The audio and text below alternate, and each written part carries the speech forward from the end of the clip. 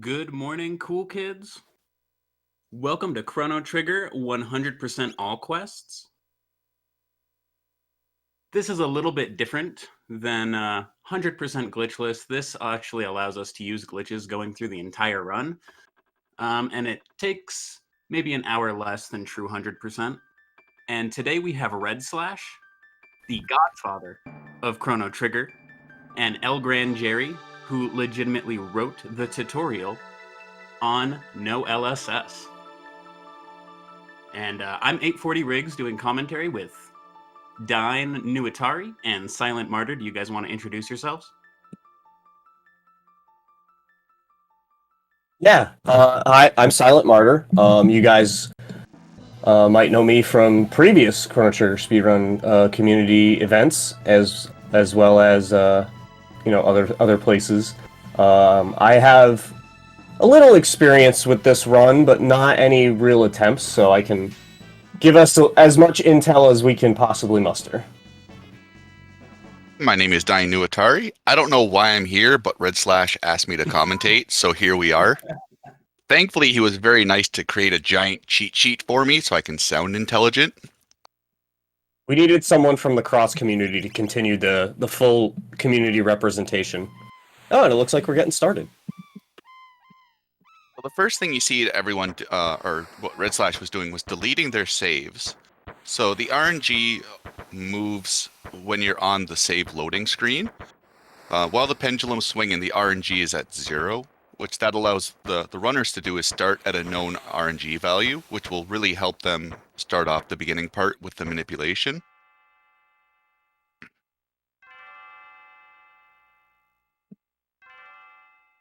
So we just shortened Chrono's name to one character, just for faster text boxes. This game's rather wonky in just the fact that you can't name two characters the same letter. The game gets very, very unhappy. It gets very unhappy, but there are ways to get around it. You can name like Chrono O, and then when you get to Robo, you just delete his name him comma. Later on in the run, we name Ayla absolutely nothing. We just get rid of her name completely. She's just a blank space. And there are 4 glitches that we are going to be Other using. than that, the only other real thing that we're doing at the beginning of the run is making sure that if you want to switch your control scheme, right now at the beginning of the game is the best time to do it. It'll come up later when we are in the future. There's a certain area where you can't press the menu button when you want to, so you have to switch the controls around. Some people change the controls permanently throughout the whole game. Some people just switch it in the moment and switch it back right after it's done.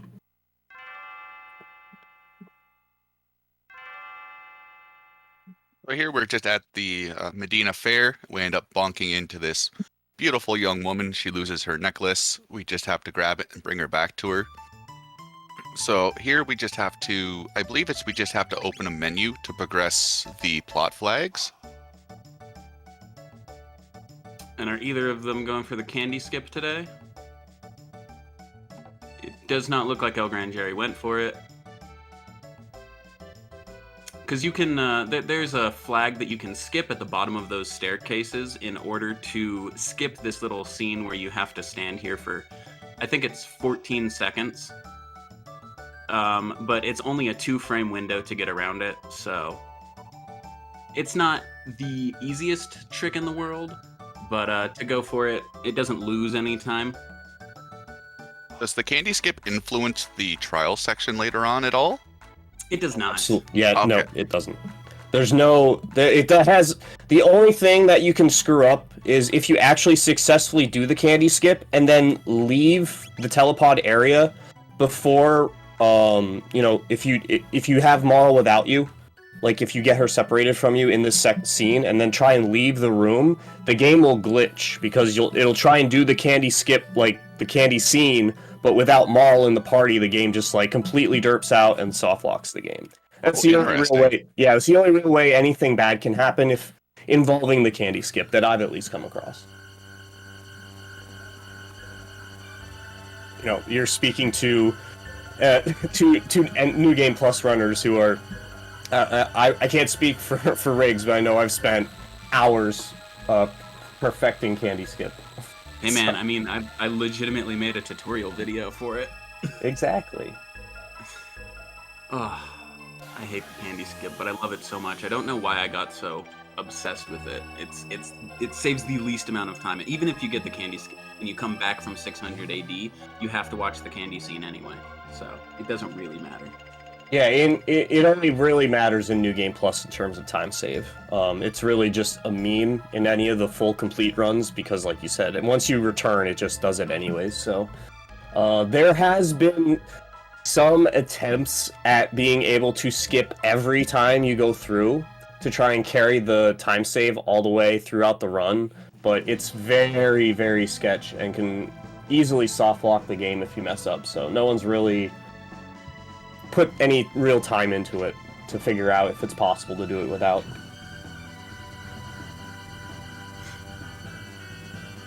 So real quick, I just want to go over the 4 major glitches that we are going to be seeing throughout this run.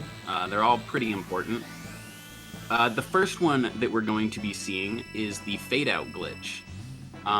You can use door transitions going from any door in the game.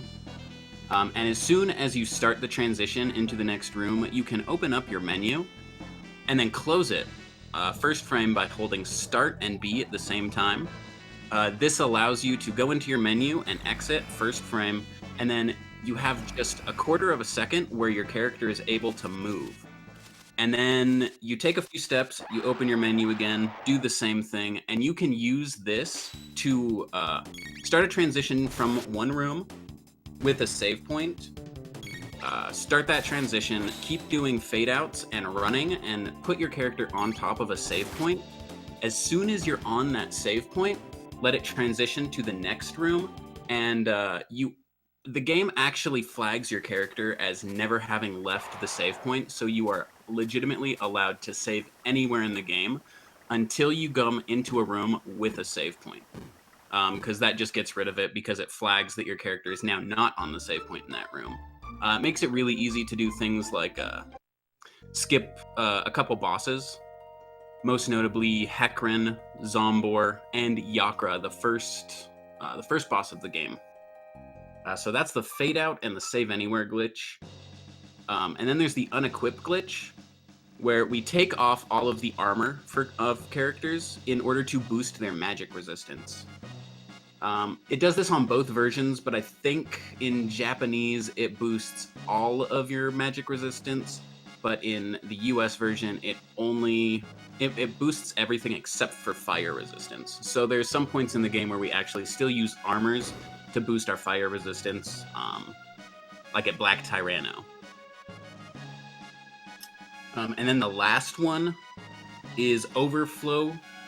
Is the HP overflow, or we call it the elixir glitch, which is basically if you have an item called the Green Dream equipped to any character, and all of your characters die, and then the one character gets revived using the Green Dream, you can then go into your item menu, use an elixir, use it on the enemy, and if the enemy has over, I think it's 15,000 HP, it will actually overflow its units to set its HP to 0 and kill it immediately. It's a very cool glitch. We're going to be using this for, I think it's Yakra 13 and... Mammoth Machine? Yeah, Mammon Machine, Queen Zeal, and Lavos Core and Lavos Inner. It is also worth noting that in the US version only, for every piece of equipment you unequip, you get an extra 10 magic stat. So by doing the unequip on 2 pieces of equipment, you're gaining effectively 20 magic, which is a pretty big boost, especially this early in the game. I like their swag stare movement coming down. It's notable because one of the few differences between the Japanese and the American or NTSC version is that the unequip glitch doesn't have the same stat changes and is actually weaker in the Japanese version. So it actually presents a scenario where it's one of the few games where the Japanese version is actually slower. There's been work done that theoretically it can be faster if performed better with the unequipped glitch stats that you get in the Japanese version. But at this point, it's still like NTSC is still faster. I think it's like this and Mystic Quest might be the only 2 games where that applies. Well, Mystic Quest is a very unique creature, so Yeah, that's unsurprising. it's the unicorn. Other direction in terms of mythical horses, but you know, that's fine. So the RNG only advances when you're in battles. And I believe it only advances when an action is taken. So the big name of the game is just avoiding encounters. Because if you get into an extra encounter and an enemy gets an attack off, it can push you off RNG. For running away, there is something called the menu trick, where if you open up a tech menu and hold L and R, it will give you a better chance to run away without the enemy doing an action. I believe it pauses because of the wait mode for battles. Yes, if we select wait at the beginning of the game, then anytime you enter into a menu inside of a fight, all 8 bars will stop except for the runaway ATB. So if you're still holding L and R while in the tech menu or item menu, it'll just keep pushing your runaway ATB. You can exit the menu as soon as it's full and then just run away immediately. Of course, you can't see when it's full, so it's a lot of practice in order to know how long certain fights take to run away from. And did I miss something? Did Jerry mess up the first goblin fight? He's off RNG a little bit.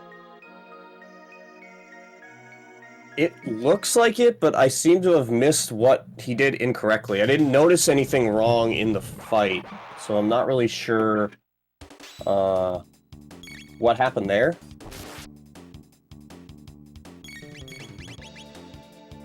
It's like such an innocuous fight, you never pay attention. Right? The first 8 minutes of the game I just have on, like, autopilot. And yeah, then we come into the cathedral, this is the part I actually start paying attention to. Yeah, up until the Naga-Et fight, there's not really much that can really go terribly wrong for anybody who's got, like, a general understanding of the run. You know, once you've, like, learned the run, that these first, like, 10 minutes or so are pretty straightforward every time. There's not really anything that's going to cause you to, like, reset or anything like that, barring, like, you know, the obvious mental errors that we all make from time to time.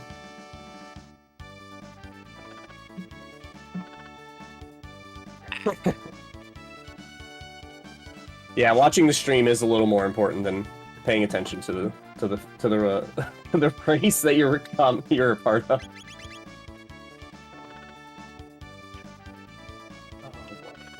So, one thing we can talk about, the fact that even though we call this run 100%, it's not really a 100%. It's really, like it says in the parentheses, all quests, because there's a lot of things in this game that we don't do, in terms of completion, but it just, the 100% moniker was given to it just because it was really the only run at the time that did anything involving, like, all the side quests and just beyond just, like, beating the game. Because, like, if you really want to do 100% of Chrono Trigger, in my opinion, you would need to be doing an all endings playthrough at the very least, if not, like, you know, maxing out the, like, character levels, if not, like, I don't know about all the stats, but because that's kind of picky. But definitely all endings at the very least. So we also just saw the 2 runners use the first iteration of the fade outs in one room on the left-hand side. They used fade outs in order to get to a bucket, which has a power tab inside of it. Running up and actually grabbing that... Ooh, Jerry getting into that fight. Running up and grabbing the power tab from the bucket is not the fastest way to do it because there's a sound effect that comes after when you're picking up the power tab, and it just causes the screen to stop moving and no transition to happen. And it takes a while to regain control of your character, so we use a fade out there just to make it a little bit faster.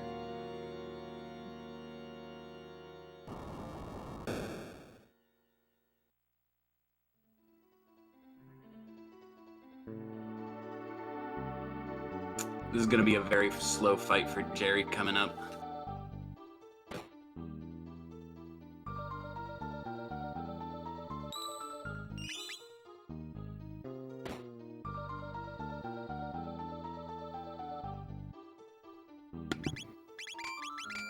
Redslash making a safety save, which is a very good idea if you're in marathons and doing this. This is also the first iteration of the save anywhere. Yeah, this is probably the first time in the run where you have some speedrun tech that can actually cause you to like lose the run. It's not for a seasoned runner, it's not going to be an issue, but it's pretty easy to reload in the wrong spot and either get stuck in the fight or have like some weird nonsense happen where you can't continue on forward. So this is probably one of the best spots to start practicing when you're a newcomer to the run in general.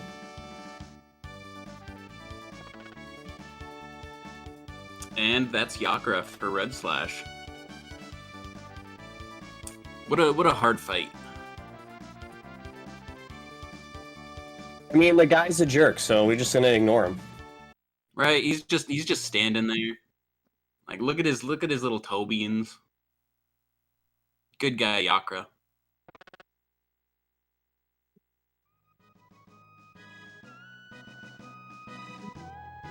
And one thing that we're seeing on Jerry's screen, when you rub your character against a sprite that's moving but in place, it actually speeds up the animation a little and makes them move faster. So like in this instance, it makes Yakra spin a little faster, getting him through his transformation quicker.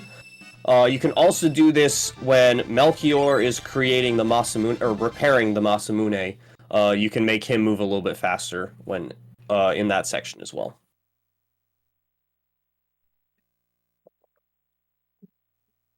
But yay, Princess is saved. Now we can go back to present time and have some fun.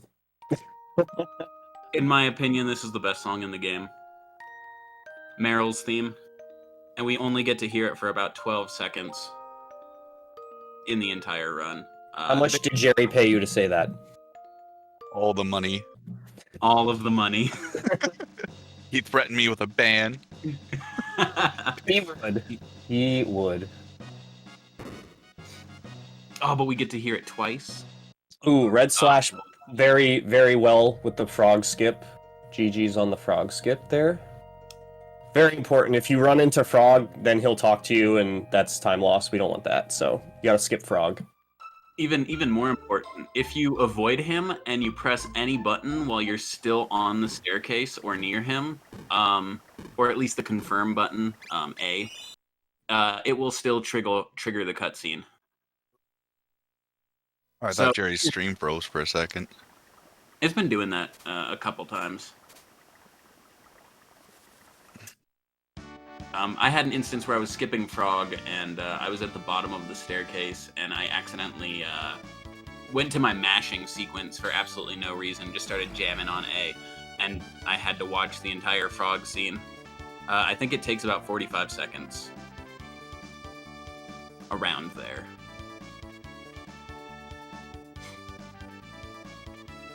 And with that, both players are headed back to 1000 AD to go to jail.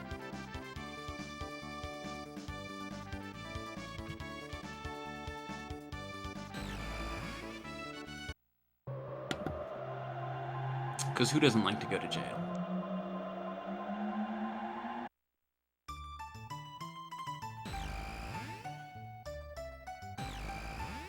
I have no response to that. There is no response. Nobody wants to go to jail.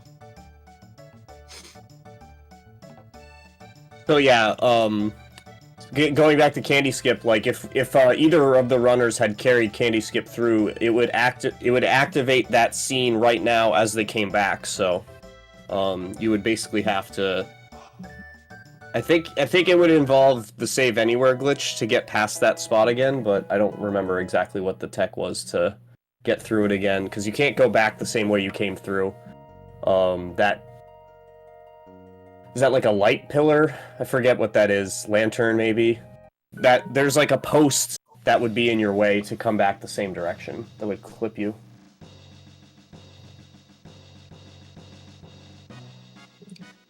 So now we've just got a lot of mashing coming up, just a lot of text to go through. The trial scene is pretty much going to be the same for everybody as long as you do all the same story triggers. There's only one of the jurors that will have a different outcome. It's basically a coin flip, whether that juror goes guilty or not guilty. The amount of time saved for getting a guilty plea is 7 seconds, if I remember correctly. So that's what we want, but it's not a huge deal if one of the runners gets it and one of the others doesn't. It's not like there's going to be a monster time difference that's going to cause like the race to be over. So No, it's a 6-second difference between guilty and not guilty. 6 seconds. Thank you. I knew it was somewhere. Yeah, it's just extra text boxes and a character surprised animation later on, but we are hoping for guilty, just cause. At some point, I do want to do a run where I sit in the jail cell and wait for Luca to come and save Chrono. Hero Luca %. Yeah, exactly. I think in that run, you'd also have to have Luca get the Death Peak hug. Yep. 100%, yeah. Just make it a Luca % run. I thought about that, doing a character locked run where like you only have one specific party to use whenever you have the opportunity to use it. I think that'd be an interesting branch of speedrunning this game. That would actually be a For lot like, of fun. but only for like the all quest 100% parts. I think it would be a little too frustrating to try and do the true any % or the no LSS if you were locking characters, just because of how tight everything is. It'd be a lot of redoing all the RNG manipulation. All right. Well, Redslash got guilty. The not guilty and guilty all comes down to the second juror. If the second juror comes up guilty, then it's a guilty verdict. If it comes up not guilty, it's not guilty. So Redslash did save the 6 seconds, which saves text boxes and character animation. Let's find out what Jerry gets. It's worth noting with that save anywhere, but when we skip the bird fight, you can soft lock there. If you save too close to the mountain, if you go up past that first patches of flowers, when you load your game, you just kind of sit there and the game doesn't accept any inputs. So you really just want to make sure not to go above that first flower line, and saving that fight saves about 3 seconds as well. I think what happens is, I can't confirm this, but I think you get trapped in, like, the game thinks you're in the cliff wall, even though you're not. I think that's what happens, because, like, there's, like, a similar kind of setup that you use where you don't get stuck later on in Denadoro, where when you reload, like, under the cliff, it, like, when you reload the save, it puts you on top of the cliff, because the game's just like, why are you here? I'm going to put you here instead. So I think it's a similar kind of thing where the game doesn't understand why you're where you are when you're loading the game, so it's like, I don't feel like doing anything. So.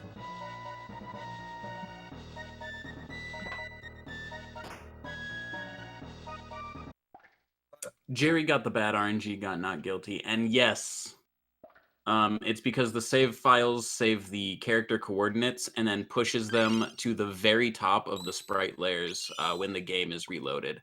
So if the coordinates happen to be behind something that you do happen to stand on later on, it'll save the game and then push you to the very top of the character sprite, so you just end up on top of the mountain later on. We got a good question in chat about the guilty, not guilty verdict. So actually, each juror is tied to one of the specific storyline triggers in the Millennial Fair. So like saving the cat, stealing the dude's lunch, whether or not you run during the candy skip scene, or the candy scene, where Marl calls you a kidnapper, or whether or not you get the pendant first, or talk to Marl first, whether you try and sell the pendant to Melchior or not. All of those story triggers are linked to one of the jurors, and whether what you do or don't do depends on their decisions. So in a normal playthrough, you're doing all these triggers, you're hitting all these things, and that's determining what these jurors are picking. But because, if I remember correctly, the second juror is linked to the cat. Rescuing the cat, or not rescuing it, but bringing it back to the little girl. So because we don't interact with that at all in the speedrun, the game just does a coin flip decision because there's no interaction point to go off of. I think that's what the case is. It's been a while since I've studied that part of the game, but if my memory serves correct, that's how it works. So there's actually, the only reason that it's RNG is because it's avoided in the speedrun. In the game, if you do it or don't do it, it'll have some sort of effect. Because, in the game casually, you're going to probably talk to that little girl.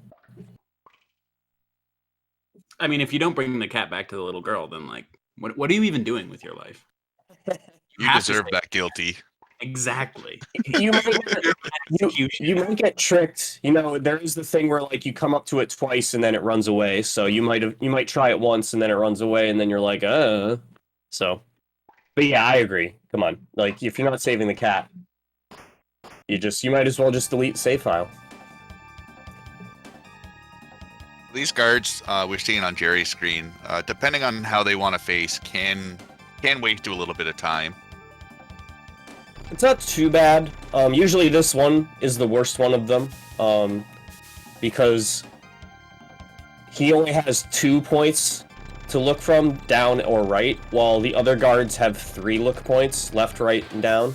So it gives you more opportunities to get by, while that one you only get 1 opportunity, really.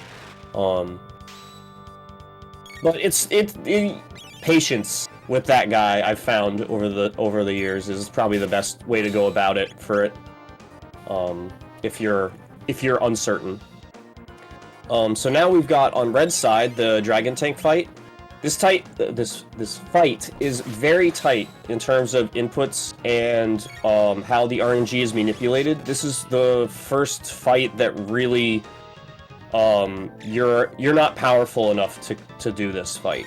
So you need the way that this fight is manipulated with the crits that Chrono and Luca get on the head to be able to defeat it before it can start healing. And also not only that, but you're also manipulating the Dragon's tank's attacks so that it doesn't kill Chrono, for example, with that last missile that hit Luca. If that hits Chrono, he's dead, and then you're screwed. So this fight is extremely important to be getting all of your inputs done at the right times and making sure that you're not letting any of the Dragon Tank's attacks happen in the wrong windows in terms of when you're supposed to make inputs. And Red has no issue with the tank and takes care of it easy peasy. Red is probably by far the most consistent Chrono Trigger runner in the community. I mean, he is the entity, so it makes sense.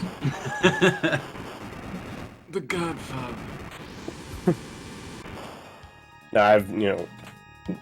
We have a lot of really talented runners in this community that have spent so much time on the game that they've like moved on to other stuff because like they've established themselves so well in the game, and it's always fun to see them come back and just like be just as good as they were at any other point. It's fantastic.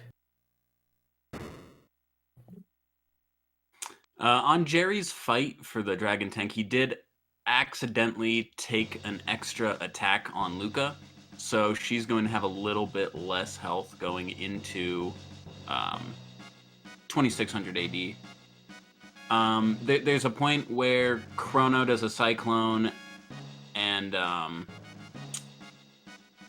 Luca has to sit in a tech menu until the damage points actually leave the screen from the first attack that the Dragon Tank does.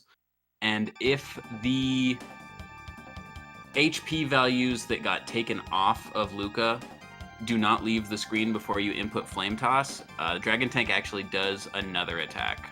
It's a very little specific thing, but it does hold a little bit of sway in your healing later on in the future.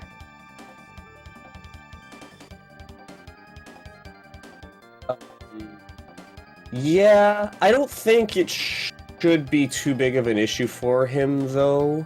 As long as he's aware of it, he should be okay. And since he's paying more attention to chat than the race, I think he probably heard you. We love you, Jerry. I'll love Jerry more when he accepts Ayla as the true waifu. Ayla is Bayla. Thank you.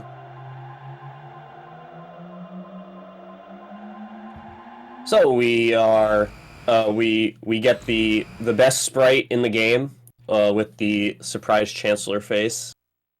And now we're in the future.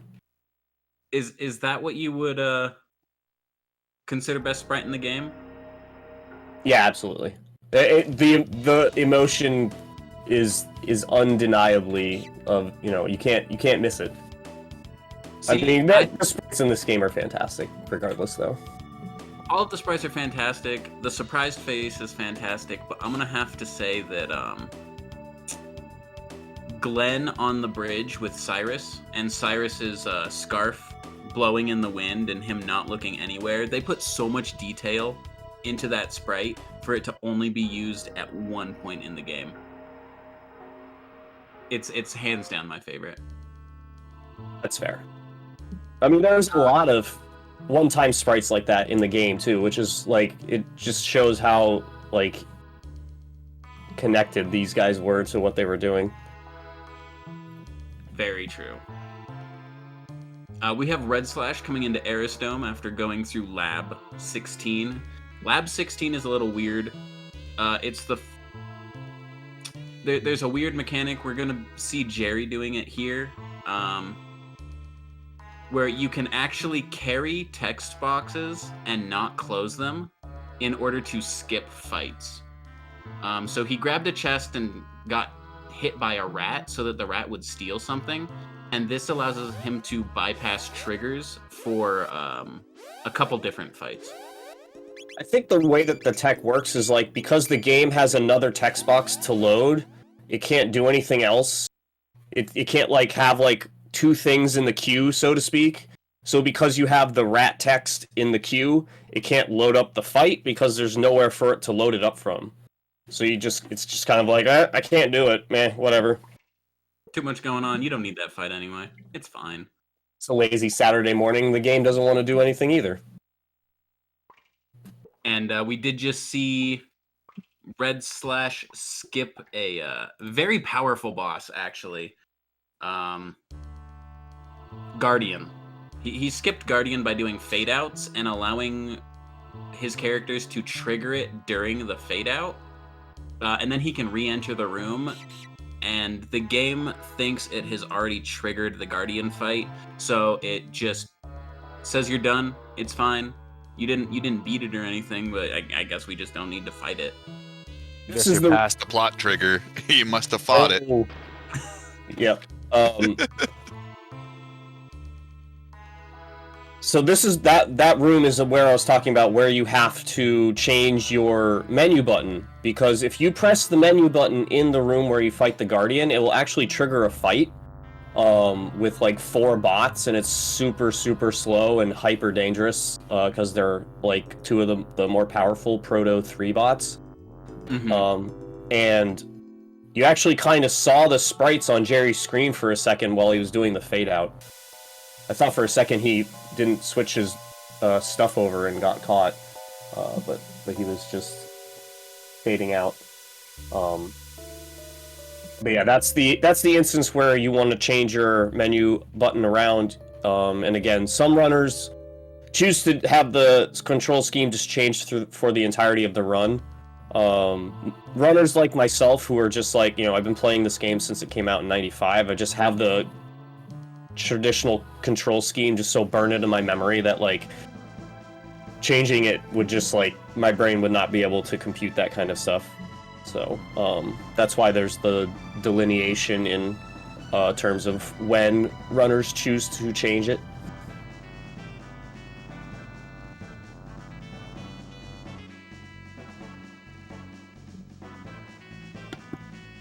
And then we've just got some, the rest of the dome is pretty straightforward. You're just avoiding encounters. You have a quick fade to dodge half of the Lavos introductory MFV or cutscene, and it basically just brings you to the right after the video is played showing what Lavos does. So it's a pretty significant time save, and it's probably one of the easier fades to do in the run too. So the movement's pretty simple, and you don't have anything you really have to avoid while doing it. So pretty safe, pretty simple, and you don't have to worry about like soft locking or anything either. And we have Red coming up to one of the weirder parts of the game. This is my favorite. This is my favorite, especially when Red runs, because Red is probably the best bike chase player I've ever seen. No disrespect to anybody else, but he pretty consistently can get like 2K in this game's point system, which is pretty much impossible for most people to get. Yes, the well-played points. It's this bike chase or this bike race. You can do the safer traditional route of just like letting Johnny bonk you until the end and then passing him with the turbo boost to guarantee that you win. You do save time by playing the game correctly and being fast, but it's not like, many minutes or anything like that. It's pretty similar to the guilty, not guilty kind of thing where you have, a few seconds in like a 5-hour run, so it's not like a huge deal. But when you're as talented as Red is at it, as he just is humiliating Johnny as efficiently as humanly possible. Although, again, I question that. I wonder, is he going to get the perfect race? Nah, he missed... Commentary cursed right now. He's close, though. He missed one bonk. 22-13 is crazy. That's like... that was... Perfect race is like 23-71, so he wasn't very far off of it. Yep. Yeah. So, like I said, try that at home. You'll probably get 15 and like be happy with that and stop. I get a consistent 700 because I use a safety strat where I'm guaranteed to win that race. I don't stop Johnny at all. I wrap around him the entire race and then just boost at the very end. I hate losing that race just because I miss one bonk right at the very end. It's very tough. It's very tough. It's hard to hold the bonks in front of Johnny because he has like in his in the way that his character is coded, he gets to see your inputs basically. So he's kind of like trolling you because he knows what buttons you're pressing. That's why it's so hard to stay in front of him because he knows where you're going. But if you time it right, you pay attention to where you are on the map. You just make sure that when you're close, you just make sure to boost at the right time. It's one of those things where it's like, it's easy to play, but it's difficult to master. Exactly. Yeah, Jerry also, no problem with the race. And 1463. And heading into Get Robo along with Redslash. This is still a very, very tight run at the moment. One thing to note with the Berserker accessory that Marley has, it grants you a 50% offensive and defensive boost. It's also just really nice because you don't have to do any menu inputs. So they'll always attack on their first frame possible. Which is normally always awesome. I mean, this is something that is used in a lot of speedruns. You know, you see it in, like, FF4 with, like, the Bacchus wine, or, like, FF6, they have Berserk strats as well. You know, there's countless RPGs use this. But it's even more prevalently helpful in Chrono Trigger because of the fact that the RNG is manipulated with inputs in the game. So when you have guaranteed set time inputs that you don't have to worry about, it just makes fights that much easier. That much easier to do, because you know that, okay, I have Chrono doing this attack at this point, and then I can do my inputs while he's doing those attacks, and it makes it so simple. And this is used very, very well later on, when we start having a lot of Berserk strat fights in the mid to late game of the run. So the slimes coming up in the next dome are... Their formation is random. It's random and dumb and random. They're too volatile to script. So I believe the formation you get depends on the seconds for the in-game timer. I remember, I think it was with Halation, there was talk about manipulating the in-game time for the slime fights, but it ended up just being incredibly inconsistent to do so. Yeah, and then, like, there are just scenarios where you'll have to sit for, like, 10, 20 seconds to, like, wait for the cycle to loop to the right point, and, like, you know, a lot of the time that's obviously, if you're waiting that long, you might as well just go immediately, because it's going to be about the same time just to get a worse fight. So it's like, not only was it inconsistent in execution, but it was inconsistent in the sense that, like, you know, unless you're, like, hitting that point the exact same time every time in the run, which isn't viable, you know, you might be waiting, you know, and again, even if it's like 5 to 10 seconds, it's still, like, that's time you're losing waiting. So. And let's see the pattern that red gets here. We're hoping for 5 greens. That is the optimal fight. Yeah, the greens are weaker than the orange or red, whichever color you prefer to call them. This isn't bad. That's not... Having 2 greens by themselves on the edge is nice. It depends on how the reds will move around, but for the most part, this should be okay as long as... yeah, I was gonna say, as long as they don't clump all together, but... Because they have a pretty devastating counterattack that does an AoE to the party. And it takes... It's a really slow attack as well. So you want to make sure that there's no orange and green next to each other when you're damaging them. Otherwise, that can, at the very least, take a while. But at worst case scenario, it could wipe your party if you get like 2 of them off and they deal pretty good damage too, to your members. Even Robo with his higher levels and better defensive stats than the rest of the party. He's getting some pretty good damage rolls. But that red slime just doesn't want to die. There we go. I was gonna say, he can't have much more than 1 HP. Yeah. Alright, and the high 5... Yep. Yeah, we got the high 5 here, as red leaves, Jerry enters. We got the... A nice little quirk of this game is for passwords like the one Red's entering right now, you can actually just hold all the buttons, and the game will input the password for you correctly. So like in this instance, the password is XABY. So you just hold X, A, B, and Y, the game will just put in X, A, B, Y in the order for you correctly, and you don't have to do anything, so... What a good game. When I learned about that, I was mind blown. Like, how can anyone say that this isn't the greatest game ever when it does kind things like that for you? Now, while Jerry's pattern wasn't as...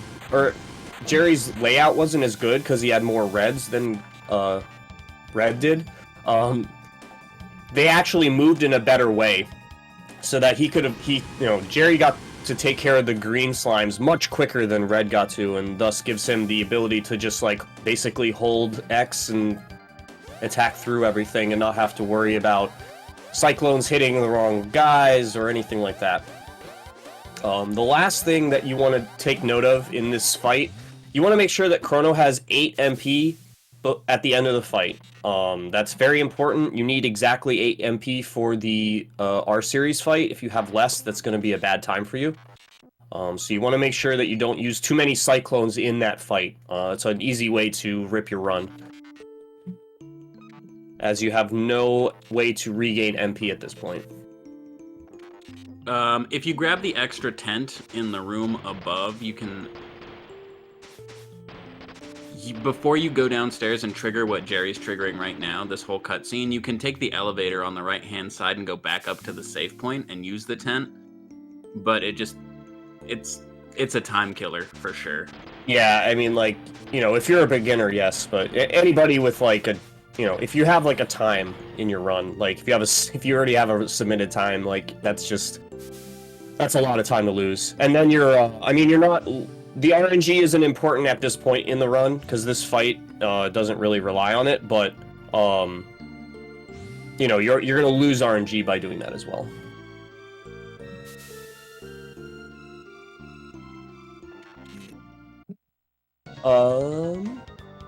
And then Right. we've got... Oh, go ahead. I believe the basic strat here is just to keep cycloning. What we're wanting to do is, once any of the R-Series is dead, they start doing very deadly counterattacks. So I believe the way the battle is planned out is just, we cyclone the front row once, the back row twice, and then the front row, and that eliminates any chance at a counterattack. Mm-hmm. Yeah, basically the attack we're trying to avoid is a counterattack that these guys do between two of them, where they will basically punch toss you between the two of them, and then the final blow will send you flying into the other character. Forgot that's what the animation was. It not only is it a very devastating attack since it's hitting both characters and it does like a good chunk of your health, it's slow. It's so slow. Oh my god, you sit there and can make a sandwich and eat it by the time the animation's done. So you're just losing all the time in the world. And if you take out that back row, then that counterattack will never happen. Because it's only the back row that does it. So that's why it's in that order as well, and you don't do like kill the front row, then kill the back row. So you do the front row to make it so that on the final attack you can just wipe them out, making it so it's limiting the amount of damage they can do. The only real variation in this fight is sometimes you want to heal. If like the front bots bully one of the two characters, you can use one of your mid tonics to make sure they don't drop. But that's pretty rare, because you pretty much have to have every single hit go on one character for them to die. These guys' punches don't do a ton of damage, and you don't really... They only get, you know, like one turn each, so if they spread it out, you're usually fine, but definitely safe play to want to heal if you have to. Yeah, red actually really scared me with Chrono with 26 HP. I thought 2 of the front robots were going to get attacks in before he got a cyclone, and I was kind of worried about it. Ended up not happening, though. Yeah, Jerry doing something slightly different, using Flame Toss. Jerry's using very old strats. These were like, I can't even remember how old these are, but like originally that was the way you would do it to make sure you didn't have to heal. Because normally, newer strat, you just don't do anything with Luca at all. Like, you just ignore her character. Like, she's only there to heal if somebody needs to be healed. So the old strat was using Luca's turns to kill that one bot so that it guarantees that no one can be killed damage-wise. But the newer strat evolved into just... You don't really need to do that most of the time because, like I said, like, most of the time the damage is going to be spread out in a way where you're not going to need to heal at all. So it just saves you the time of having to do the heal. That's basically it. But yeah, that's just the older strat for that fight. That, again, is... I don't know, it's certainly years, but I can't tell you how long it's been since the newer strat was implemented. I knew you were going to say that. I was waiting for it. So All here right, we're going to be learning magic by Yes. running in a circle. What this also does is it teaches Chrono, Luca, and Marley their, I guess, level 2 tech. Yeah, their second tech, yes. Because basically in the game's like traditional story mode, you would earn enough tech points to have 2 techs for each of the 3 characters at this point that learn magic, and then it's just that's the next thing they learn. But since the game's not expecting you to skip all the stuff that you skip in the speedrun, you just end up getting those techs anyways instead of just not getting them at all, which could have definitely been the case, honestly. I'm surprised that it didn't work out that way. Yeah, everyone chat, make sure to think magic.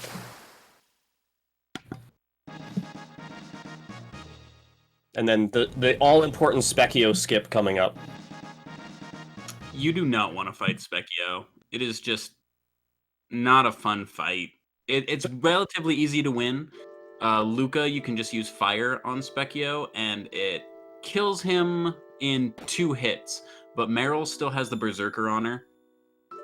So she actually goes ahead and just keeps attacking over and over, and it's just a waste of time.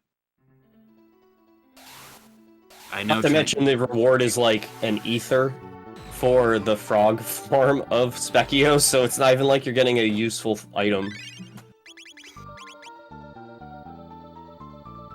Now we're seeing the cake dash skip here on red side. Basically what he's doing is advancing the text boxes in a way that unlocks the characters to be able to move around when they shouldn't. Tricking the game basically by having too many text boxes. Very similar to how the skips in Lab 16 worked in terms of like how it's tricking the game. You're just getting a different outcome in terms of being able to just leave before that conversation ends, which is nice because that's a nice little time save you get there.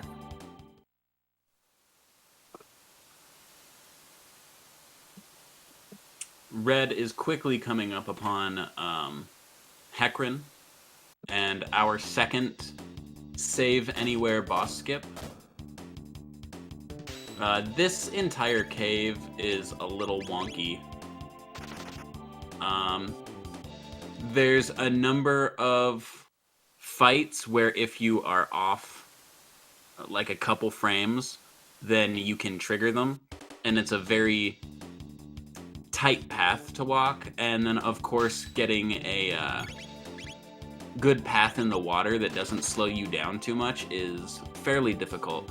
I find that if you just run right next to the cliff, as soon as you enter into the river, it just pushes you forward the whole way instead of holding you back.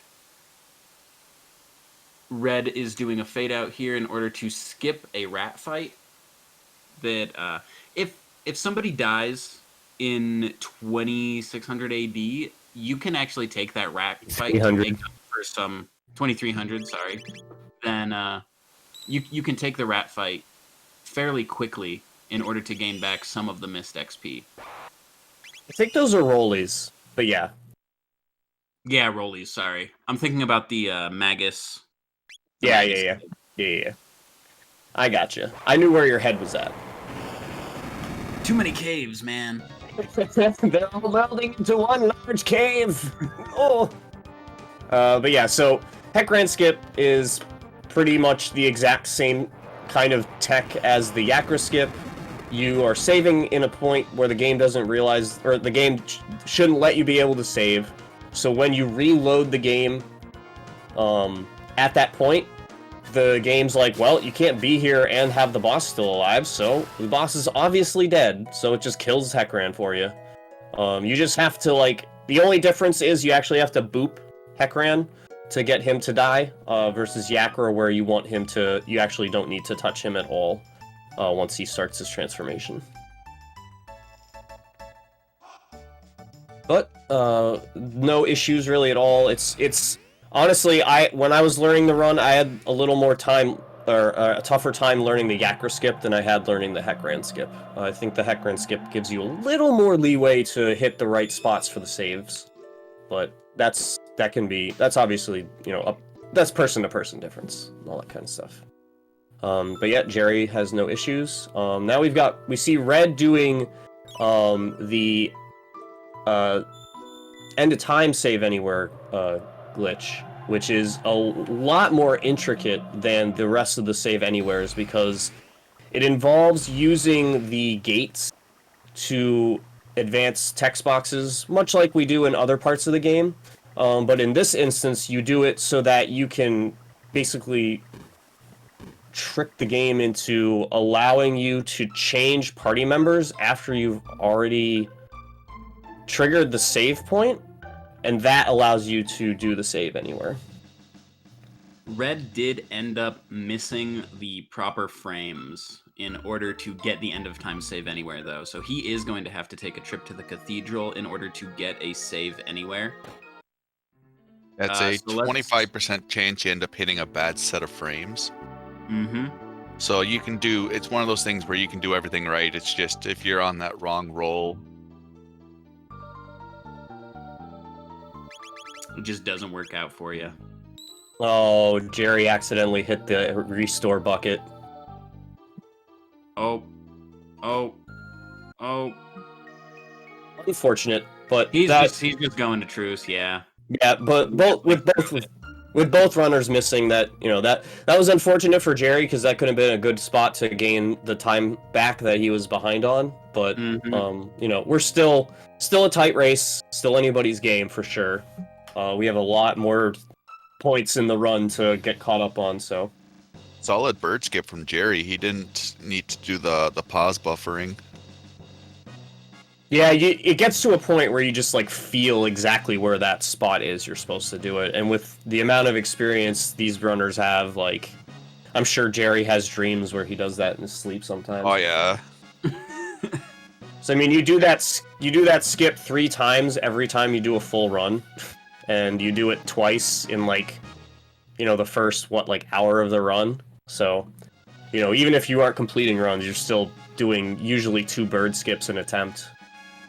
We got a good question in chat. How much faster is 100% with glitches compared to glitchless? It saves about an hour.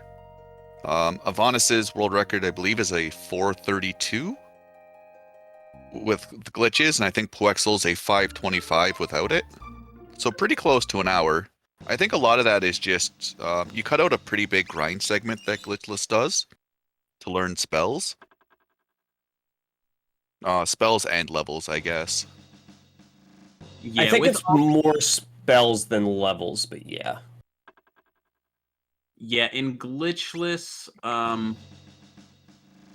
we're also taking a lot of the boss fights and using different strats for a lot. In all quests, basically there's just a tech point route, which involves Luca being used pretty much exclusively through the rest of the game after Magus Castle, so that she can learn Flare, so that her, Robo, and Magus can then, at the end of the game, use Omega Flare, which we use for Queen Zeal and basically a lot of the endgame bosses.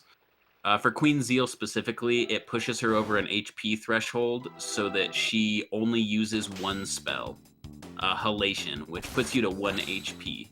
So it's just a tight tech point route for all quests versus glitchless. Yeah, because in the glitchless run, you're fighting all these bosses that we're skipping, so you're getting more. You have a higher XP base than the glitched run just on principle alone because you're not skipping, all the bosses that you're skipping and whatnot. So, yeah, the grinding is more about getting the tech points you need more so than it is making sure you're at the right levels. One thing to mention about the tech point route is this game is very generous when you learn an ability. So for the Rubble Fight, for an example, the Rubble Fights give 100 TP. If a character learns an ability with that 100 TP, the game gives it to you again.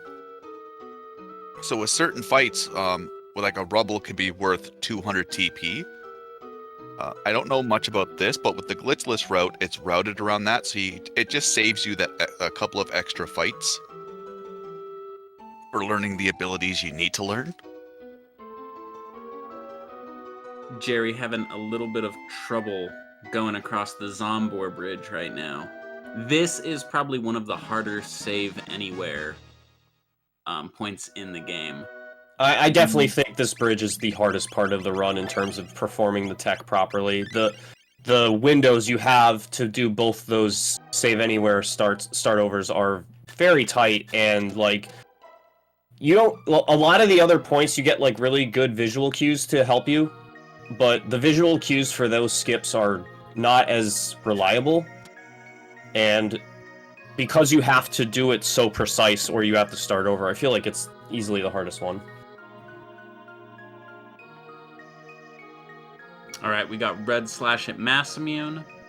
Jerry starting the climb on Denadoro Mountain. This first fight is actually a reload check.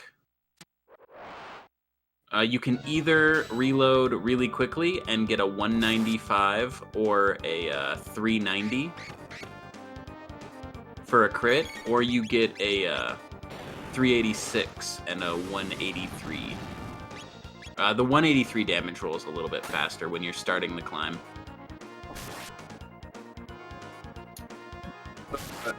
These numbers are set values in battle, so they're actually amazingly perfect ways to check to see if you are on RNG.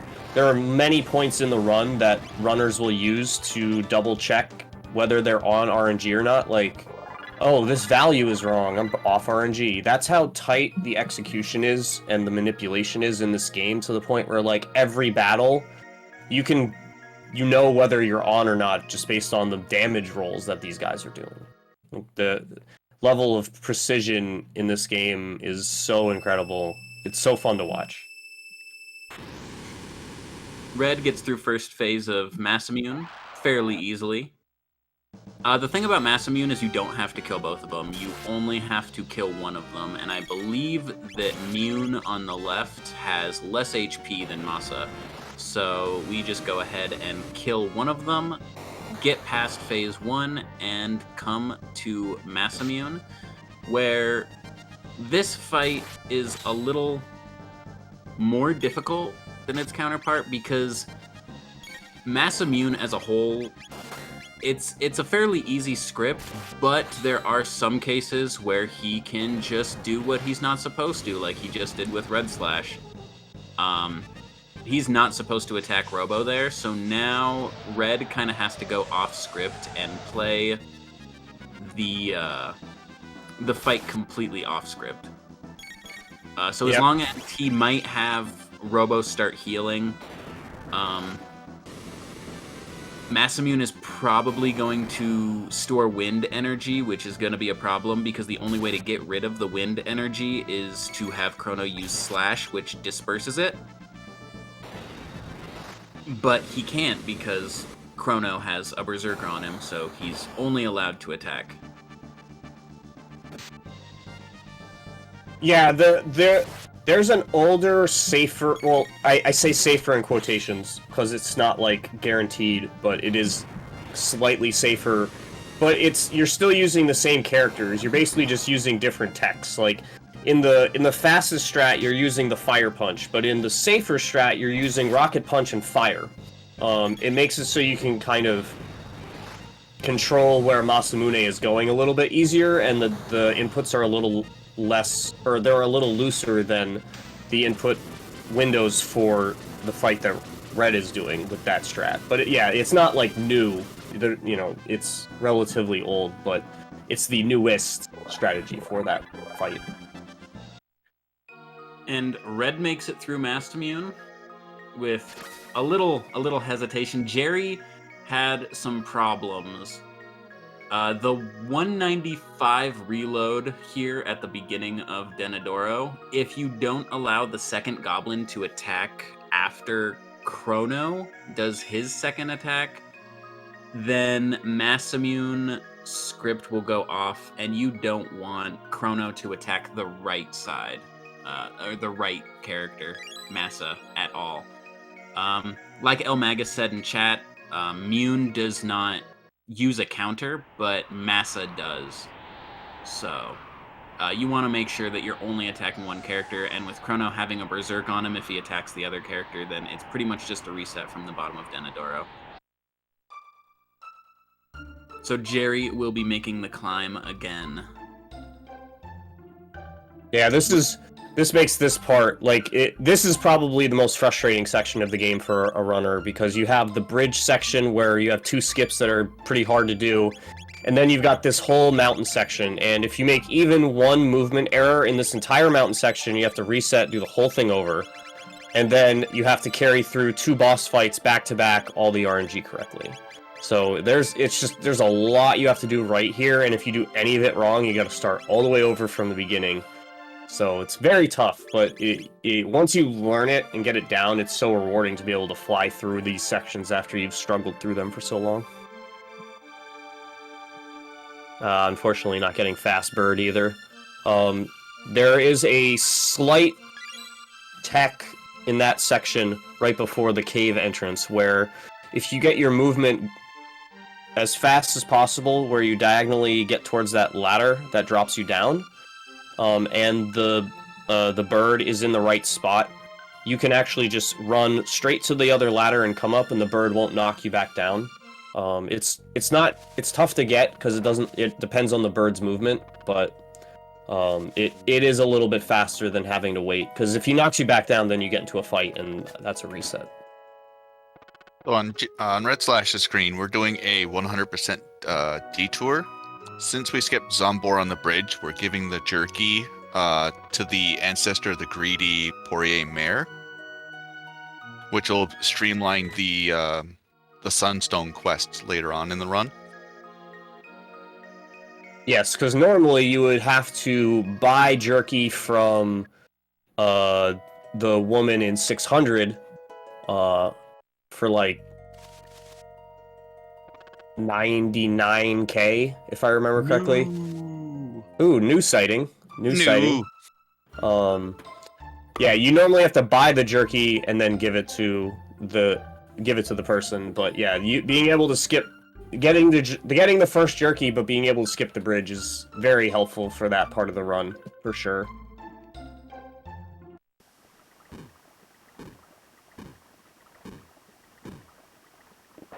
All right, Now we Jerry, don't do the reverse bird skip on this go through, just because there's no need to, in terms of like holding RNG or anything like that.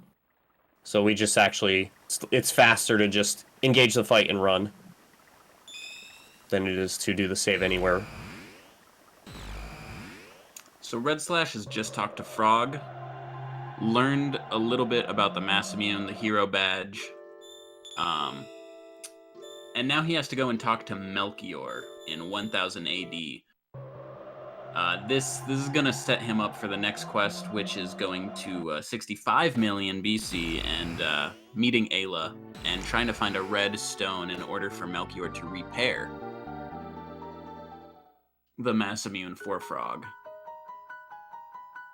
And the thing here is you can just skip all of the Melchior text by using a fade out in his house.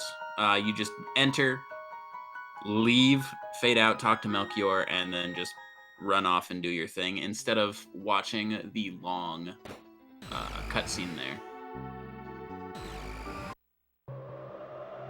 And red is entering my least favorite part of the game.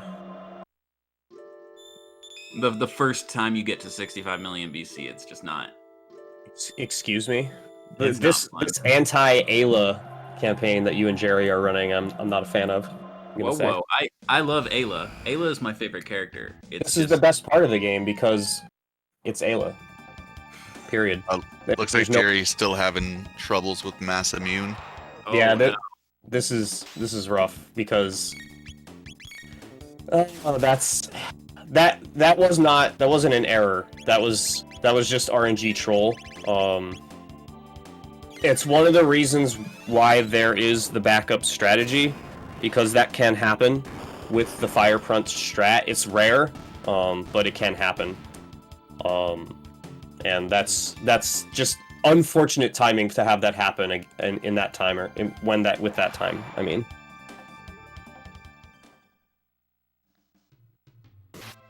but he's gonna try again.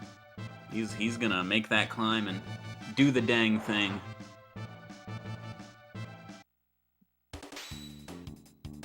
We've got Red taking on some Reptites. This is actually a very tight fight input-wise because you need the Reptites to line up correctly, and also you need to make sure that they don't get an attack in because it's pretty easy for them to kill Luca if they hit her. And on top of that, you want the RNG on because the second fight, the lineup will be way crazy wrong if you aren't on RNG. And it'll just get like you're better off. You'll be like attacking like one Reptite at a time, basically.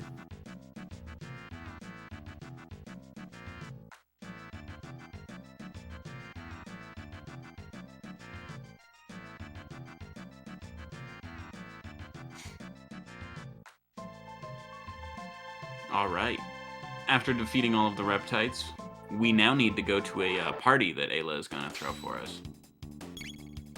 And we do want to remove Meryl from the party in order to make this party scene a lot faster.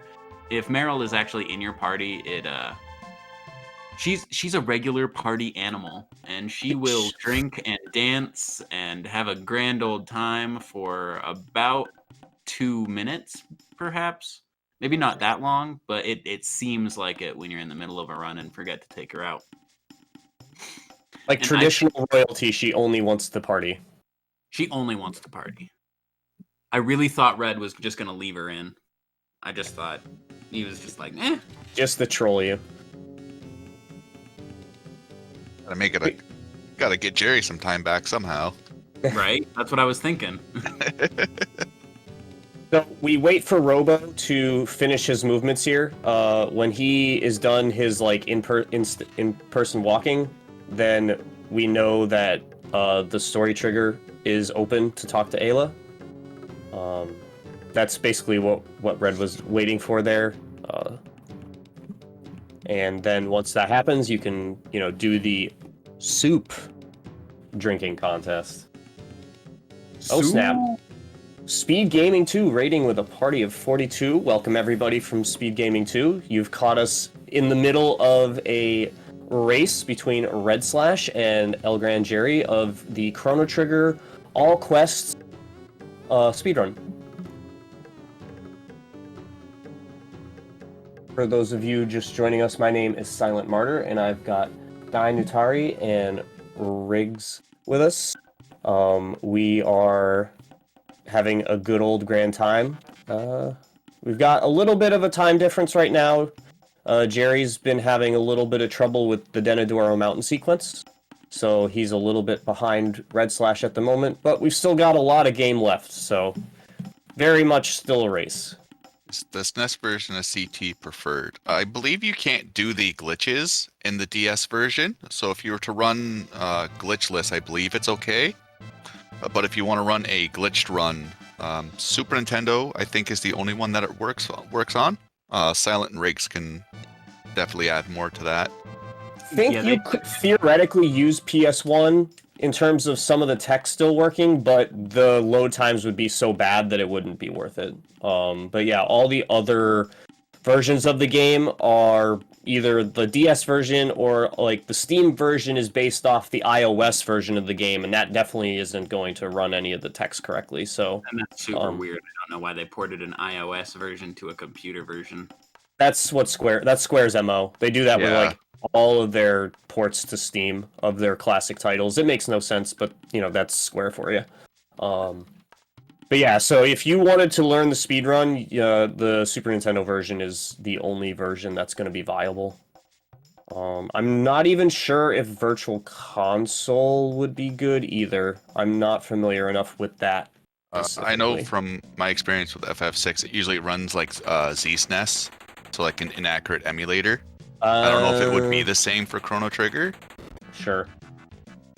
It probably would be the exact same. I don't see why it wouldn't be, so yeah. So we've got another damage value check here on red side. we want that to hit Chrono for 34, which did, so we're good to go. BizHawk, BSNES, and Higgin are the most accurate, but they do suffer. They can drop frames when you're streaming. SNES 9X runs a little bit slower, but you'll have less of the potential frame drops when streaming. So it's really just whatever runs the best for your system. SNES 9X, I believe it's over 1.4.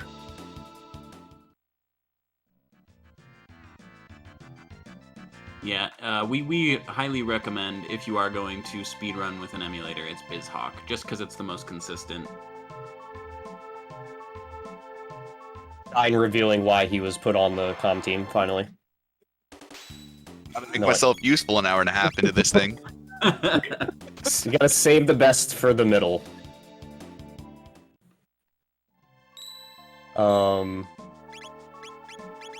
Yeah, without going too deep into it, you know, Square Enix hasn't really supported the Chrono series, so that's just something that a Chrono series fan has come to accept, basically, at this point. Jerry has now finished up with Masamune. He's going to do some menuing here, get some healing items for the rest of the game, give the jerky, and then talk to Frog, head to 65 million BC to try and catch up. Red is coming into the Nizbel fight. He did some menuing and some de-equips on Ayla. He took off her armor and put Berserk on her just for the Nizbel fight. Also, we need her armor later on for the Magus Castle. I believe we put it on Chrono later on. No, we put it on Frog. Yeah, I was gonna say Frog Boy gets it. Yeah, the fire protection is very helpful. There's actually 3 Chrono games, Drew. If you look up Radical Dreamers, it's a fantastic game that we've actually featured before in the community. So there's actually a speedrun community for that game as well. It will be showcased after this run. Yeah, exactly. So if you can stick around after this, you should, because it's a quick little run and it's a really cool game. I don't believe so, Saber. I don't think anyone currently runs the DS version because, again, it's only glitchless that it's really viable to be used on, and it's pretty hard to capture DS. You know. So most people, if they're gonna do it, if you're gonna be capturing DS, it's probably easier just to use Steam or, you know, emulation. Let's say getting a DS capture card is about $200 US. It's very, very pricey for such a console. Is there a good DS emulator? DS EMU. I think it's like 0.9.8. Yeah, I was gonna say, because there's a huge community of Pokemon speedrunners that do like randomized DS games, so there's definitely emulation out there for it. Red making quick work of Nizbel and getting back the gate key that was stolen by the Reptites. This is why you don't drink soup before bed. Well, stolen by Kino, then stolen by the Reptites. Yes. We can't leave Kino out of the blame train here. And I'm just curious if Jerry's stream has stopped. Yeah, it's frozen for about a minute. I think so, because his timer's also frozen. Yes. If it was just the vid, then that'd be something else. Hopefully he's just fixing his dropping of frame rate. And then he just gets back started. He's still not actually that far behind either, so. No, honestly, like one minor slip up on Red's side can bring this right back to basically even. So, you know, there's definitely no reason to be dismayed if you are a Jerry fan that wants Jerry to win this race.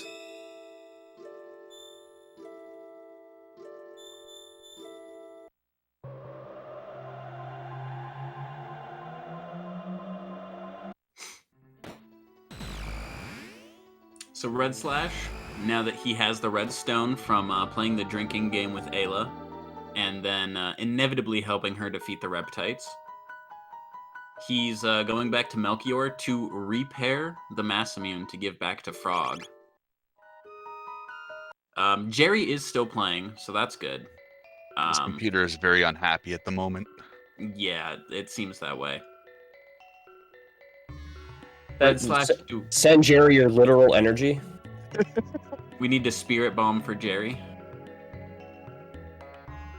You guys can skip every cutscene in the game, but we can't skip this one with Melchior. Nope, the only thing that we can do to make it faster is do a fade out when talking to Melchior upstairs, and then take Robo out of your party. This will cause like half of the cutscene to actually not play. And you can actually run up against Melchior, and if you're lucky, it will speed him up in certain areas. Redslash opted not to do it. He just let the whole thing play out without trying to speed it up. Oh. There is a little bit of a weird thing where if you walk into Melchior, he will either speed up or slow down slightly. So he didn't want to opt for any of the slowing down. Now that we got the mass immune, just headed back to Frog Boy in 600 AD. And this is a weird point in the game that's all mashing. As soon as you talk to Frog, it's just gonna take you into a 1.5-minute unskippable cutscene where you can't use it as a bathroom break because it's all mashing. So if you're playing on a Super Nintendo, then you can't take your controller to the bathroom. If you are playing on an emulator though and you have a wireless controller, could be perfect. There are Super Nintendo wireless controllers. They probably wouldn't work at that distance though. Right? It all depends. Oh, we have movement back on Jerry's screen. Isla is named A. Perfect. A. Hey.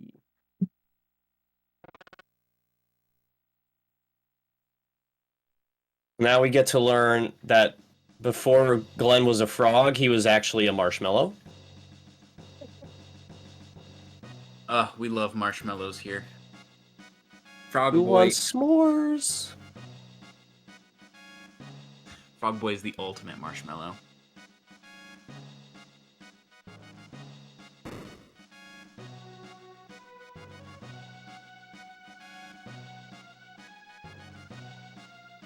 Meanwhile, Jerry is about to party. He is about to party. Meryl was removed from his party to make it a little bit faster. I'm sure that hurt him inside to have to take Marl out of the party. Right? Not me, though. I'm happy. See ya. Everything as planned. Get rid of that princess. We don't need her. Jerry's like, I'm gonna ban all of these guys from the Chrono Discord. He's like, just wait till this runs over. You're gonna get it. You're gonna get it. I just want to do a simple poll. Who doesn't like Marl? Oh, look, the Chrono community just lost 60 people. I wonder how that happened. This isn't now a private Discord. Speaking of Discord, for anyone wanting to learn this game, we do have a community Discord. You can find it on the speedruns.com page. If you're looking to learn any run from Chrono Trigger or Chrono Cross, feel free to join. There's a lot of very, very knowledgeable, very friendly people. And like the RNG manipulated runs do look like you kind of hear RNG and you kind of think like, oh, this is impossible. Some of the frame windows are tight, but a lot of the frame windows are very, very manageable with just with practice. Or if you don't want to do the RNG manipulation, there's the 100% glitchless. So there's a lot of resources available. And go ahead. if you do want a manipulated version of 100% glitchless, just throwing it out, Halation has a very tight windowed manipulation, or I think it was last month. I'm trying to remember the marathon. Puexel actually did his own manipulation that looked a lot easier and very marathon safe. And it could be for glory. used. Yeah, questing for glory. And it looked relatively easy, and you could watch his run at Questing for Glory to find a complete glitchless manipulation that is both fun and easy to do. So for glitchless on the board, you can run with or without manipulation. The board isn't separated. So if you decide to let Jesus take the wheel with the RNG, you can run without the manipulation. If you want like a more stable run, there are different manipulated routes out, like Rig said. So you really do have quite a few options when it comes to those kind of runs. Red is You've coming also up. got. Oh, I was gonna say if you're a fan of meme style runs, we also have all endings, and New Game Plus. Those are both not very populated runs on the boards, but both runs that have established text built for them, and for people who might not want to do the length of these runs. New Game Plus is a great quick run to learn. It's like literally 7 minutes. That's the whole length of the run. So for people who don't have like 4 or 5 hours to learn 100%, like New Game Plus is a great run to learn. And then the all endings run is probably the closest thing to a true 100% that this game has. Even though we traditionally call the all quests run the 100%, the all endings I always felt like was more of the true 100%. It's hard to say what's 100% for SNES games when the game doesn't track it. Yeah. So like all endings does seem the appropriate, because at least that is something you can track. Yeah, I've always had a problem with games that don't, when the game doesn't tell you what 100% is. Like, it's always tough as a community to come to an agreement as to what actually 100% could be. Because, like, would you count, like, having every stat maximized with tabs and levels maxed out, and, like, because, like, that's the 99 of each item. Yeah. How far down the rabbit hole do you want to go? So, like, that's all community-based decision-making when it comes to that. I think a lot of it, like, when it, it's the speed running 100% is different than the casual 100%.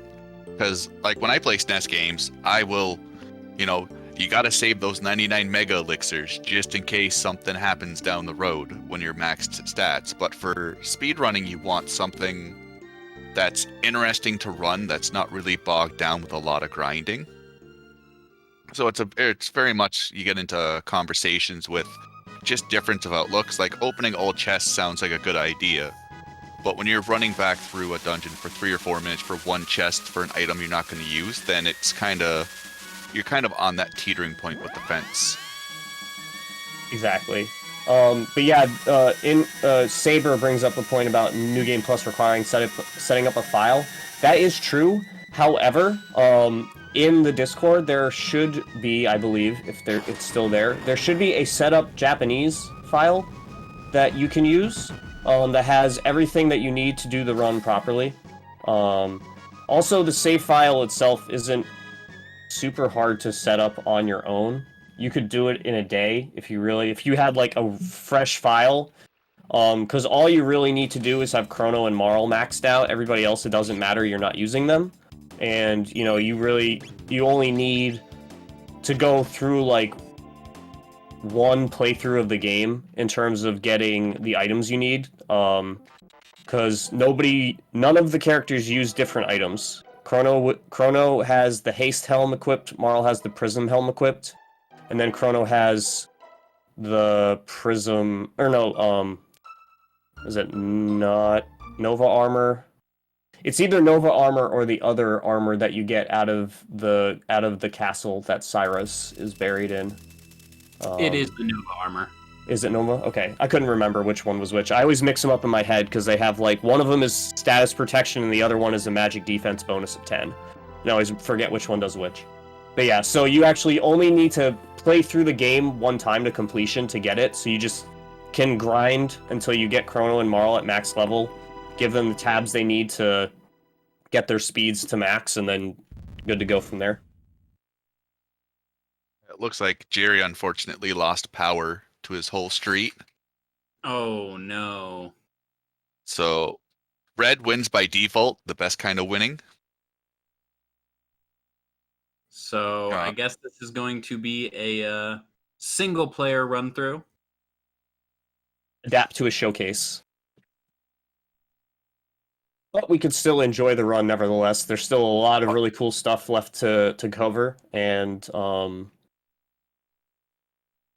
good times for sure. This section of the game is pretty straightforward in terms of the speedrun. You know, we get through the storyline. There's a couple of checks that you can do to make sure you're on RNG in terms of values, but you really don't need to do them. This fight upcoming that Red's about to do, the first fight in the castle, the value you get here is the best way to check the RNG, so the damage should be done on Frog here, and you'll know you're good if that's the case. And I've actually experimented with this fight a little bit. It has to be the enemy down on the bottom right, the one that's attacking right now with Crimson Rain. You can have either the hench on the left or the bottom left also attack for the same damage, but just due to which enemy is doing it, it actually changes the RNG, and you cannot manipulate Flea in the same way, and that throws off everything, because the Flea fight that's coming up is ridiculously difficult with how underpowered we are, and without this manipulation that is about to be put on. But yeah, the Flea fight would be actually impossible without the manipulation. Like, you just wouldn't be able to survive all the counterattacks and everything.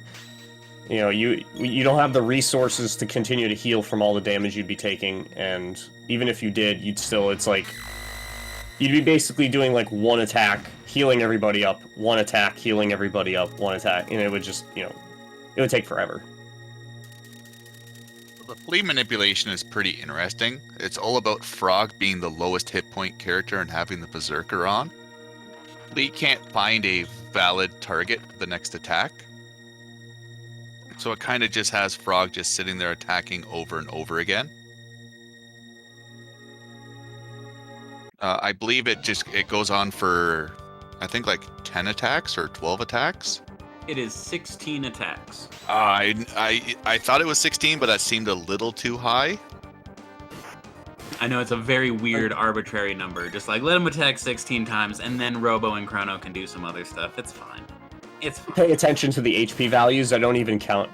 I just am like, okay, when it, because in this loop of attacks that Frog does, you know, you'll get specific HP values each hit. And once you get like a certain hit, then you know that it's like, okay, I have like 3 turns until I have to do Chrono and Robo's attacks. But yeah, you can either count them or wait like that way. But yeah, either way, it's a while. It's surprising how many hits you get for complete free. There is a CT runner, Aurelius, who used to use this for a bathroom break instead of the Magus fight. The very end of the Magus fight, there's a cutscene that's about a minute and 50 seconds. No, it's maybe minute 20. And this fight is actually longer than that cutscene. So Actually, this would be a good place for the bathroom break. it's just really, really hard to know exactly where your damage is. Oh, you'd be able to tell by the timer, though. You could if you know exactly when you go into the fight. Yeah. Seems like a lot of extra work.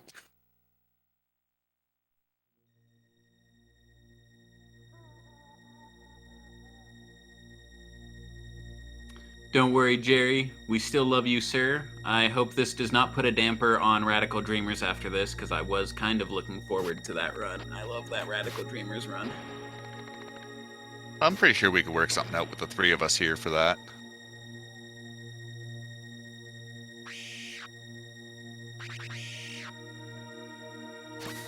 So this is another fight where we use it to make sure we're on RNG.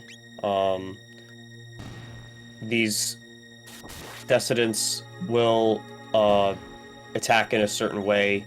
There's no worry. Well, you know, it's not like you're gonna die or anything, but you want them to line up correctly so that you can get that specific slash. That's a good way to know that you are on point, because this fight upcoming, you better be on RNG. That's all I gotta say about that. Otherwise, you're gonna have a bad time. You're gonna have such a bad time. Like, this is the point in the run where, like, your underleveling becomes so prevalent that, like, you can't make mistakes anymore. You just will, like, get wiped by the boss. Like, the other fights before this that you're in, you can survive, you'll drain resources, you'll lose time, but you should still be able to survive. But, like, these two boss fights, Flea and Slash specifically, like, if you're off RNG, you're gonna have a really tough time finishing the fight. Just a period. So Slash also has... Sorry. No, go ahead, I was done. Slash also has a boatload of hit points. He has 5,200 hit points. And he starts counterattacking, I believe, when he's below 600. So this is just where the RNG makes it a lot more prevalent, because even if you can get him down to that, just the counterattacks after every abilities, because you're only doing 100 damage attack besides Frog. And if you're not getting those juicy crits, you can just whittle down your hit points that way as well. Yeah, those 390 crits really, really make a difference in this fight. Oh yeah. Just showing how underleveled we really are. I mean, like, you just see the damage output difference between what Frog's doing with the fresh, tasty Masamune with the Hero Metal crit rate upgrade compared to, like, you know, Chrono and Robo, who are, even though they've been more leveled than Frog, they're doing, like, they're not even doing close to the damage he's doing in terms of single hits. So it just shows you again. So, go ahead. Oh, sorry. How much is the crit rate increase for the Hero Metal? I think it's a 50% increase, but I'm not positive on that. It's been a while since I've looked at those numbers, but it's some absurdly high number like that, where it's just like, it's not guaranteed, but it's basically guaranteed that you're, you know, I feel like it's 1 in every 2 attacks he gets a crit. When it's just, when you're not manipulating, of course. Obviously, when you're manipulating, that's a different story, but...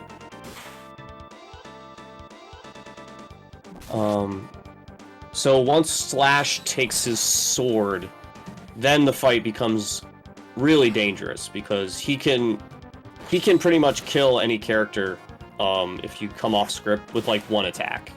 With the HP levels that you guys are at, and just, like, the gear that you have on. You know, we're surviving these hits by, like, 10, 15 HP left.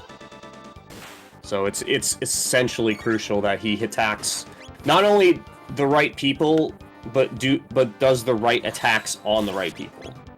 Because if he does, like, you know, the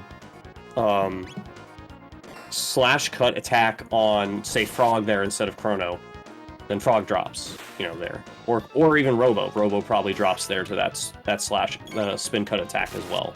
So you really can't, like, with this fight, it's really crucial to make sure that you're doing your inputs at the right time, so that you don't lose even a tick of RNG here.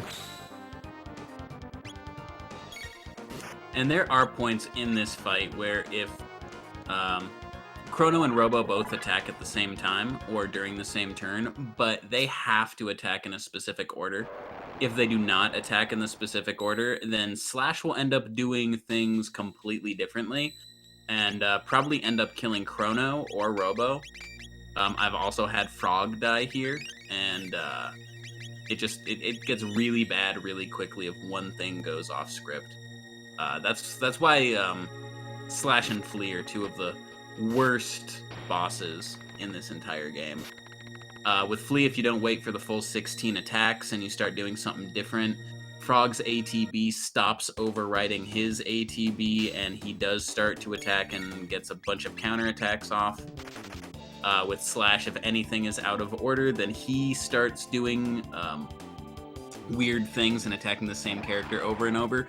And especially for all quests, you want all of the experience that you can get for Robo, more specifically than Chrono or Frog at this particular point, just because Robo is used for endgame. So if he's missing any TP along the entire route, you might not get Omega Flare when you need it at endgame. So it's a very fine line. Something you probably didn't know about this hallway, if you are familiar with Magus Castle and Chrono Trigger, all of these fights you can run from. Every single one of them. As a kid, I legitimately just took all of these fights thinking I had to, and I actually died here a number of times. Yes, chat asks if Flea is based off the bases from Red Hot Chili Peppers. Yes. All the characters in this trio are actually named after musicians. Ozzy is after Ozzy Osbourne, Flea is from the bassist, and Slash is from Guns N' Roses, the lead guitarist. In the Japanese version, they're actually named after condiments. It's ketchup, mayonnaise, and soy sauce, I believe, are their names in the Japanese version. That's amazing. That is so good. I feel, if anything, that's the highlight of the day right now. Yeah, it's pretty funny. That's another that actually leads into why in Chrono Cross you've got salt and pepper in the as those two soldiers. That's like a callback to that because they're also on that equal level of like bumbling minion ridiculousness. So see, I know something about Chrono Cross. Redslash Red stopping. These rollies can't cause a battle if you're not moving. So just by stopping for a brief second, you're allowed just to go right by you without any issues.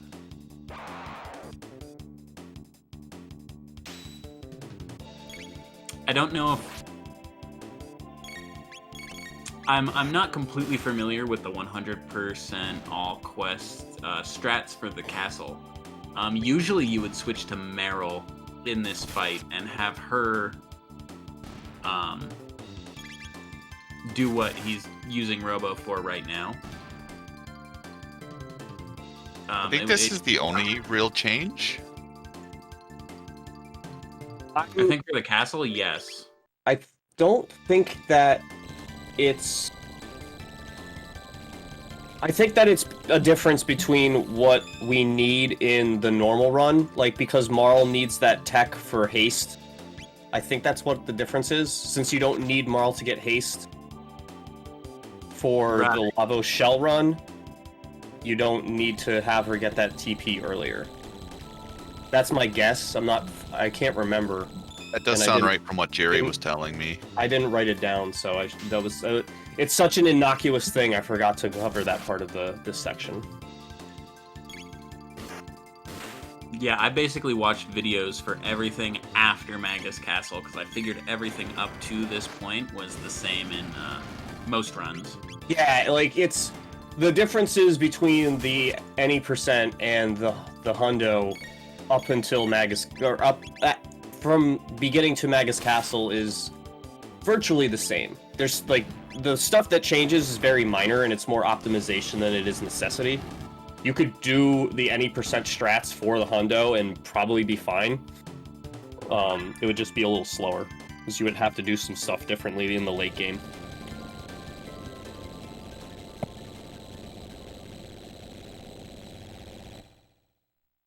And now we've got... the next part of just running, you just like Riggs was saying, you just skip it all. That exit is very important. leaving that room, you have to glide along the edge of that staircase, because if you don't, you will run into a invisible trigger and get a fight as you try and leave the room. So it's important that you make sure you're in the right spots to get that. So we're not going to be on the normal RNG here, so I don't know if this is traditional or not. This is the normal RNG. Okay. That crit threw me off, so I was confused. Yeah, if it crits for 234, it should go to the 124, 125, 119. Okay. Yeah. Yeah. And this is just another RNG check before we go into Magus. If this comes up 119 on the very last lever when you attack it, then Magus will have a guaranteed shadow barrier, and that's exactly what we want going into it. If it's a 118, he will start on a fire barrier, and if just there's two different strats, so if you know exactly which one is which, you can choose your party members accordingly.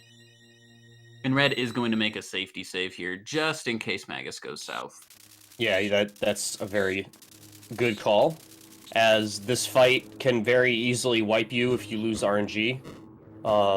Because the unequipped glitch that we uses gives us protections against 3 of the 4 elements. Fire is not one of those elements. So if you go off script and Magus starts spamming fire, you are going to die, and you're going to die very quickly. So if you might be able to survive if Magus off script decides to be nice and sticks with lightning and shadow, and you don't have ice, but ice won't deal you that much damage, so it won't be too bad if he chooses to, but you can't damage him there. You just have to attack him and advance the the trigger forward to the next one. So it's definitely smart to do a safety save there, just because you can have a minor input mistake and change everything. Or have Robo use the item at the wrong time and throw off RNG. Yeah, yep. Yeah, Just for fun. We'll talk. We'll say this a lot going over it, but like, dude, the RNG in this game is so manipulated to the point where like missing an input by like a few frames sometimes is enough to throw it off completely. Like it's so tight, and it's understandable that this can turn off new runners because they see that and think like, oh, I have to execute perfectly all the time or I'm never going to be able to finish a run. Not always the case. There are backups, there are ways around it, there are difficulties that you can avoid, difficulties that you can overcome. So if you're someone who loves this game but like is afraid of the speedrun because you think it's too hard or too difficult, I implore you to check out the Discord, try out the run. Even just learning up to Magus, I think is something that like is a run that a lot of people can do. Even if you don't feel like you're very talented at speedrunning or have the time to really invest to learn a longer run. The Magus % run is still a really good run and gives you a lot of the knowledge of how this game works as a speedrun without having to go all the way through the entire game speedrun. And honestly, if you can make it up to the Magus % and get to this part of the run, the rest of the run is super easy. It is there's pretty much no difference. There's like 3 bosses that could be problematic, but once you know where there are problems, then it's very easy to overcome. So what's going on in front of us? This is pretty standard. The fight went pretty smoothly. Red got all the triggers at the right time, so you get the shadow and lightning barriers only, so that you can always damage him. You want to make sure you're doing, Frog's attack before you do the magic attack to lower Magus's magic. Wow, that's a weird thing to say. Magus's magic defense. And then, so you get the maximum amount of damage you can, and then when he flips into his second phase, then you just start spamming. Chrono doing slash instead of lightning because the animation's faster and the damage output isn't too much different. Doesn't make too big of a difference, so you're not losing a ton of time on that end. Ideally, in this fight, Magus will only get off one dark matter. It's not a big deal if he gets the second one off. Most of your characters will survive. You won't get wiped or anything if he gets the second one off, and normally if he gets the second one off, you're usually defeating him pretty much right after that.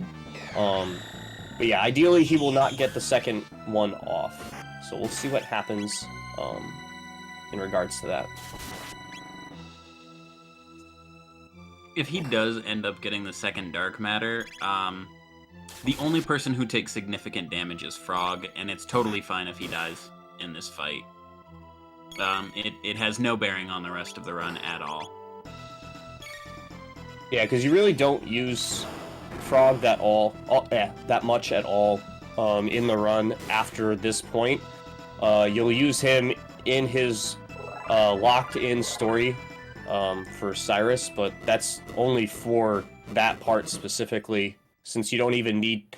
He doesn't even get locked into the front lead in the party during that part like some of the other parts, like with Robo, for example, in his side quest, he gets locked into the party, but with Glenn, you do not have to have him in the party while you're clearing out the castle or doing any of the repairs or anything like that, so...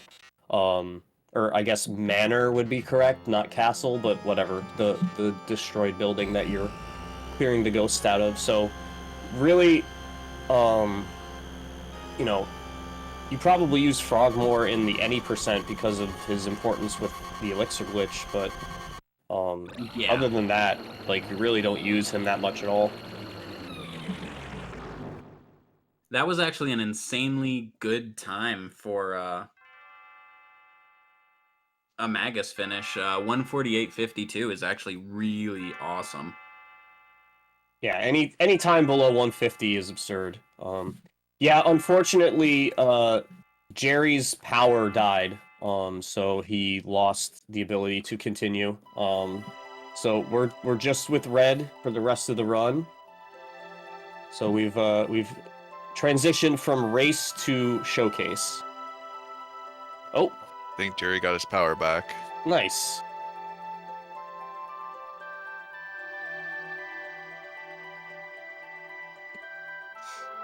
Oh,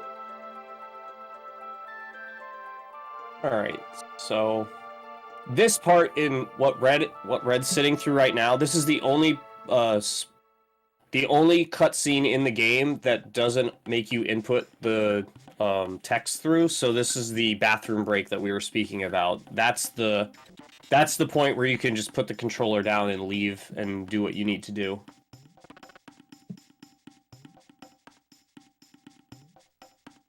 and this is where, for the most part,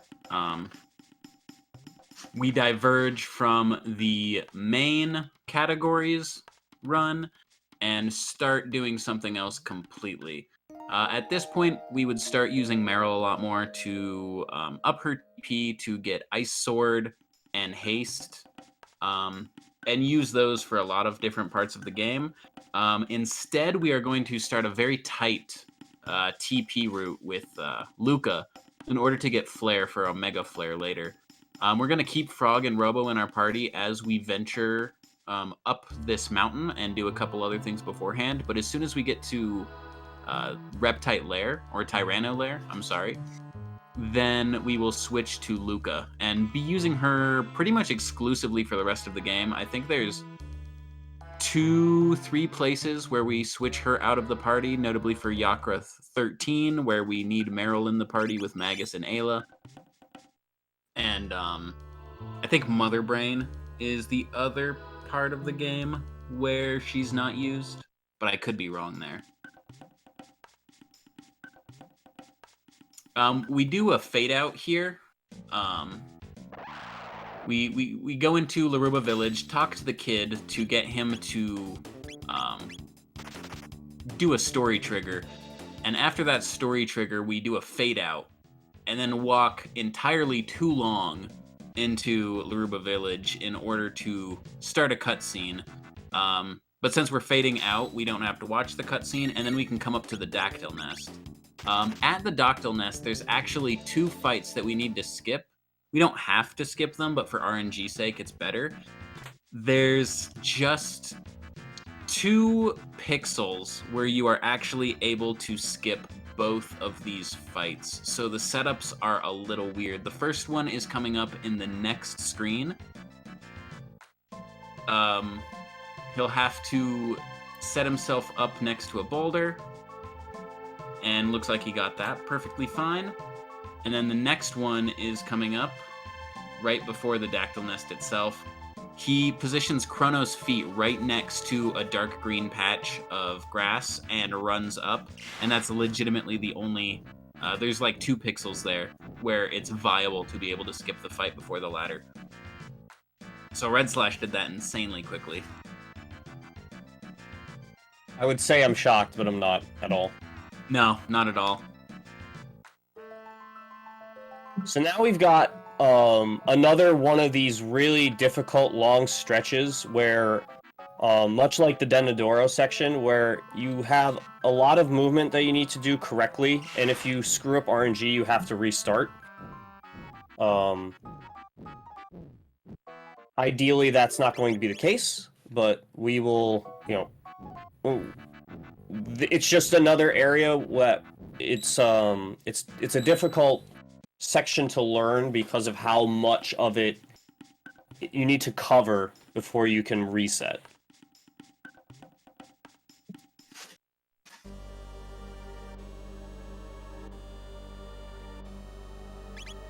This is also one of the longest menus in the game.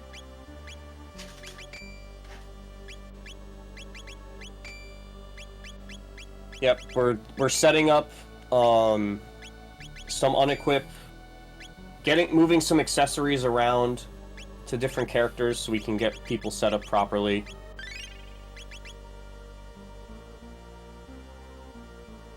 Just a lot of maintenance basically in that menu.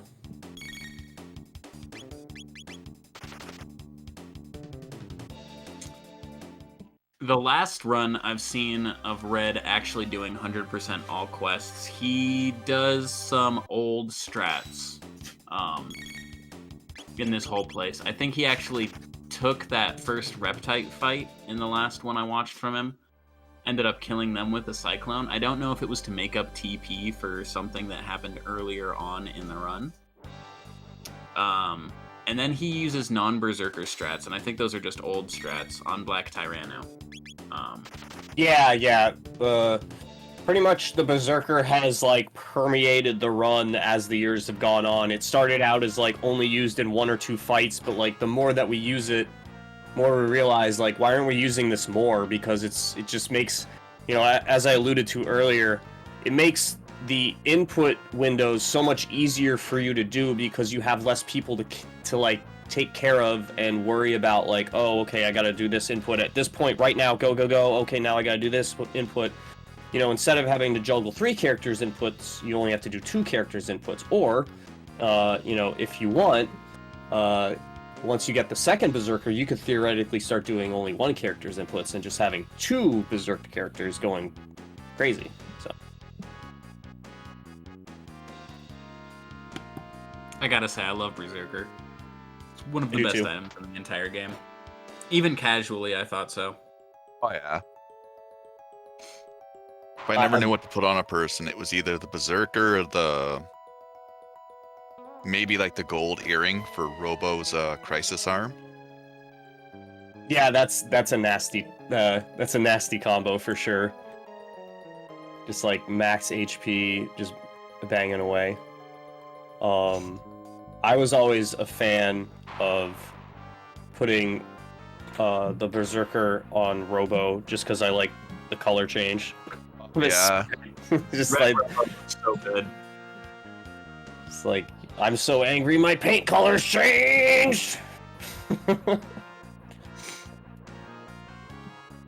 So this section that Jerry's going through is probably the tightest movement in the run, and it requires you to avoid a lot of triggers that are placed in really strange places when you, like, if you ever, like, run the practice ROM that the team has assembled, it actually will show you on the screen the trigger points that start these fights up, and it's so funny how like the developers like thought where people would go and where they wouldn't go, because they leave windows open for you to cross through that like you would think they would cover, but they just think, oh nope, you're never gonna walk there. Why would you walk there? So there's a lot of points in the game where you can avoid encounters that you might not have really thought about as a casual player.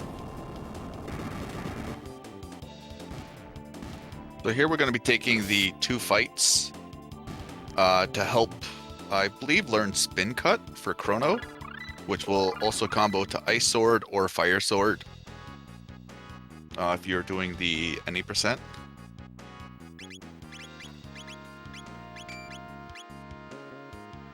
And those are very necessary. No LSS uses Ice Sword again because Meryl is the one we need with the TP route, using Haste for the Lavos Shell Gauntlet later on. But for all quests, it's Luca, so we use Fire Sword. It's very, very powerful against Black Tyranno coming up here. So notable for Spin Cut, you'll not immediately, but Spin Cut is part of Falcon Hit, which is the most busted tech probably in the game. So busted. So busted.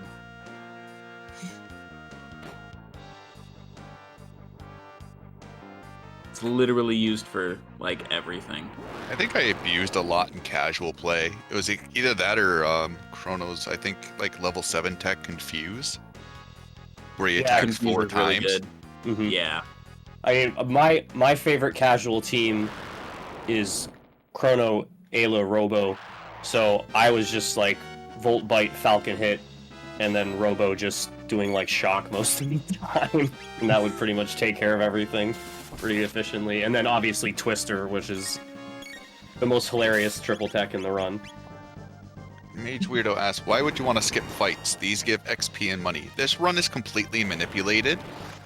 So a lot of the time we don't need money. We did the one shop at an hour. We will be doing one shop much later on to get the Chrono doll. For experience, because we know how every battle is going to play out, levels aren't a very important thing. EP is the most important for people to learn abilities. But skipping battles are faster than fighting battles. So, due to the fade-out glitch, we can skip a bunch of the fights. We just don't need to save a couple of minutes here or there, save a bunch of headaches.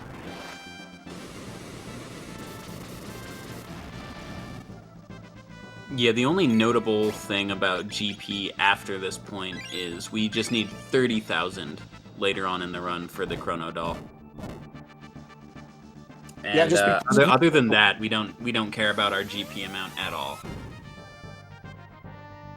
I was just about to say, just because of how the game was developed to be, you know, an easier RPG, a beginner's RPG, they don't have the kind of items that, like, other games in that era had that you could buy from shops. So, like, there's just, the shops in the Chrono Trigger game they don't have a lot of very useful items, and, like, all the gear that we acquire, that we use in the run, is stuff that we find in chests almost exclusively. Not to mention just like a lot of the, we don't, because it's so manipulated, we don't need to use a bunch of like tonics and ethers and stuff like that because of how efficient we get these fights like grounded down to like the absolute best possible scenarios. But yes, this run is manipped like absolutely completely without any sort, like there's only 2 sections of the run that don't use manipulation, and that's just because they're like, we had discussed the one point, the slime area in the factory, you know, that was just a matter of like no one can really realistically do it, and the other section we just don't need it, to be honest. The Heckran section, just don't need any RNG there. You're just skipping everything, so it doesn't matter.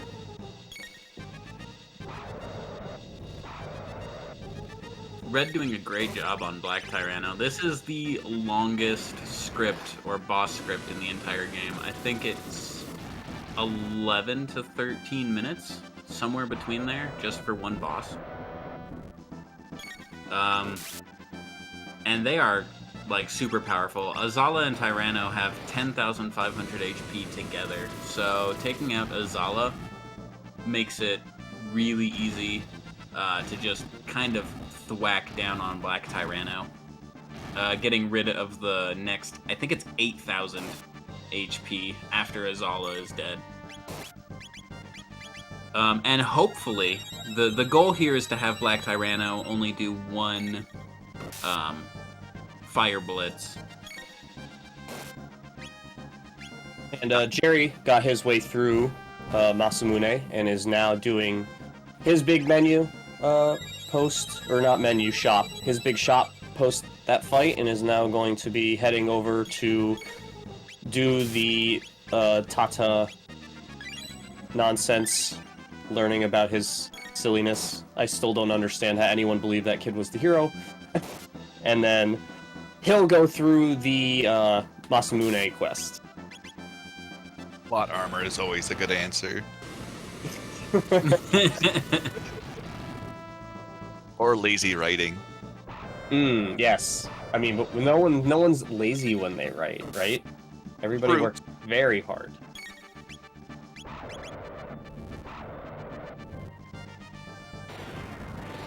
No, we're still at only 2 news so far in the run.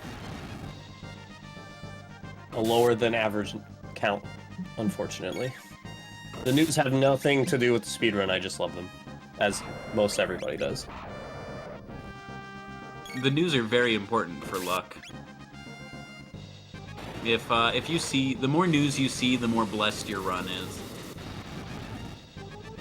There's 4 chances to see news when you go through Frog's Forest.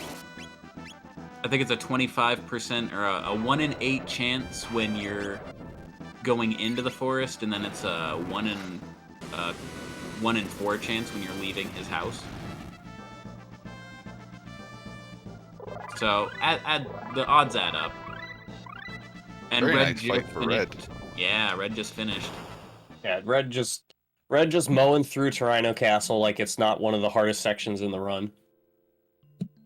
Like, I still have just like, I get like frustrated sometimes just watching this part of the run, just remembering all the times I spent like hours and hours just grinding between Nizbal 2 and Black Tyranno, just being like, why?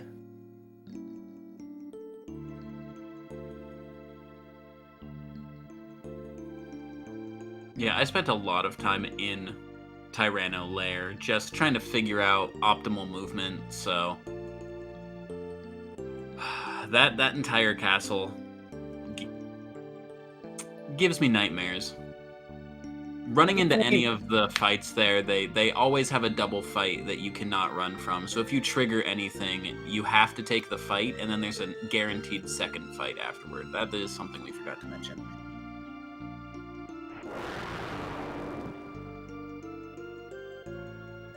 So Red's learning about Lavos. Meanwhile, Jerry is headed back to do some Melchior shenanigans.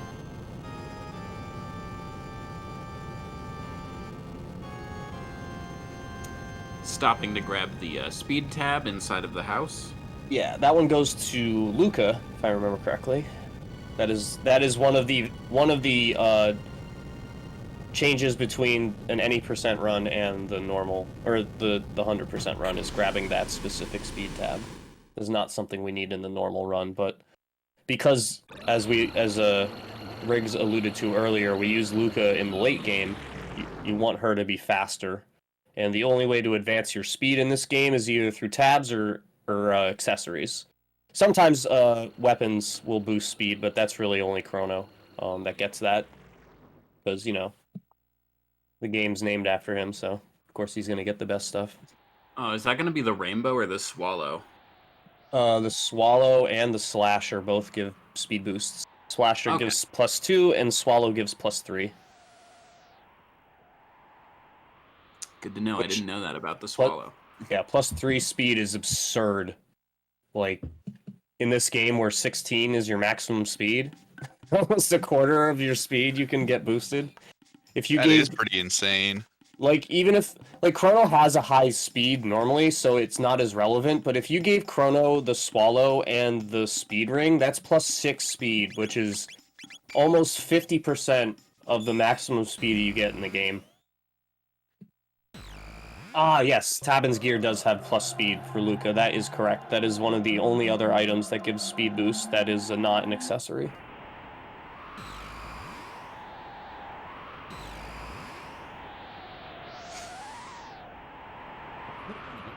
Like, or really any character at 16 speed, their ATB bar fills up pretty fast, and then especially once you put like a haste helm on them, they get their turns almost instant. Haste helm on max speed characters is like chef kiss. Yes. It's like, yep. Just hold X and walk away. How about you just put the Berserker on too and just call it a day? It's done at that point. You win everything. We see Jerry taking care of the Reptites. Again, with that same thing, you want to make sure that they're in that right line so you can get them with the Flame Toss and or the Slash, whichever one you prefer to do. Yeah, it's you don't think that fight is super important, but like when you're trying to do that and you don't do it correctly, like you just start having people drop really quickly because of how low health you are right there. Yeah, Luca and Meryl can die there. It is a possibility. A very rare possibility, but it does happen. I've had it happen. So on red screen, we're going right to the Zeal Kingdom. We're going to be going right directly to Shala. There is a side quest we can start with the Plant Lady. That'll be done quite a bit after to unlock the Sunken Desert. Yeah, right now, go ahead, sorry. Right now, we're just really trying to push the plot ahead as fast as possible. Yeah, in the any percent, you would talk to the Plant Lady now, but since we're not, we're doing everything, there's no need to talk to her right now. We'll find her again later after Zeal is falled. She survives the destruction of Zeal, which is pretty lucky, to be honest. She does it. I think the plant is what protected her personally, but she survives the fall, and you can talk to her later after the Ocean Palace incident, so that's when we will talk to her. Because we don't need to grab the Green Dream early like we do in the Any Percent or the no LSS runs. Casually here, you can fight, you get into a room with 6 news. And if you're lucky enough to survive, it's a very, very big tech increase in one shot. I think it's like, what is it, like 400 or 500 TP you get? It's quite a lot. Let's see. Forget how much each new gives. Is it 60 TP for each new? It's some weird number in between 50 and 100 that they give, so I can't remember the exact figure. I think it's 540, but I can't remember. It's been a while. But yeah, I love just doing Falcon Hit in that room and just spamming. It's Falcon Hit and Cure Beam with Robo. That's all I do. They can't kill you. As long as you don't get that first turn Hyper Troll where like all 6 news attack the same person, and it's just like you're not going to survive that. But if they spread it out even remotely fairly, you're going to be fine. Yeah, unfortunately, Jerry lost power for a pretty significant chunk of time, so he's back at it, still running, but is many minutes behind due to the just not being able to play.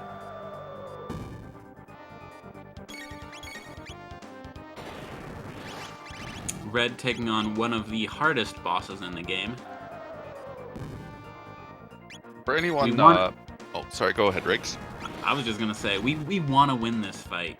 So he's gonna do some fun things here. Probably use Spin Cut here. Never mind, he ripped, so that's good. Dang it. GG's, reset. GG, no re. Now Jerry can catch up for sure. Right? So for anyone new that's tuning in, The reason why we're taking such high damage for fire is because of the unequipped glitch. It reduces all other kinds of magic damage to 15%, where we still take a 100% from fire. So it's, for some weird reason, fire isn't affected by it, so that's still one of the big elements we have to worry about. Where lightning, water, shadow, and ice were all taking greatly reduced damage.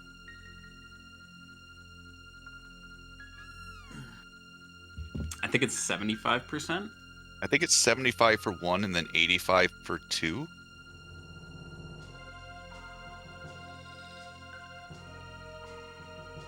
I think Shadow's the one that gets the 75 if I remember correctly, but I haven't looked at those numbers in a long time. So we've got on Jerry's side, he's about to do the Evil Weevil fight. RNG check here, 34. Yep, easy money. So he's good to go through the rest of the lair. I love this dungeon because, like, for those of you who don't know about the dungeon that Jerry's in right now, those Evil Weevils, if you just sit in that front room, the one you first come in, and let them walk around and dig holes, they can dig holes into different rooms. Oh yeah. And it's like a cavernous path that is created by whichever holes are dug and when you go through them. So you can get, like, the speed run, we do the fastest ones, the smallest rooms. But in a casual playthrough, you could go through this whole dungeon and, like, have, like, multiple different routes and paths. Like, this is a super intricate dungeon that I think most people just go through and, like, don't realize. But, like, the next time you play this game casually, I, like, implore you to, like, check out this dungeon and really explore it. It's really fun. There are a lot of hidden items in some of those rooms, too. Like, powerful, like, some of the more powerful items you can get at this point in the run. Or game, rather. And he will go into Nizbel completely on RNG. Sometimes that last fight, if you get like a 33 on your damage check, you can still do the fight on RNG, but it screws up whose ATB bar fills up first. And you have to switch characters in that last fight really quickly in order to get into a tech menu to run away without taking any damage. But he did it really well, and he's going into Nizbel completely on RNG, making it a super easy fight. Yeah, also, you should never die on Nizbel. If you die on Nizbel, it's a really hard fight to actually die on. Like, if you died on Nizbel, it's probably because you forgot to, like, unequip your, like, weapons, or your armors and stuff, and, like, you lose your character because they're taking more damage than they should be taking. Because, like, it's just, like, Nizbel's damage output with unequipped glitch is just, like, irrelevant. So, no matter what you're doing offensively, you should be able to take him down before he can do anything relevant to you. I believe you could make it through 4 cycles of his lightning attack without dying with what we've got going on right now in the run. So here we're just grabbing that swallow to max out Chrono's speed. What is the purpose of unequipping Luca's weapon? Is that just for selling purposes later on? I believe it's for selling purposes until we get the Wonder Shot. And the Wonder Shot is an RNG weapon. I can't remember how it works, but it's completely randomized damage that actually calculates, I think it's a frame in the second that you enter into the fight or use the attack. That'll calculate the damage. It's actually kind of similar to Robo's Crisis Arm in the fact that it's reading the single digit of the seconds. So whatever that number is, the digit, it reads that digit and it gives you a damage output based on what that number is. The best number is 9, exactly like Robo's Crisis Arm. And then it goes lowest damage at 0, and then half damage at 1 and 2, and then normal damage at digits 3 through 6, and 2 times damage at digits 7 and 8. So Again, it's very similar to Robo's Crisis Arm in the way that it works. It's just, it's random. It's more randomized for Luca because it's based on the timer itself, while Robo's is based on his health. So if you're absolutely amazing, you can manipulate the Wonder Shot. Yeah. Yeah, You just have to be looking at the timer. Just become the timer. That's all you got to do. Easy money. We skipped doing the second race with Johnny. It is a tad bit faster just to run through Lab 32. And this, I forget what this is. Not Protodome or Arius Dome? This is the sewers right now. Oh, never mind. I'm completely wrong. Yeah, we're going to the Keeper Dome. That's the dome we're headed to. But yeah, this is the sewers section. This is kind of the Mimi dungeon in the game. The developers intended you to go through this dungeon when you first come to the future, based on how the enemies are like leveled and their stats and everything. But there's no reason for you to go down there story-wise until this point in the game. So most of the time when you play this game casually, you don't even go down there because you're like, you finish the Guardian fight, you get the bike key, and you're like, obviously I want to go check out what this bike is. I'm not gonna go down the sewers. It's boring. So, it's a very funny dungeon because we're just flying through this, obviously avoiding everything. But like when we fight this Crawly, it's gonna be a joke, even though it's supposed to be a boss fight, quote unquote. This area is also a huge troll. So we missed kicking a can into a bucket. We missed a piece of cheese and a save point. If you interact with any of them and make a noise, it forces an encounter. So like I remember casually be like, I want to kick this into the can, and then enemies would just randomly appear. So you want to make sure, especially in the speedrun, just to not interact with anything. Even the save point's a trap. Yep. I love the save point being a trap too, because in that sense, you've gotten into all these fights, and it's very difficult. Like if you're coming down here like with the appropriate levels and you're not over leveled, like those Necrods can actually do a pretty good amount of damage to you, and the fights can be kind of difficult because they have a decent evasion stat for their levels. So like your attack won't always be a successful hit. So you can be pretty drained, and then you're like, oh good, a save point, I'll use a tent or a shelter. And it's like, nope, no you won't. You thought. So we've got Jerry on his way over to do the final wrap-up of the Masamune quest. Doing the fade to skip that part of the conversation, and then we'll get to do a little hangout sesh while Melchior gets his stuff ready. He did forget to take Robo out of his party during the fade out, so it's going to make this cutscene a little bit longer. Robo is forced to help Melchior, and he actually... Oh. You can do that down there? That doesn't soft lock it? Apparently not. Oh, okay. He was like, I know this one trick I can pull out. Okay then, Jerry. Okay. That you have to actually wait for Robo to start moving his sprite in recognition of Melchior talking to him.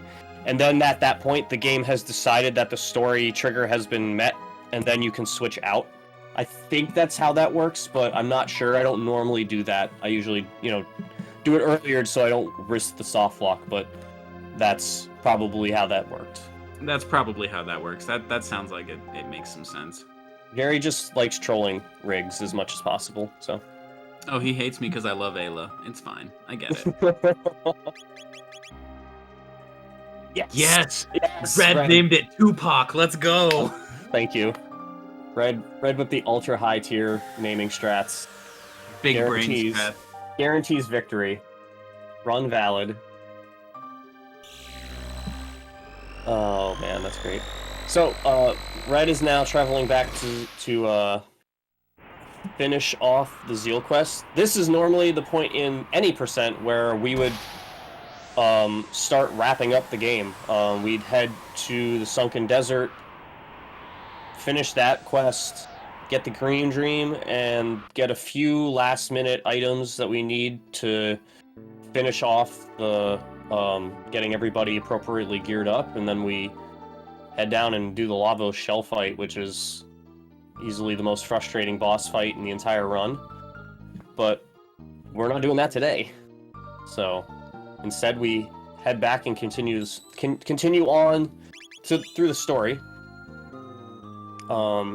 Doing some fade and save anywhere stuff to get it so we can skip these beast fights, which are pretty long, and are, you know, they're pretty bulky fights. They're very dangerous fights. So you're better off, you know, just skipping them entirely. One thing to notice about this plot flag is it actually moves up and down a couple of tiles each frame.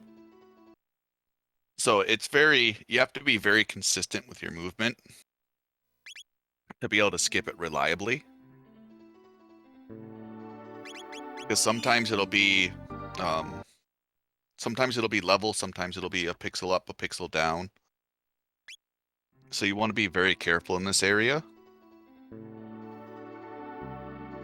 Coming up to the mud imps. Red got the first one. I believe he got the second one. Yep. And now he has to do a third for the mud imps coming up. And this one is actually, I think, the most difficult. If you're able to, when you're running up, if you can go into your menu as soon as you see the feet of the enemies above you, and your save file will actually change its name to the Guru on Mount Woe. And as soon as the name file changes, you know that you've triggered the storyline, and your save anywhere will work past the boss flag. It's like Zombor Bridge and that cave section are like the two like save anywhere grind sessions in terms of practice and getting really good at the run. Like those two areas are like, do you know how to do save anywhere? Because if you don't, you have to learn, or you're never getting past these parts of the run. You like, gonna learn today. Yeah, they definitely want you to like, if you want to learn, that's where you want to start. So now we get to fight one of the more frustrating casual enemies, just because of how limited you get to be. You know, high evasion, you can't do techs, you can't, you know, do items, you're just basically attacking. But since we're manipulating the run, we're just going to be hitting, and it's not a problem. So we're going to soak up all that good TP, which is definitely more important than the experience at this point, and gain a bunch of techs in the process. And as alluded to earlier, with these rubbles, you get to basically double the tech point output from any given fight if someone learns a tech at the same time. So it's just like crazy how much you learn in this section. And we're pretty much running from everything else. There's no need to fight anything else up here. And there are a few trigger points you can't avoid, but most of them you can. Like pretty much every other dungeon in the area. Switching Robo into the party specifically to get him a little bit of extra TP from this last Rubble fight. I think this is the last Rubble, or there's one more.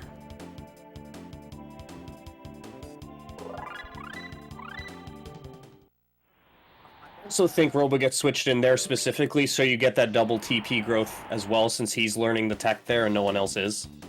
Yeah, that max tackle. Makes sense.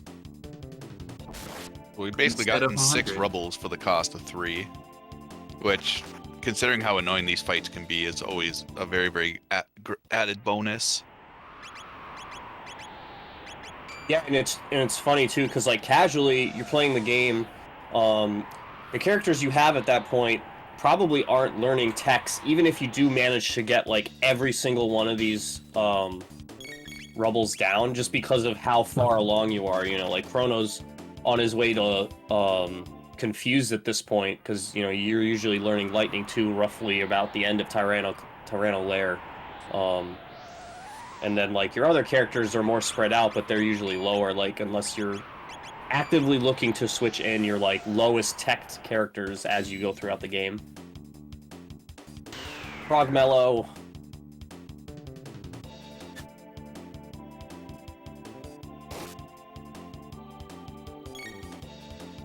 This is the double Zerker strats is something that I use even casually against rebels, and also the what are they called?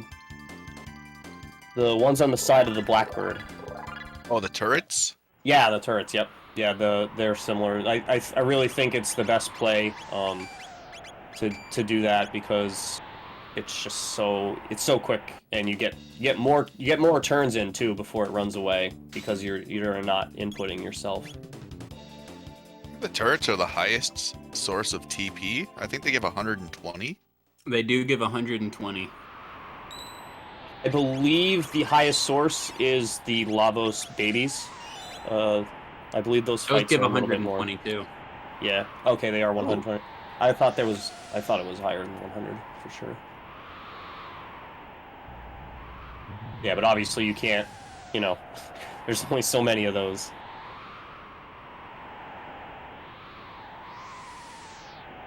Guy was probably like my favorite fight casually. He just looks so happy to be here.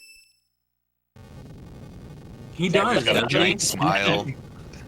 He's just like, oh, somebody came up my mountain. Guys, can I have a hug? What's up? It's so long since I've seen anyone. Oh, hi, guys. Oh, hello. Giga Guy is just the essence of poggers. Like.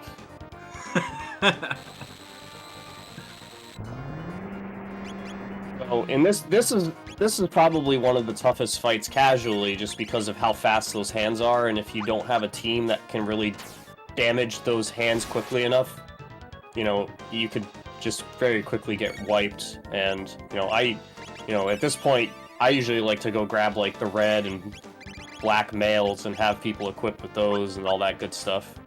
But for us casually, or for us speedrunning wise, thanks to unequipped glitch, they don't really do too much damage. Like the fire one is pretty chunky, but it's only getting one off, and it's just, you know, Falcon Hit. I don't know if you guys know this, but Falcon Hit is OP. Broken. In the Lavos Shell Gauntlet, when you come back to Giga Gaia, the hands and the head are actually on the same plane, so you don't have to target the hands versus the head. It'll just hit all three. But in this fight, almost makes up for that fight, right? But in this fight, since they're on a different plane, the head is obviously higher. You have to take out the hands independently. When they're first there, they have 2,000 HP, which is 2 Falcon hits. Every time they revive, they're only revived with 1,000 though, so you can just take them out relatively quickly as soon as they spawn.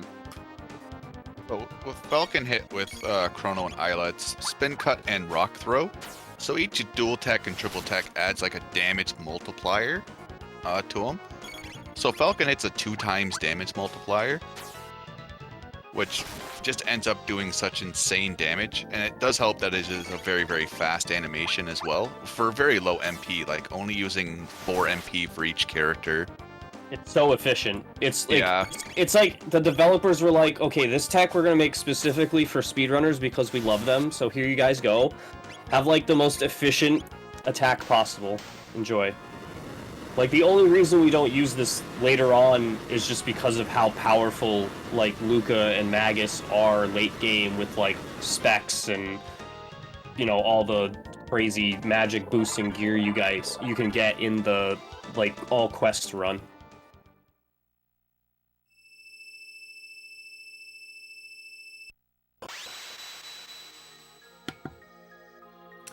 Well, Giga Gaia down. Easy fight. We have Red finishing up the secondary Zeal section. Well, not finishing up because he still has to go through the whole Blackbird section, and we have Jerry finally going into Magus's castle. He just got the RNG check on Frog for the first fight. Comes out to 46 with the right enemy attacking, so he's good to go. He will start making his way up through the Flea and Slash fights. He's about an hour behind, but you know what? Jerry's a superior runner, so he's obviously going to bop Redslash. Easy. Yep. World Easy record money. guaranteed. Oh, 100%. Yeah, the 100% world record guaranteed. The power outage was just for advanced RNG manipulation. You just needed to drain the SRAM from the SNES.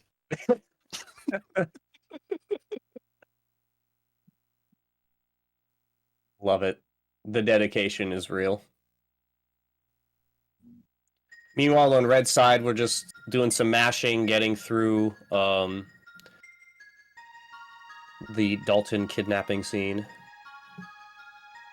as we prep for the Ocean Palace run, which is quite literally a run because there's just a lot of running going on. At least we get very good music. Yes, definitely my favorite dungeon theme, like in any game. It really helps just fit the setting in the environment, because like it really helps give it that mystical feeling to it. Yeah, like the second the song plays, you understand that this is a very important thing that you're about to be doing. Like the music conveys that like very well and still keeps you in that zeal kind of like I'm in the past, but this is more like futuristic than where I'm used to being.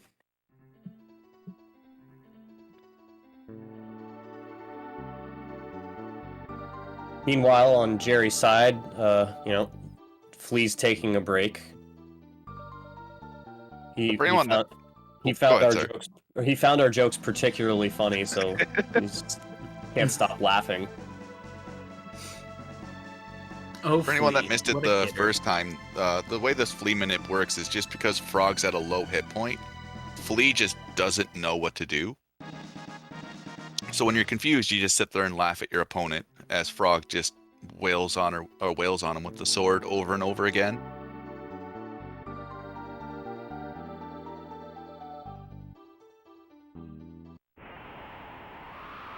But yeah, it's definitely one of the safest fights in the game. As long as you're on RNG, there's really nothing that can go wrong. You just got to make sure you're paying enough attention so that when it's time to attack with Robo and Chrono, you actually do it and you don't just straight up forget. So your mind's elsewhere while you're waiting. It's definitely not something that's happened to me before.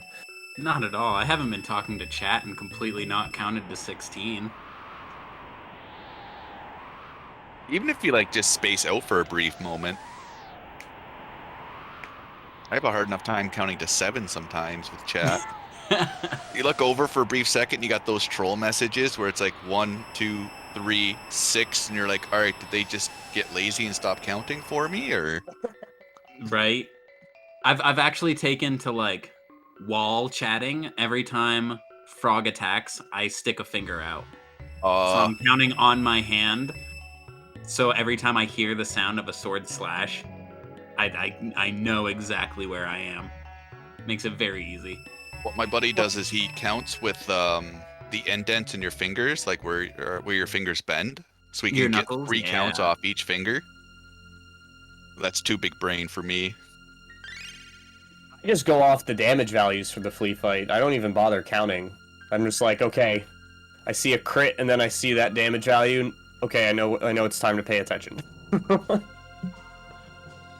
Please in chat, back for round 2. Everyone run. Oh, Flea is back. Hello, Flea. And with Red, we're coming up to Angry Dalton. He's gonna have us fight, and this is a relatively easy fight as well. There's really nothing that can go wrong in this fight. Even casually, I have never lost this fight. He'll generally just try and have your HP over and over and over again. So it's that iron orb doesn't like it's not scary at all. He basically, from a like development standpoint, takes Ozzy's place as like the unlovable loser who's like never really a threat to you and is just there for comedic purposes. Like even after this, like when you do fight him again at the end, like he's never like his boss fights never to me felt like they were anything more than just like you getting to finally wail on this guy who's been annoying. And he's You might so be noticing annoying. Dalton's only counterattacking Chrono, even though you're using a dual tech. They'll only counterattack the person that initiated the command. So since Red's doing attacks with Chrono over and over again, Isla will never be hit with Iron Ball.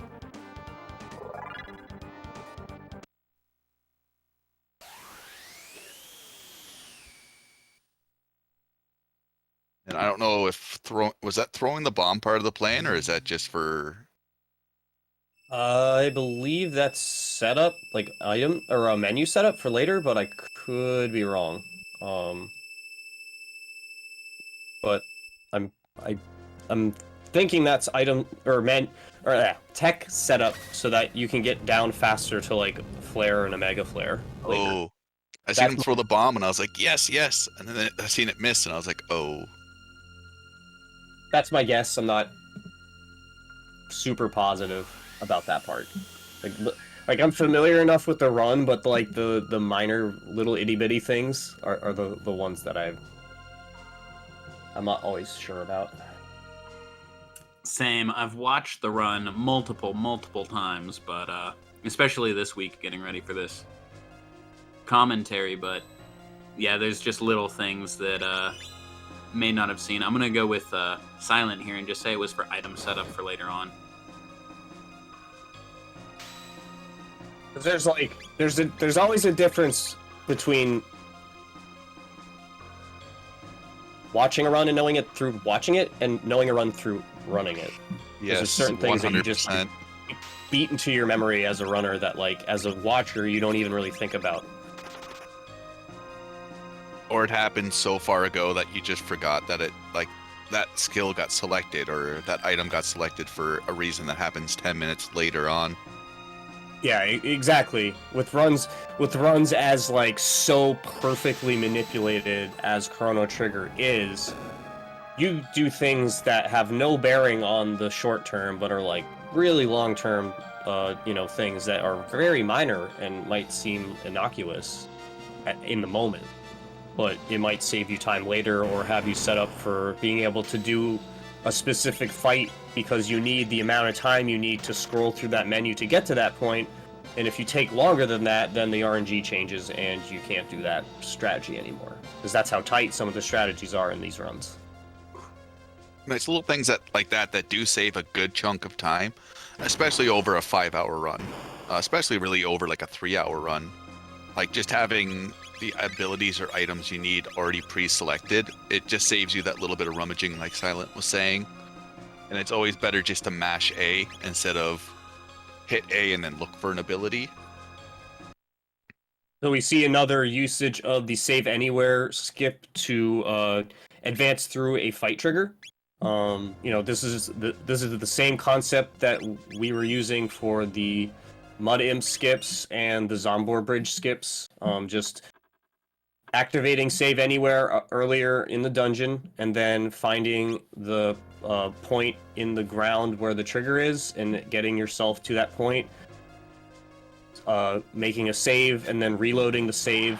Save will advance. Once you reload, you'll be pushed beyond that save point, you'll be launched beyond that fight trigger, thus skipping the fight entirely. So ideally you do it in one try and it's good, but that one's particularly difficult just because the visual cue is very awkward. Yet all the other skips that we do, we're moving up, north on the screen. That's the only one where you're moving south. So you don't, instead of using Chrono's head for like knowing like, okay, I need to do it here, stop point, you use Chrono's feet, and since his feet are moving more as an animation, it's much harder to pinpoint exactly where the sprite ends, so to speak. So it makes it a little tougher on the come down, but you know, that's understandable even for someone as skilled as the guys we have going today.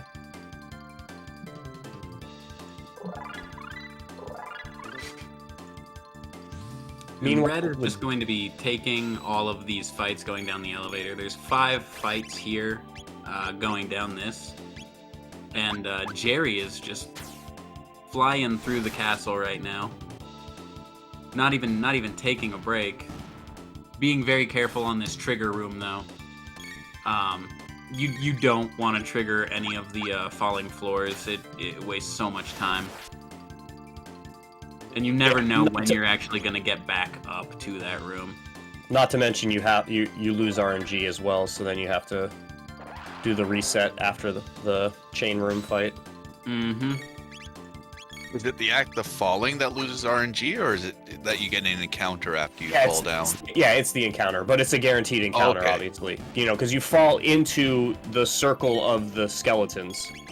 I forgot you did that. I haven't seen that in so long. Yeah, you have that encounter, and that's going to advance the RNG, even if you escape before damage is done to anything.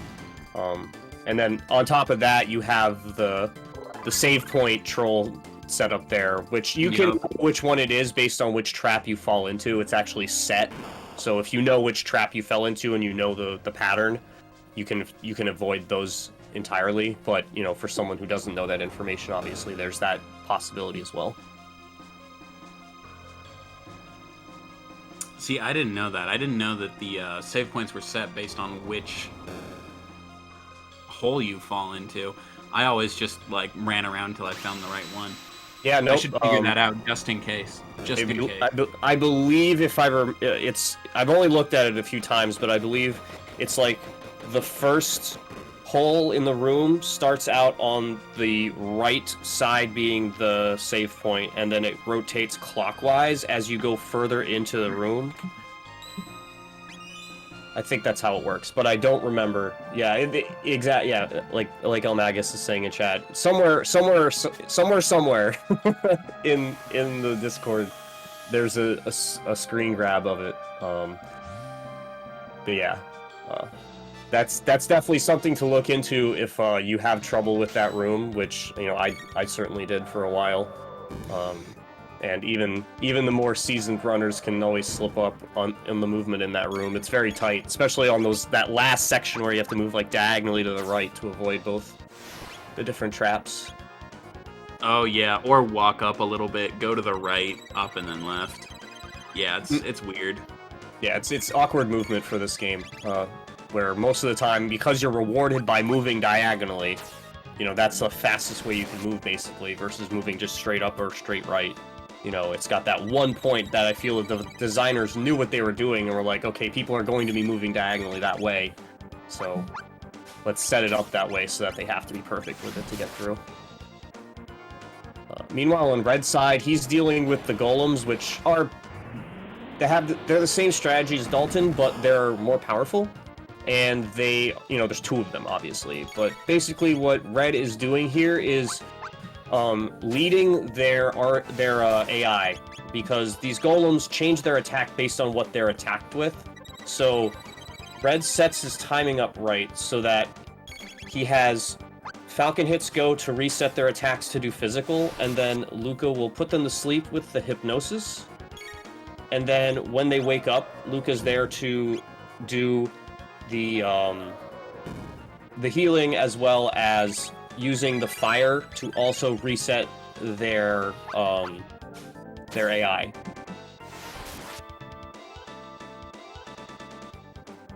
It's like Ayla's little dance she does during the Falcon hit. The like She cheer to both Chrono, and she's like, "I did good." Get him! I actually use that animation sprite when I'm doing reloads. Just her going back and forth. That's the one that I use. That one, but the Robo eye blink is a little bit easier for me to delineate. I had more issue with the timing with the Ayla one than I did with the Robo one, so I just stuck with the Robo one. But the Luca Glasses one is also equally as good. See, I hate the glasses and the eyes because I feel like if I stare at it, I actually lose timing. Just because it's so small to see, like, the movement. Oh, I got you. Yeah. Well, I'm sitting here with a 4K monitor, so, you know, whatever. That makes sense. I just can like that see it's the whole body pixels. movement versus just like glasses moving up and down.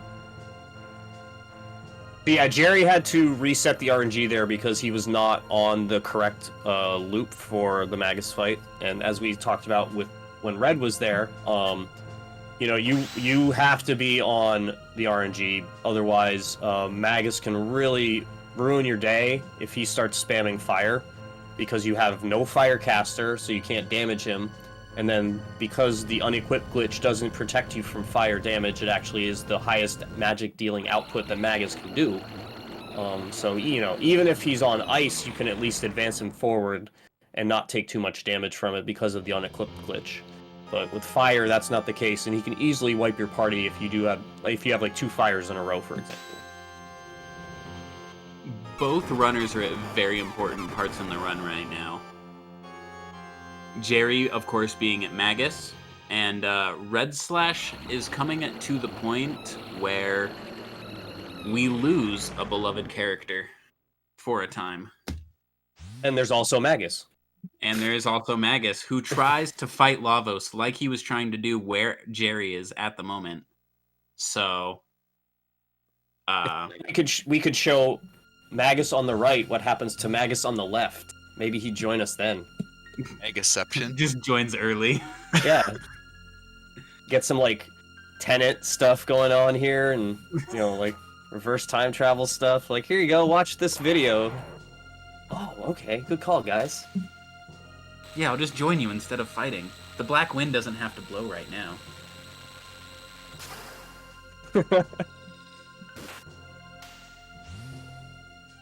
I always like this fight casually coming to it, because you're like, me casually, like I was like, this can't be the final boss already, and you're like, all right, I get to do an action. Then he just obliterates you with quadruple digit numbers, and you're like, maybe I'm not supposed to fight him yet.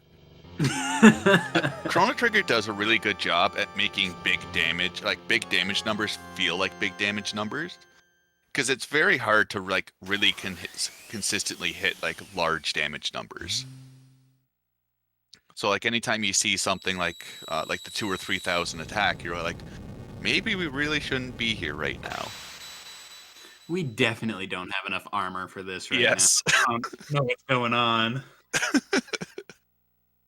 It's funny, too, because, you know, the developers made this Lavos more powerful than any other point in the game on purpose, so that it's, like, virtually impossible for you to be able to beat Lavos in this fight, even if, like, say you're a big-time grinder and you like to grind a lot of levels when you play RPGs, like, even if you're, like, 10, 20 levels higher than you should be at this point, you're still probably going to get wiped on that first attack. And even if you don't get wiped on that first attack, his next attack is his Chaos attack. It looks like a big black hole opens up in the floor with like lightning. I forget the name of the move, but it does. It's an AOE attack that does chaos to the entire party. And at this point in the game, you don't have any sort of status protection at all. Like, there's no items that you can acquire yet.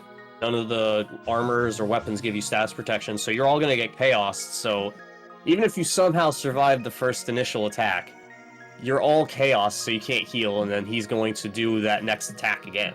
So, because his AI script is like, he does destruction from the heavens like twice as many times, versus in this script versus his AI script when you're supposed to fight him at the end of the game.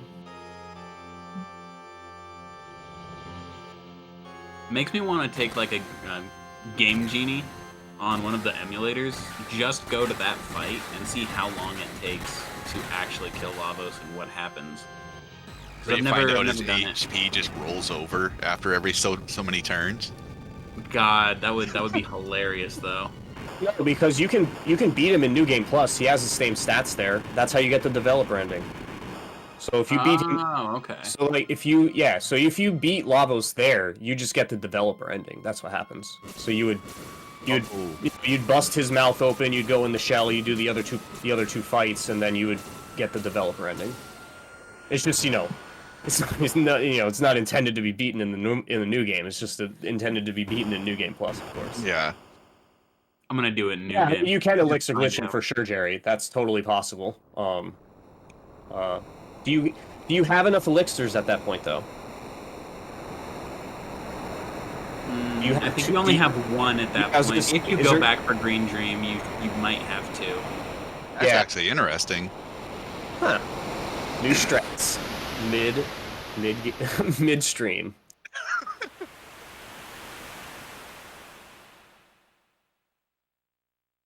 Yes, this game, GRR, this game has New Game Plus, which is being able to replay the game with everything you had from your previous playthrough. So you basically load a new save, or a new game from any save file you already have established. So if you beat the game, you can then load a new save file, but have all the stats. So you'd start the game over, but have whatever levels, items, gear, all that carry over. So it's the way that the developers give you to get all 13 endings in the game. Because the way you get all the endings in this game is by beating Lavos at certain points in the story. And you can't beat Lavos at after, say, the future, after you return from the future, unless you have your New Game Plus file. You're never going to do that at level 10 or whatever you are at that point. Just need better RNG manipulation.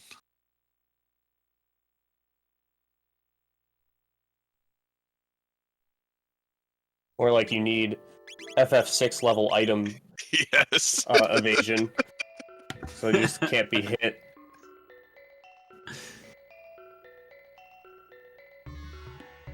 So this is the fun part. Yeah, Pajamagram, this might be the first game that really implements New Game Plus. There might be some other ones, but anything before this never really implemented it in a way that made any real sense. Because, the New Game Plus in this game is for the multiple endings. Like I was saying, you can't get all 13 endings on one playthrough. You need to play the game multiple times, at least twice. Does Lufia have a New Game Plus, or is it more just that retry mode where it just gives you 4 times experience and money? I think it's just the retry mode for Lufia. But again, that could be considered New Game Plus. So, for those of you who have never looked at the Japanese translation and what the original script is like, in that scene that Red just went through, Dalton literally in the Japanese text says, "Look behind you, look out behind you. There's something there," and then hits them with the fire. He literally just jabates them by telling them that there's something behind them and they fall for it. Jabated. That's how little respect they give Dalton in this game.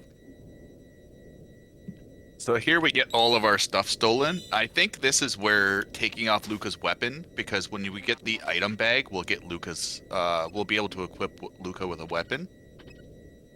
Because if they don't have a weapon equipped, they can't participate in battle outside of Ayla, obviously. Because they can't steal our hands. Nope. So we'll just be going for the item package, and then just going off on our way up to the deck of the Blackbird, where we'll fight a turret for some extra TP. Gotta get that flare. Flare, I think, is one of the highest spell multipliers in the game. I know Lucas just has a generally pretty good magic stat to work with. She does. And then flare, I think, multiplies it by 1.5, or does 1.5 damage.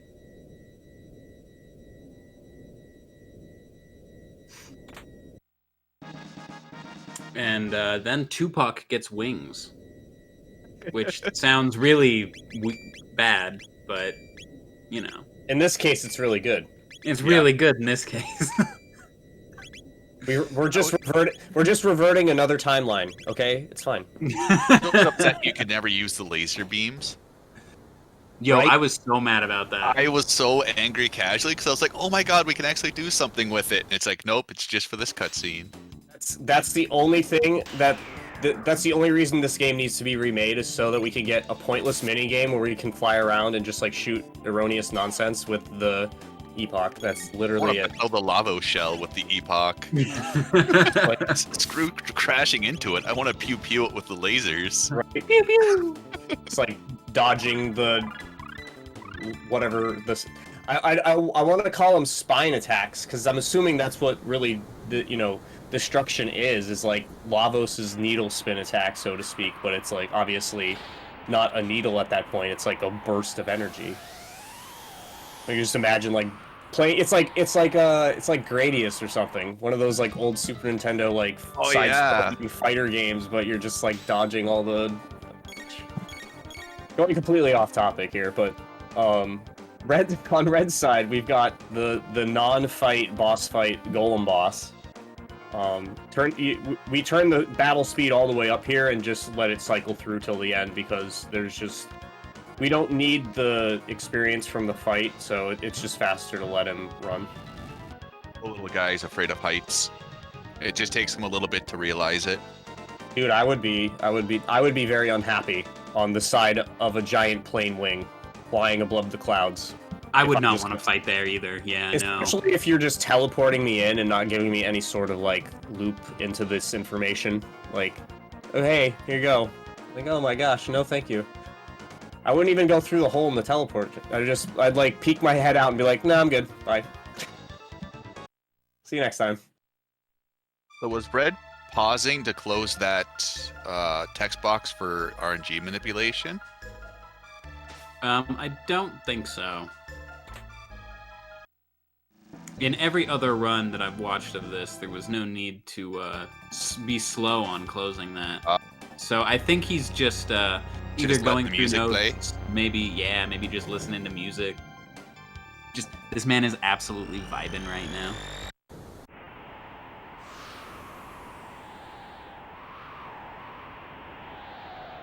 And over on Jerry's side, he is now going through the Tyranno lair with Luca in the party, of course. About to save Kino, probably the worst character in the entire game.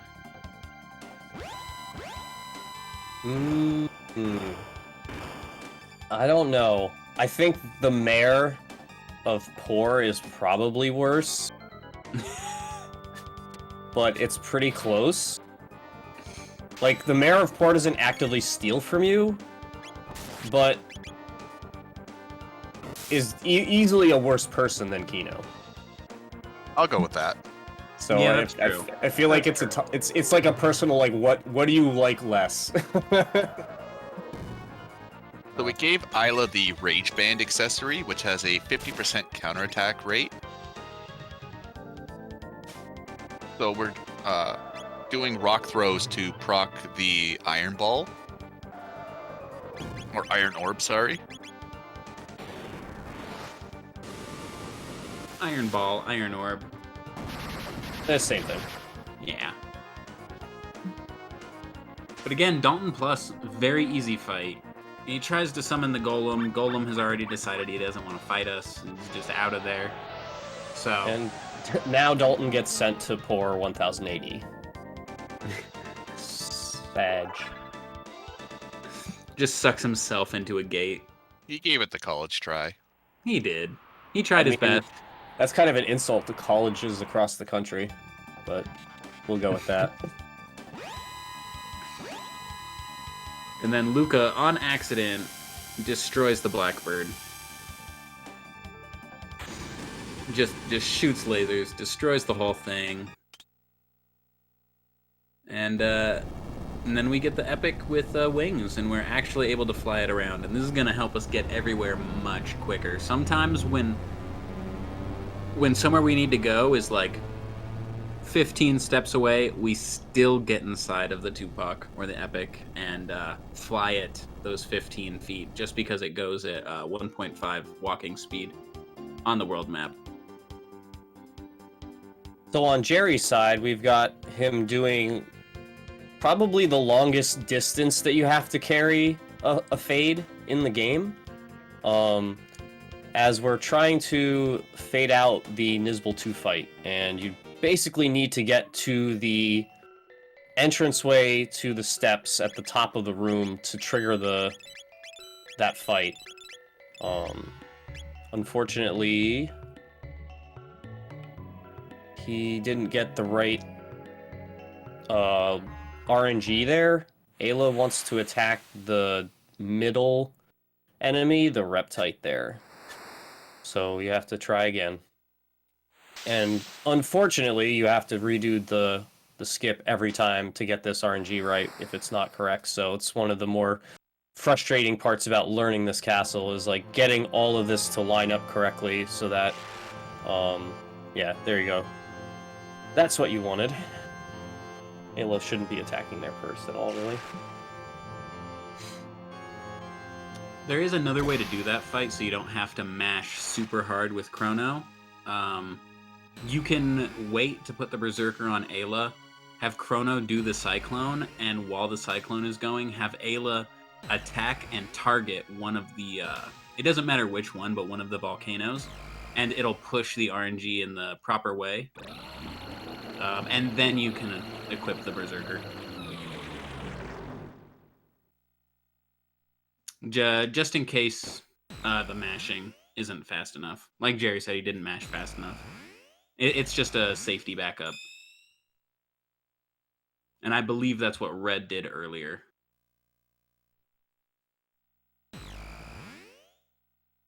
So On the red side, you're just seeing everyone getting separated from the destruction of the Mammoth machine. Gaspar ending up in the end of time. Magus ending up in 600 AD with his new Papa Ozzy. Oh, Papa Ozzy.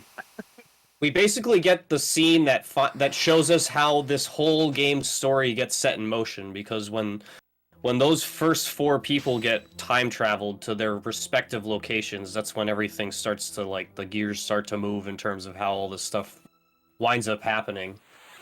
So it's neat to get that whole dump all at once. I was always disappointed with this Magus fight casually, because I thought if you killed him, Frog would turn back into Glenn instantly. So I remember fighting him and like Frog still being Frog and be like, no, I want Magus now, but I didn't have a save close to it. That's rough. Yeah, see, I didn't care. I just wrecked him and was like, whatever. Because I didn't have Frog in the party at that point, and I was like, I'm not gonna use. I probably didn't even consider using him at that point, but yeah, no, I just wiped him and was like, wow, this was a very simple fight. But I didn't catch the connotation of like his powers being drained, meaning that he actually got de-leveled and de-abilitied, like as a character. So that, like, as a 12-year-old, I didn't really like put those two together. Yeah. Much later in life. I didn't realize that until I was today years old. So thank you. You're welcome. Yeah. Yeah, you know, it like you don't, because it's weird. You look at the, you know, you pull up his stats, you know, in that fight, not like his character stats, but like his stats that he has in that second boss fight, and it's worse than the fight you have at the castle. And it's like, how's that possible? And you think about, oh, really? Yeah. Yeah, he has less HP. He doesn't have dark matter. You know, he just has the base element attacks, the level 2 ones, not the base ones, but the level 2 ones. So, yep. He is legitimately weaker, and that's because Lavos drained part of his magic power. Good guy Lavos. He's such a guy, that Lavos. Meanwhile, Red is borrowing tools from people that just give their tools away, which is pretty dope. I wish that would happen with me if I needed tools, instead of having to like spend an hour on Amazon trying to buy the screwdriver I need to take apart my Super Nintendo controller. And he's going to take those tools back in time to a different time, to 600 AD. I believe first he's gonna gear up and get the Tabin gear that makes Luca much better with the speed boosts and the magic defense bonus. It's one of the few armors in the game that's actually worth wearing over not having unequip, which says a lot.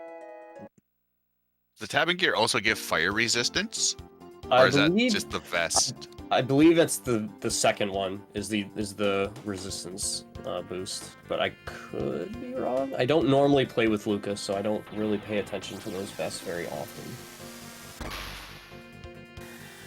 We won't be completely repairing Cyrus's mansion. We just repaired enough to the point where we can get the Sunstone, and then we kind of just call it quits. Like repairing it any further doesn't really give us any items we need. We've already gotten the Sunstone, which is what we want. I think it's just we're clearing out 4 enemies here. No, you were right. They both have fire resist. It's the defense is much better on the suit than the vest. That's the defensive difference. That was remembering.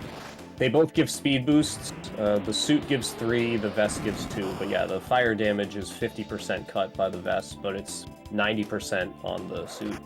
Wow, that's a good chunk. Right, and that's a lot more than I thought it was. Yeah, but then on top of that, the defense for the suit is 79, and the vest is only 33. So it's like more than double the defensive stat alone on top of that. So it's like almost double the fire damage reduction and more than double the defense. So it's pretty strong upgrade once you get it.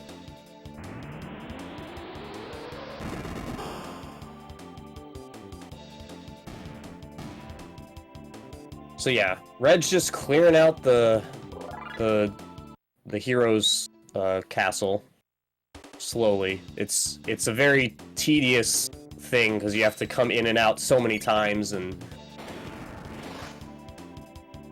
talk to the guys and pay them 50 million times. They're very greedy with how they do this. They could have just accepted all of the money up front and then had you clear out the enemies while they were there. But that's not the contracting way. I mean, think of all the contractors on the Death Star, man. They turned out they did it wrong. They took the upfront pay. Now you get to claim hazard pay. Running into all the enemies. But they're ghosts, though. So are they really enemies? If they scare me, I'm gonna say yes. Well, then you are definitely not a qualified Ghostbuster. I am not, sadly. I lost my proton pack. You hate to see it happen. You hate to see it. Jerry, meanwhile, is in the early stages of the BT fight. I think he's about to kill Azela here with this sword attack, but I might be miscounting by 1. Nope. So now it's just going to be waiting for the defense drop, and then they'll start incorporating everybody in the attacking.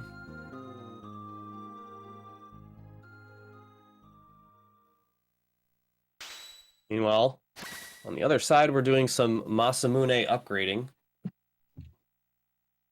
Getting Masamune level 2, having a small talk with Cyrus about what a good boy Frog is.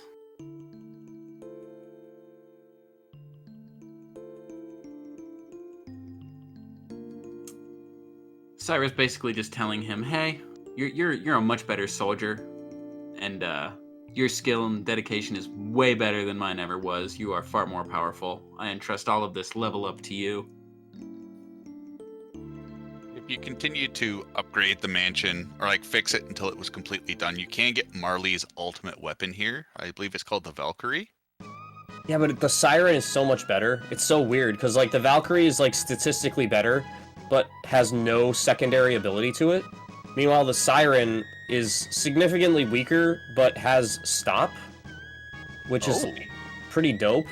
And it's not like you're using Marl for damage anyways, so the damage change is negligible. So I always felt that it was weird, because you're right, if you if you don't open anything, you just charge all the chests in 600 and then go to 1000 and open everything. And I'm including the normal chests, not just the Zeal chests, because all the normal chests will also be better if you wait till 1000 to open them first, and then go back to 600 and open everything after that. I think this is the only place that happens. Nope, the castle in 1000 AD as well. Oh. Some of the staircase stuff. I did not know that. Yeah, it was something I came across when I was routing a playthrough of the game for like in-depth purposes to show as much as I could of the game, and I was like, oh, I didn't realize that either. But yeah, it's one of the few places where it exists in both eras. We're gonna pay a quick visit to Gaspar to get the time egg, and then we're gonna be powering up the Sunstone. We're gonna be doing a save and reload at the Sun Palace to manipulate the Sun Boss's flames.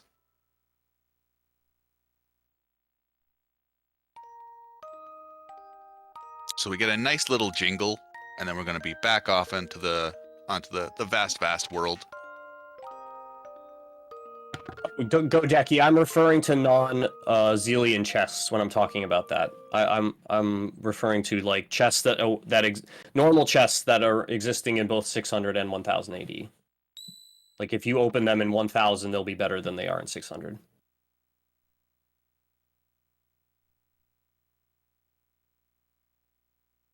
I'm pretty sure Jerry is just about done with Black Tyranno here. I believe one more sword hit should be it. One Ayla attack and one sword? Or just the sword? I think it's just the sword. I'm pretty sure this fight ends on the sword. Hey, you're right. I'm gonna have to start running this category after this.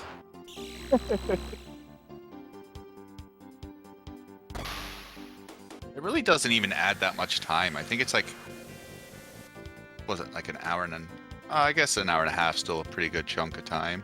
Yeah, considering the run, the normal run is only like, 2.5 hours-ish. It's a little longer than that, but like roughly 2.5 hours. That's like, more than half the length of the regular run. So it's so weird because like when you think of RPG speedruns, you're thinking like 7, 8, 9 hour runs, and like Chrono Trigger has a 5-hour run, maybe. So it's like it's weird because like you would think that it's like way longer, but it's just so short and compact. So that is correct, Jerry. We do. I need to get my no LSS time down better before I pick up another run, though. We need more all ending runners. Yeah, that's the one for real. Yeah. Or hear me out. All cat percentage. I remember it being so hard to keep up with the cat food. Yeah, like once you get over like 10 or 12 cats, like they just end up mowing through it. Yeah, you're fighting Gato for days to keep up. Once it gets into the double digits, it's pretty intense.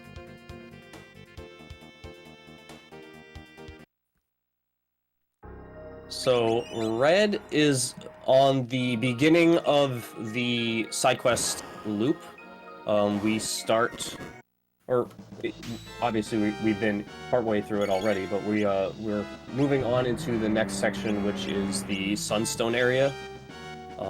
This fight is annoying in the casual without manipulation because you don't know which fire is which, but with manipulation, this becomes an exercise in futility since it's not a guessing game anymore, and it's not going to be too hard to, just survive these attacks. One of the reasons why we get that vest for Luca is so that she has an easier job of surviving the flares in this fight. Mm-hmm. Meanwhile, you have the ruby vest from earlier equipped as well, which also gives us help in that fire prevention department, so that the unequipped glitch that we relied on so heavily earlier is not as useful in this fight specifically. And we get to showcase off one of the more unusual items in this game in the Lapis, which is a heal all item that does a curious 200, which is such a weird amount, I feel like, for this game's HP values. You would think it'd be a little more, but... For endgame, yes, but I mean, it's basically a mid-tonic for the whole party, right?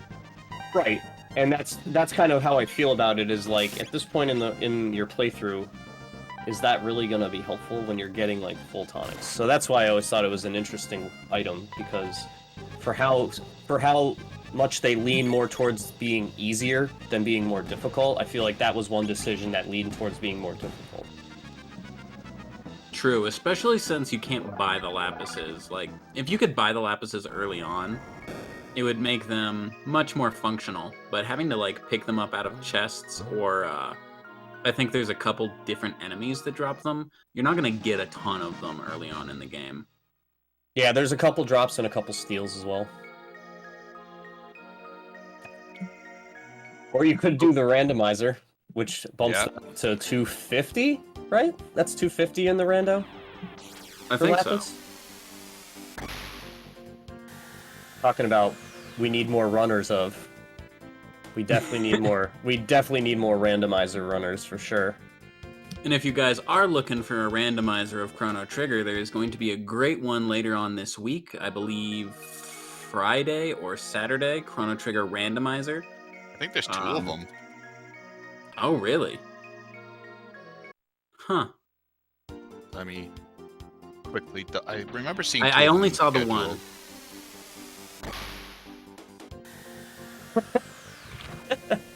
We have Jets of Time on Friday at 2:40, and we have Jets of Time on Sunday the 20th at midnight. Oh, cool. Oh, cool. We have any percent, or beat the game for the first one, and then any percent for the second one. I'll probably watch both of them.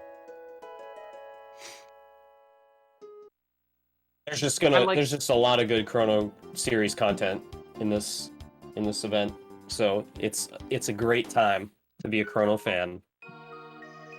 A great time, especially with Radical Dreamers making a come up, being in all sorts of marathons in the last 2 months. It's definitely got a good showing. As we talked about before, after you do the Zombor bridge skip and retain the jerky, we finally get to take advantage of that by not having to stop midway through this part of the Sunstone charging to go acquire jerky and then give it to the lady, because we already had jerky and gave it to the lady before. So we can just go to the mayor, he'll be nice and friendly, and we'll move back along, easy peasy, lemon squeezy.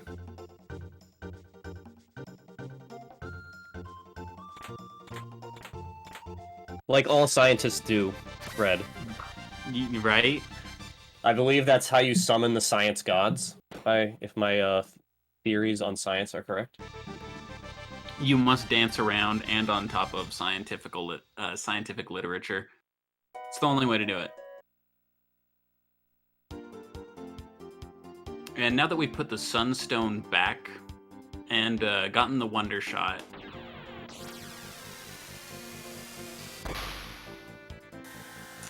why was I thinking we get to it's Giant's Claw time. It is Giant's Claw time, yeah. So we get to go hang out with my favorite NPC, Toma. Ah, Toma. What a good right, guy, no, Toma. I'm wrong. We don't get to play with Toma, because I forgot about that, because it's been so long. You actually don't have to talk to Toma to go into Giant's Claw.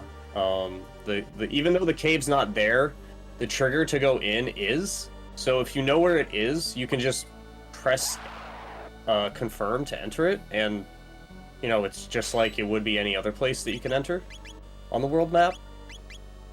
So I as an avid Toma supporter, I never will do this. Like, I probably, even when I pick up the speedrun, will probably still just learn it from Toma and eat the time loss, because I'm just that kind of guy. Oh, Kitty fell down hole. Hi, Kitty. Gotta save the cat! Dive down the hole! Get it! Get it! We'll be grabbing the blue rock. The blue rock here. Yeah. Alright. Very And this will enable the Omega Flare triple tech with Robo, Luca, and Magus. And- you can get triple techs without Chrono in the party. Unfortunately, you do need to equip an accessory. Personally, I kind of wish it was one thing where you didn't need Chrono to do triple techs, that other people would just learn them naturally after they remove them for your party. But it's still nice they kind of threw, and I think there's 5 or 6 alternate party triple techs you can do with accessories. I believe it's 5. Let me double check though.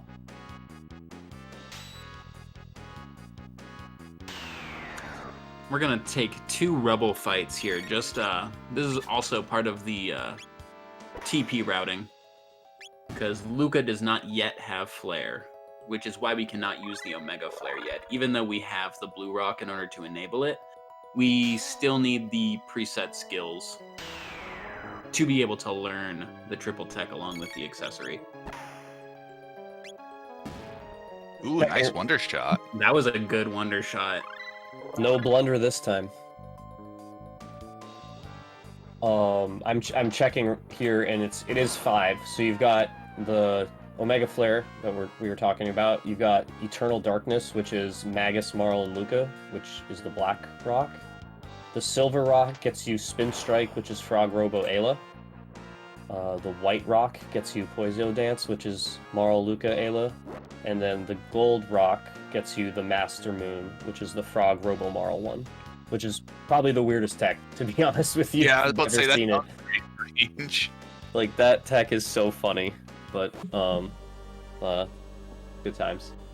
So you guys just got a quick glimpse of Rust Tyranno. He's no longer there. You can fade out from the doorway and walk behind him, and again, it triggers the cutscene for the beginning of the fight, and you leave the room. The game has just decided, oh, well, we triggered the encounter already, so you must be done with it. So you can just walk back in and grab the rainbow shell. Us got was just a never even- cardboard cutout. We just pushed him down and walked aside. Very, very lazy security system. Well, I mean, it is an island cave that was sealed shut that we somehow got through. That is fair. Robo really wants to get his reps in while he's waiting. Wants to get out of here. Gotta go. Gotta go fast for speed running. We're not speed talking. Jerry is off to fade the little speech that the new gives you when you acquire the Northern Ruins unlocking section, and then we'll be grabbing the Swallow. We'll grab the Mid-Ether first. It'll let us. And yeah, the Swallow, which is big gains. It's kind of disappointing because it's such a good weapon, but the rainbow just completely overshadows it, so. The rainbow is so powerful.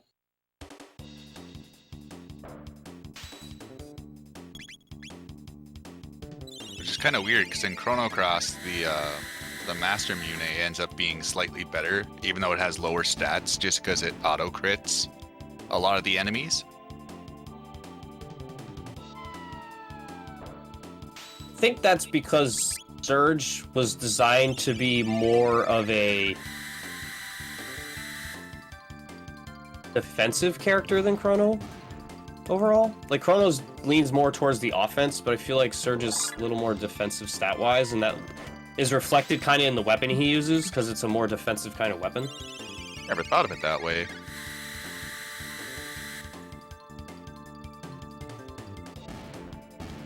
I'd never thought of it at all. I can't believe it's not butter. Before. People use their brains? What is this? But here we're just lightning spamming the conveyor belt. I think casually this is probably a lot of people's spot to grind TP. Yeah, it's either here or the Death Peak 6 Lavos babies. Yeah, you can fight the Lavos babies, and then there's the eggs on the certain path that run around, and it's possible to get 6 of them in a single fight. Right, those are Lavos babies. Oh, those are the Lavos babies. Yeah, Okay. because see the smaller shelled Lavoses, those are like juvenile Lavoses. You know, they've grown beyond their initial larva quote state and have grown into the form that they truly are. It's just they have to keep growing bigger now. But before, they're the little eggs. They're little baby Lavos eggs that are hungry and they need to eat. That's why their attack eats you. So you need to grow into big Lavoses. That makes so much sense.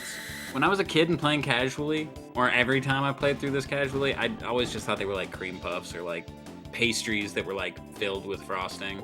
Why are these jelly donuts eating my ankles? Exactly. This is like a Homer Simpson fever dream. It's like something weird's going on this mountain. I don't know, but something's going on here. So we're just setting up. This is probably by far a very annoying little, I don't know if it's mini game. But after a little bit, we will be getting Robo charged up, and you have to get Robo electrified to access doors. And you just barely have enough time to make it from the charge point all the way up to that first door he activated where Robo can slide in. So if you end up bonking on something, you generally end up losing it. It is quite a bit of a trek back to this place to get Robo recharged. Mm-hmm.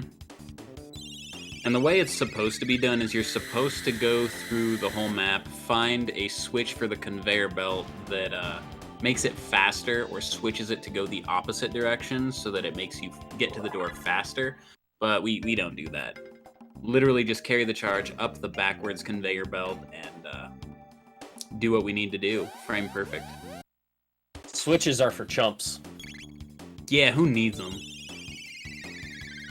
Yeah, Magus just spams, like, everything in these sections. It's just like, nah, you're good.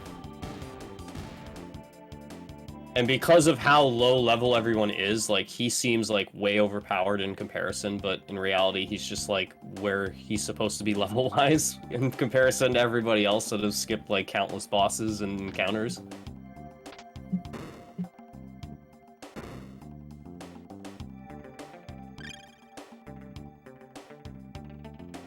And now, I believe we're going to play a little mini game in just a second, where we're going to lead a robot. Yep, this is the escort mission part of Chrono Trigger.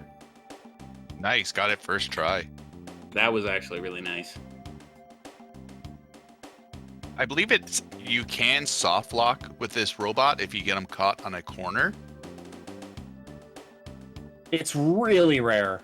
Yeah, Like, I remember Jerry getting it. I think it was in his old PB.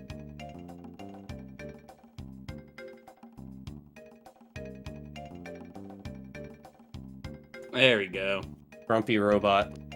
Super grumpy robot. He just does not want to do it, man. The way it works is, like, it's basically rubber banded to Robo. So, like, it's going to go wherever Robo is at whatever given time. So, like, if you're moving him around corners, then he's not going to go around the corner. He's going to go towards Robo, like, wherever he is. So, like, the cornering is the most annoying part, easily.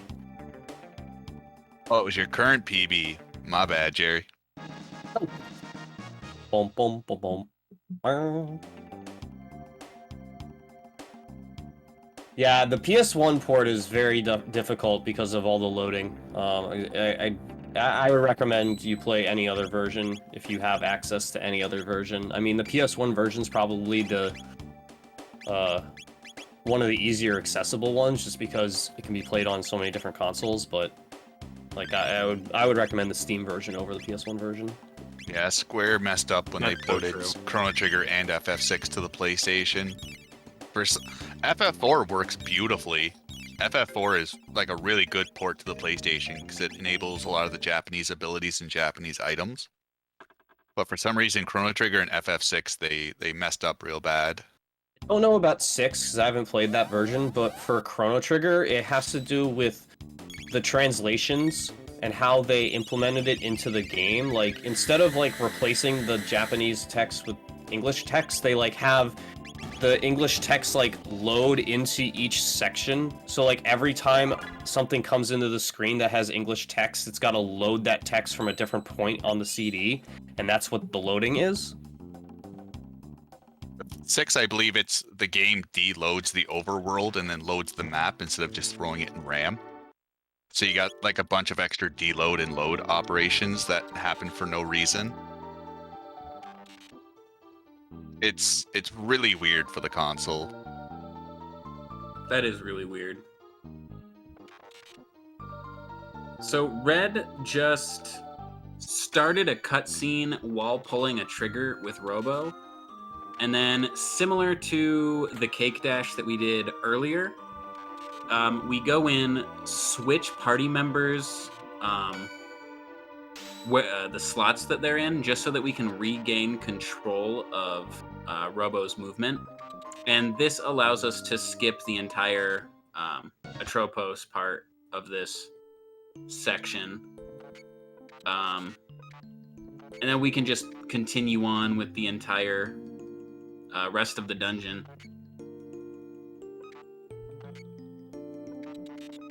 I always like how you can move around with Robo's animations like that. Right? It's kind of cool. Like the perpetual stop, like Yep. floating around, just like, stop. I am your robot master.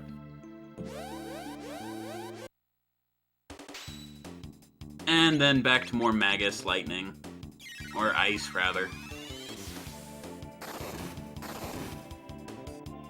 Wow, Jerry with a super clean mud imp section. That was Wow, very that was impressive. great. That was a very impressive section. Jerry's coming back. Easy comeback. And that was a significant difference in time between his and Red's sections for sure.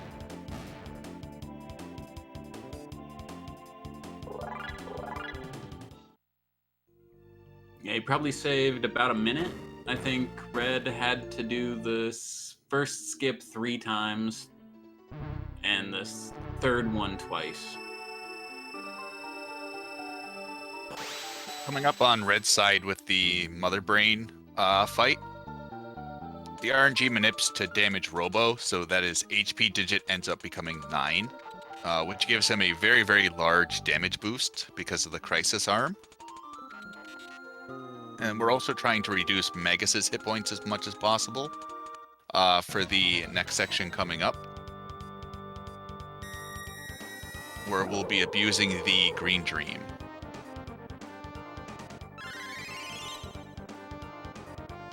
I love abusing the Green Dream. It's my favorite. So funny enough, these monitors only have 1 hit points.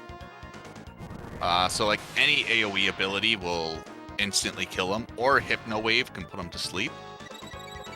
Yeah, we're just gonna put them to sleep. They're sleepy monitors, so they need some rest. They work really hard, and Mother Brain doesn't really let them rest ever, so it's very kind of Luca to let them take a nap.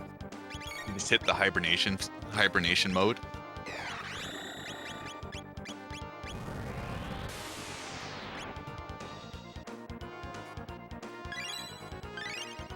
Mother Brain, for some reason, again, casually, was like one of the bosses I had the most trouble with. And now, every time I watch it, it's just like, why? It's Why did I have so much kind of trouble? an easy fight, yeah. Her AI script is very unique in terms of the relation to the other bosses in this game. Like, none of the other bosses have that kind of, like, rage mode if you wipe out the rest of my bits. Well, like, a lot of the other boss fights have, like, kill my bits first or there's going to be a problem. So it's very, like, trolly in that sense, because, like, you're expected to kill the monitors first by all the gameplay that you've played so far up until this point. And then when you do that, she wipes your party. And you're like, what? And if you don't have Luca with Hypno Wave, you have no real way to, like, disable the monitors otherwise, so then you're dealing with them healing her for, like, 3k a turn. So it's a very weird fight.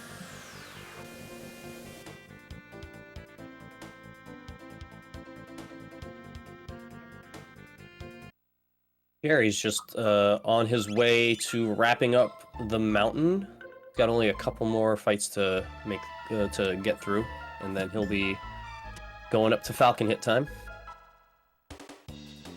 Gotta love some Giga Gaia.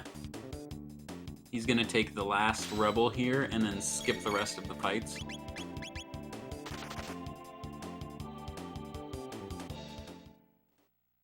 Red is going through one of the more execution-heavy parts of the run with these fights.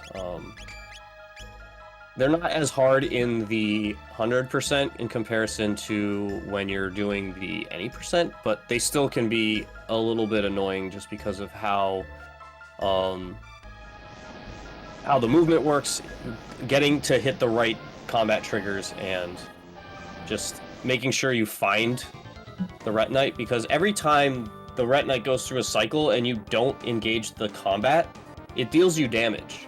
So if you miss like 3, 4, 5 times, you can be at a low health right when the fight starts, and you know, even on RNG, you know, if your health is wrong and you're expecting to have more health, then you can't, you know, if you heal, you're going to go off RNG. So Because of Robo, with the hit point value being 9, the Sunshades, and the Crisis Arm, he can pretty much just two-shot both parts of Retinite.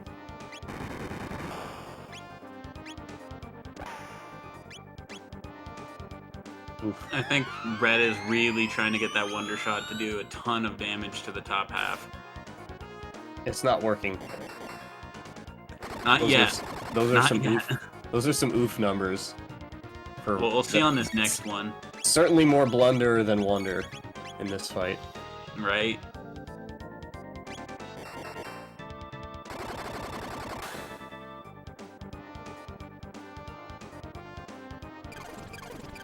Those might have been min rolls for both of those attacks. I'm not positive. I don't know the math on these well enough to know for sure.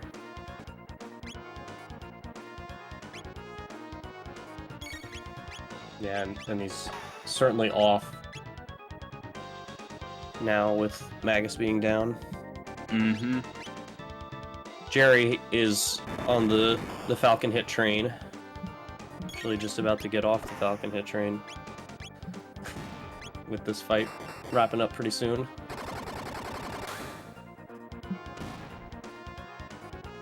A couple more Falcon hits, and I think another Flame Kick.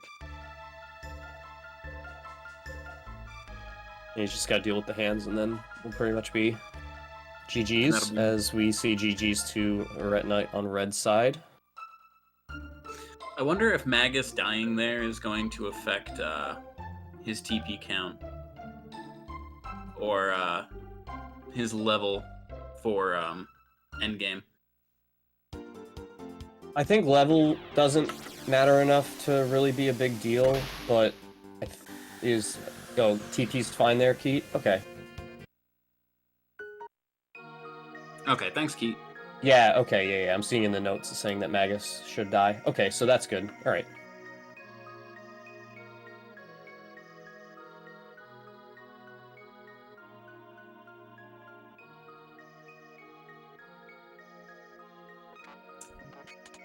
And it looks like Red, after getting the Green Dream, is gonna be heading into Yakra 13, switching up his party to Robo, Meryl, and Magus, and then to Ayla, Meryl, and Magus for all of the fights, including Yakra 13 coming up, and then just going back to the standard party of Robo, Luca, and Magus.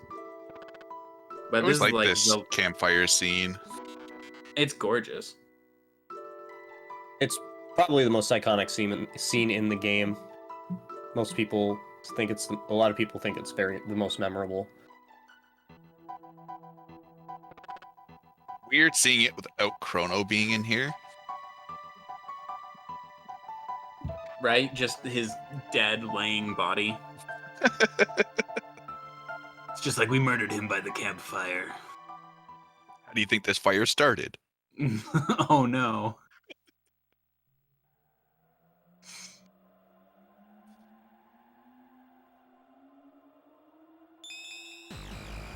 So at this point, I always think this is a perfect marathon incentive to either allow Luca's mom to get her limbs sucked into the machine or to save her. Just because I'm brutal. I mean, I feel like it's a good character test. As you see, who's gonna donate to not save Luca's mom. You know what I mean? It's a good way to like get the purge your chat properly. Purge? I think you mean give those people VIP in your chat. Kapow, it is much faster to save her. There is a lot of extra text that happens when you're coming back to Robo, and just watching her go through the whole machine, it's a very long segment where you just have to be there and watch the whole time. That machine is a high intensity, high aerobic workout machine. You know, it's just basically a treadmill with incentive. I'll never look at it the same again. Me either. Taban was a visionary. He's giving us what we really need, but not what we want.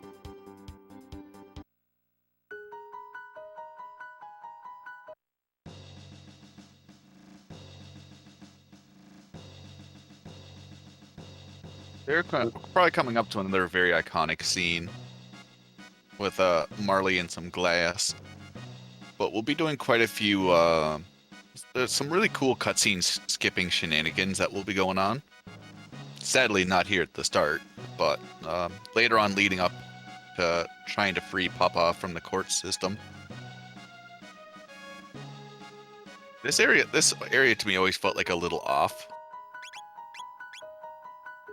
Just with how they're setting up the king to make it look like he was trying. I think they're trying to make it up so he could steal the rainbow shell for himself. I forget the exact lore for this area. Their strat was to frame the king for stealing the rainbow shell so that the chancellor could take over as like being in charge.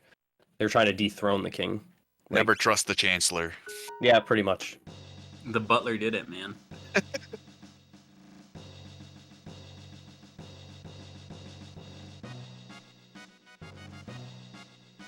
Jerry's making his way through the teleport maze, and we'll be shortly doing the Zeal Palace stuff.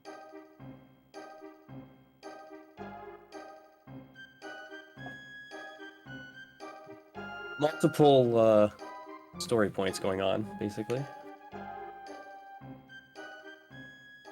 So much story, so little time. Well, good thing we can go back in time. Using the Tupac.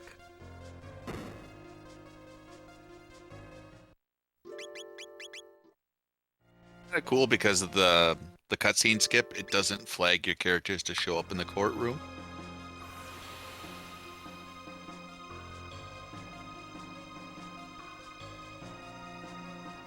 It's so cheaty. I love it. Poor game's so tricked. Trying its best. We're not letting it. This game is so confused, and we're just like... Keep doing what you think we should be doing. This game's making all these rules, and we're ignoring every single one of them with impunity. It's a perfect game. It's a perfect game. Allows you to ignore the rules. Meanwhile, Jerry is on Falcon hit duty. Yes, more Falcon hit.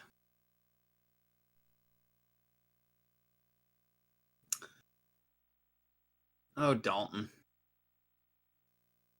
I appreciate you as a character, but we just see too many integrations of you.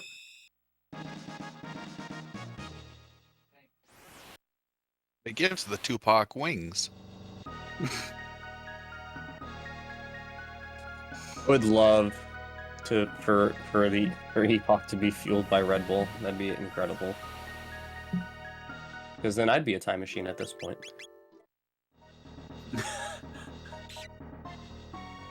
Good segue.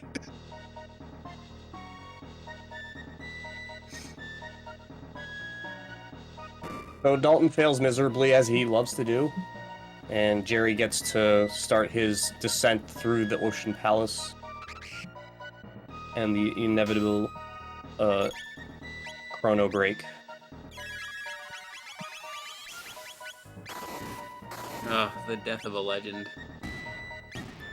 And Red just overkilling these poor Nashers from, like, the beginning of the game that have no business in this dungeon, just getting wiped. I like how the name is Dumb and Dumber. I don't think I've ever picked up on that before. Yeah, that very much dating the game.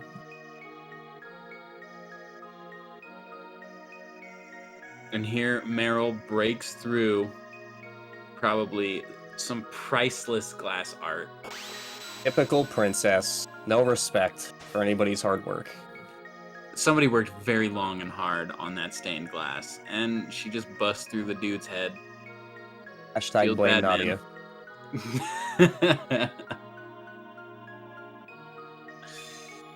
There's a funny strat that's going to be put into use for this particular fight. We're actually just gonna commit suicide, and after committing suicide, one character is going to still be alive, and just use an elixir to elixir glitch and overflow Yakra's HP. Yeah, this is the longest setup out of any of the elixir glitches. All the other ones, the enemies have, like, really strong early attacks that pretty much just instantly wipe the party. But here, since Yakra's pretty weak in terms of, like, late game bosses, it's faster to just let Magus do the work. Because he's not going to needle spin for a while, so waiting for it is not really reliable time-wise, but... So from my understanding of this, it's the Green Dream messing with the character positional slot that causes this to happen. So instead of Magus being in slot 3, he gets thrown into a completely different slot, which allows you to throw items on enemies, because normally you're not. The game actively tries to refuse you from doing that. Yeah, there's literally no items that you're supposed to be able to use on an enemy in the game, not even, like, offensive ones, so it's, like, specifically not coded into the game. So it's, like, basically a workaround. Like, you don't want us to, but we want to anyways.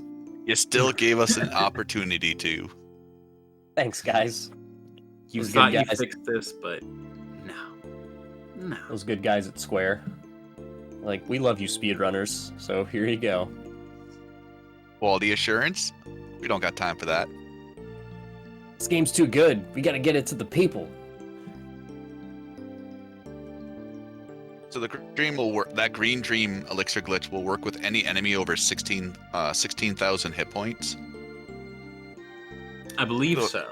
It's pretty good. It's very nice for a lot of the high hit point bosses. They can kind of just one shot them like that. There's just not that many.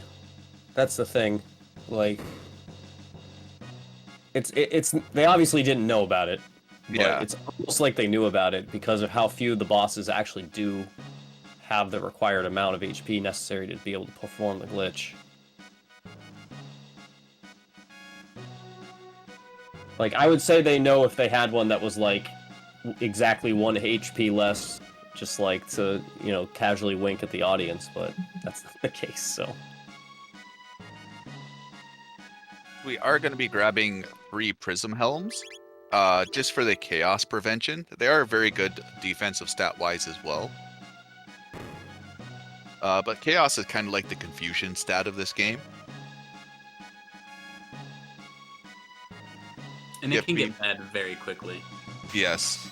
So you want to be careful not to overmash and give yourself the prism dress.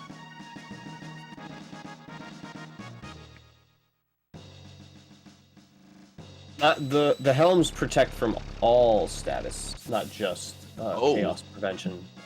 It's more the other status effects in the game aren't really that big of a deal to us. You know, it's really chaos is the big problem because then that throws RNG off.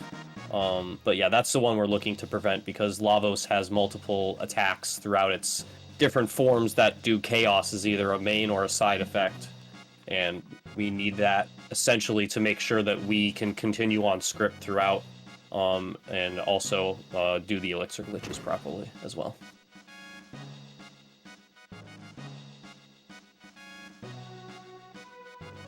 Yeah, the prism helms allows you to have armors that don't lock your status. Gives you more options that way from a casual standpoint too, which is nice. But the dress is so good on Ayla that I can't resist ever on casual playthrough. Like it makes her so unbeatable. It's basically unfair. And now we are finally going to eat that old man's lunch. Chrono. Yeah, eat that old man's lunch. I'm hungry. It's lunchtime. We're gonna fight Gato 3 times. Just so that we have enough silver points to go to Dr. Beckler's tent at the very beginning of the Millennial Fair. And it's from there that we need to make sure that we have 30,000 gold. Because we're gonna play a game for the Chrono clone that we need. And we're gonna fail it immediately. And the sooner you fail the game, the more the Chrono clone actually costs. The longer you can go in the game, the less it costs, but we want to fail immediately and just buy the clone outright. It just makes it so much faster. And then we get to go and talk to Chrono's mom for the first time since starting the game. And she is very sad, and sad music plays.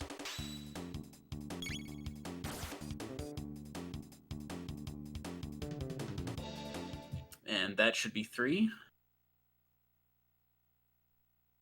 We're getting pretty close to the end of the run. Probably got under an hour left. There's not really too many side quests left to go tidy up with. We just have to get Chrono back on Death Peak. Make sure Ozzy's fort is done. And then it's on to the Black Omen, which is basically just a boss gauntlet until the very end of the game.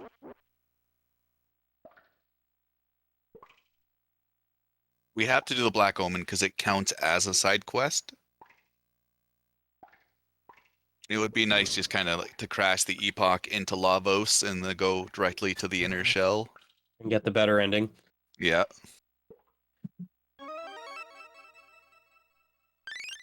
But yes,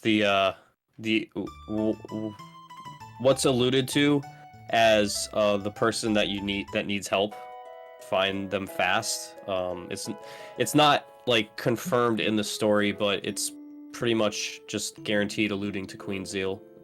That's the person that he's talking about. And you help her by preventing her from continuing to be under Lavos' control.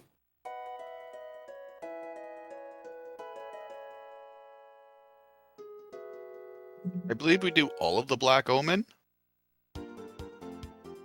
We do all of the Black Omen. Yeah, we just do one time of it. We don't go through all 3 times. You know, you don't go through 600, then 1,000, then or 1,200, 600, then 1,000. You only do it through one time.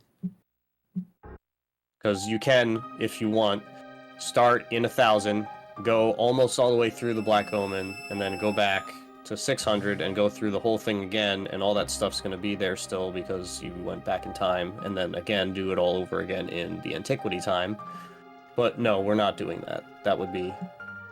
Does would that give you probably... anything different? Not different, but just multiples of things that you know, like that room with the double news, the 2 news, and like you have the point where you can go back to the beginning of the level or the dungeon, and they have like the 6 boxes. There's like really strong items in those boxes, and you can get them multiple times. So, Or even thought about even attempting anything like that. like I believe the haste helm is in one of those. Ooh, getting 3 haste helms would be great. I know. Could be wrong, but I'm pretty sure that's where you get it. Yeah, it's in it's one of the chests. Yep. You can also charm it, but that's from one of the Elder Lavos spawn. That's a charm for that. Yeah, the Nova armor is quite powerful as well. Mm-hmm. So here, heading up Death Peak, if you talk to the little statue, he turns himself into a beautiful tree. Every so often, the wind will pick up, and if you're not behind a tree, it will just kick you back to the beginning. You don't have to be right close to the tree, but you do have to be fairly close, to my understanding. Like basically a sprite's length from touching the tree, you're basically safe. It's not exact, but that's relatively speaking where you want to be. These are the little jelly-filled donuts we were talking about earlier, the baby Lavoses, where it's a very casual spot to grind for TP and levels. I mean, they look the like conveyor they belt's look like coming jelly up in donuts. just a little bit. Yeah, there's quite a few good level grind and TP grind points in this chunk of the run that are equally as good for casual play as well, if that's your fancy. And this point in the run is actually where our TP route will end. After the 3rd Lavos spawn, Luca should learn Flare. If everything went according to plan, and nothing outside of our control happens, she should learn Flare at the 3rd one. If she doesn't, there's a spot to go back to that's maybe 2 screens away where you can get into a fight with 6 of the tiny jelly donuts, or Lavos eggs, and actually just take that to get the remaining TP you might need for it. The glitchless all quests does a very, very short grind there. I believe they fight them 4 or 5 times. Yeah. I think 5. It's a little tricky to get the timing set up, but once you kind of get yourself a good visual cue, it is quite easy to get 6 of them into an encounter.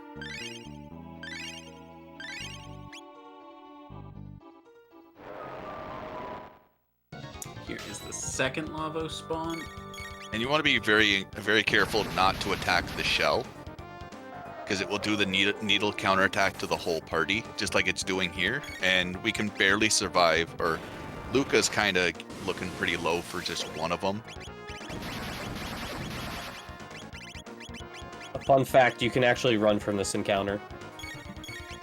Yes, it is the only Lavos spawn that you can run from. It is considered a boss, but they forgot to take the running out of this particular fight.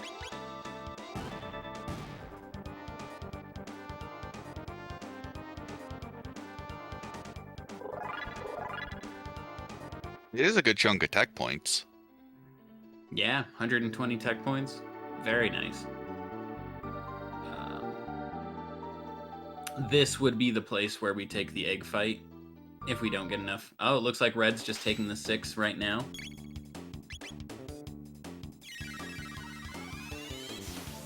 So maybe Luca will learn Flare just off of this, or he didn't take a fight. There's a patrol in Genodome that you can fight for extra TP. Maybe if he did not fight them, then he's taking this preemptively just to make sure he's on the right route.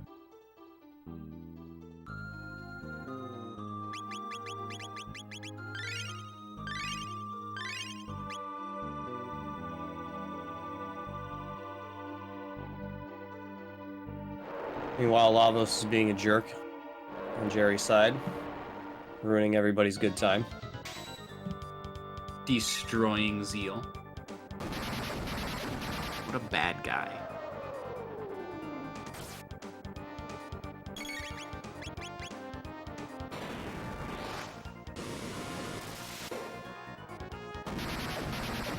This part of the game always made my heart break.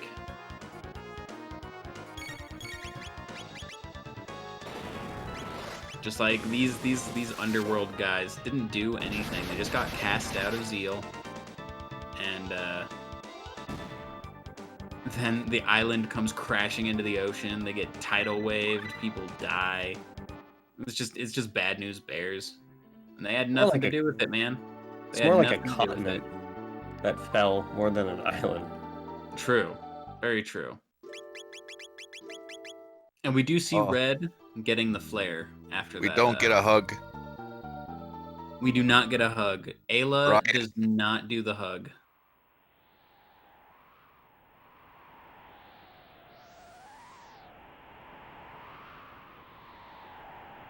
We do get a frog flex, though. Frog flex no one asked for. I ask for the frog flex. His muscle is bigger than Chrono's head.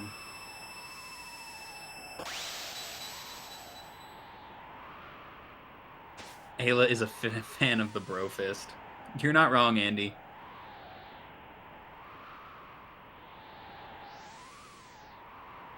We get Chrono back just for him to sit in the sidelines. We've shown we can operate things pretty well without him.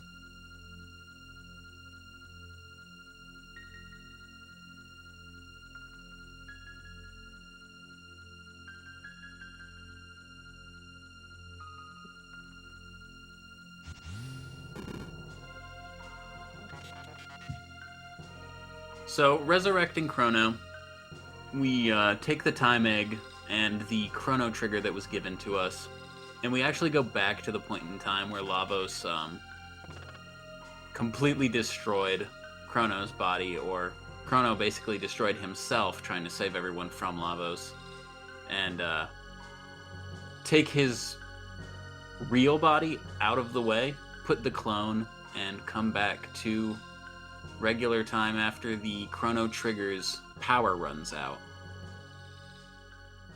And this brings back our main character, but he is no longer our main character. We've spent so much time without him that he no longer has to be in the party at all. And he's just so happy to see his friends. Oh, Frog, give him a flex.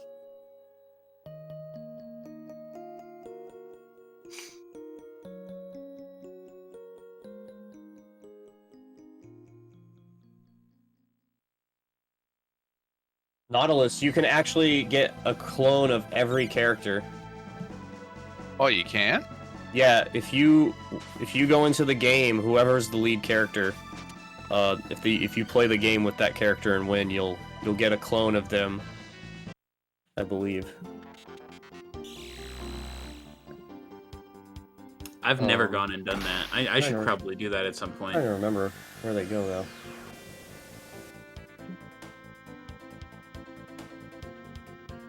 All right, the last kind of dungeon before Black Omen, Ozzy's fort. We just have to make sure that Ozzy dies for real.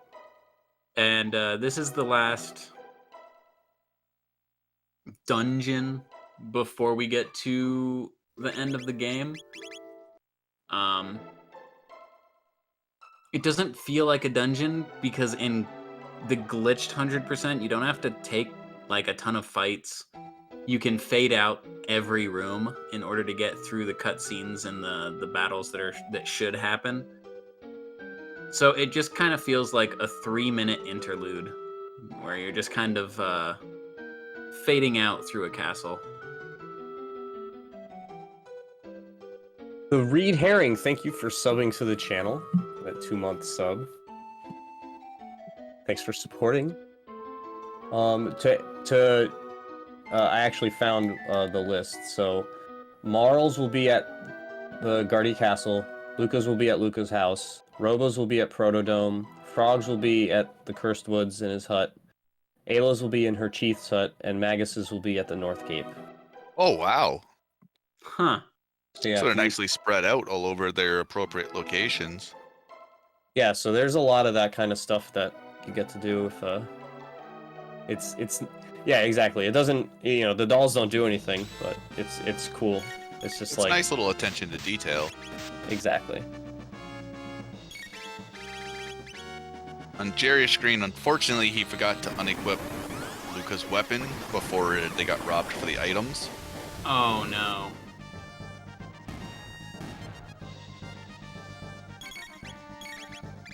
So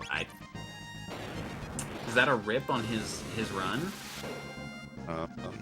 I think you can go get the weapons chest. I don't know where it would be You though. have to go back. What is Luca the which number is Luca? Is she 2 or 3 at this point? She's 2.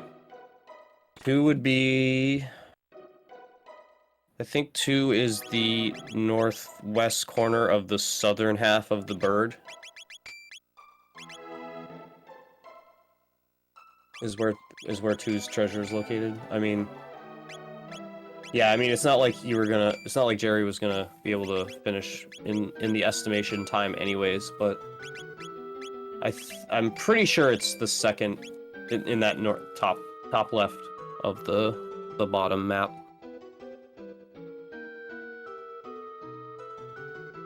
It's like this second Aussie fight. Where I was like, all right, let's get ready to rumble. And then the cat just hits the switch and everything's over. Unfortunately, we don't get to see it because of the fade out glitch.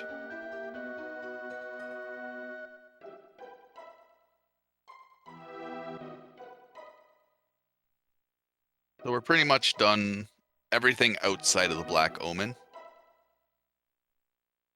Yep, Ozzy's fort is the last thing. We can just fly right over to the Black Omen now. And go ahead and enter. This is the Mega Mutant. The first boss is one of the real reasons one of the big reasons the Prism Helms come into play. Because he likes to induce the chaos effect.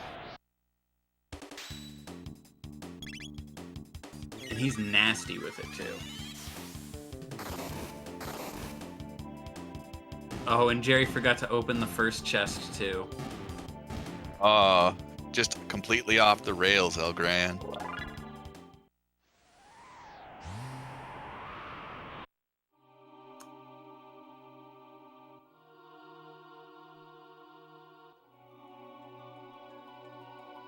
That is very rough.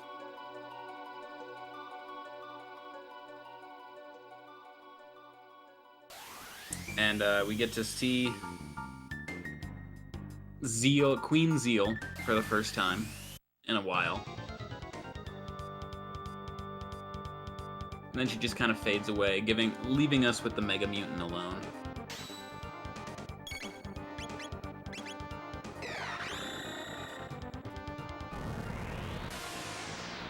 So is RNG still prevalent? I'm gonna guess no because of all the blunder shots from earlier. Isn't it just that we have such high stats and such good abilities that RNG, like the manipulation, doesn't really matter much in this area anymore, or at least not up until like the Omega Boss Gauntlet. Yeah, pretty much we are done with RNG. The only thing that we can hope for is during the Black Omen elevators, we definitely are hoping that RNG is good for us and it only gives us one fight versus making us fight 3 different enemies per elevator ride. There's really no way to manipulate that. That is legitimately just RNG and what the game wants to do at that particular moment in time. Ooh, crit. That's a nice crit for Jerry on that turret. Nice. Hey, Turbo turret. Excellent. Doesn't interrupt a Giga Mutant shell spawn after that 100% matters.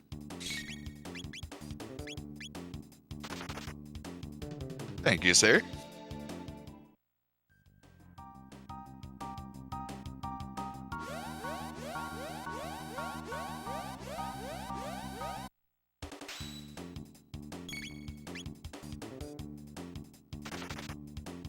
Here, Red is just going through motions. All of these enemies, you basically just menu trick, ATB trick, and run away.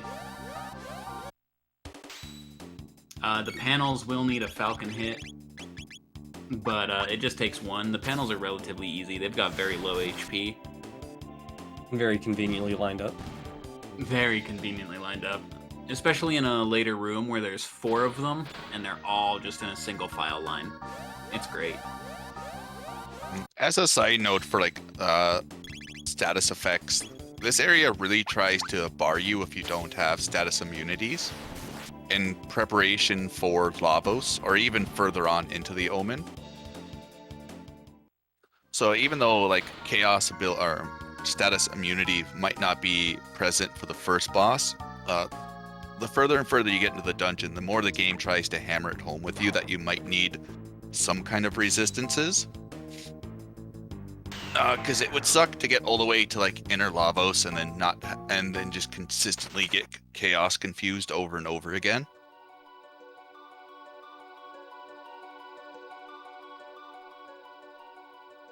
Yeah, you definitely don't want that.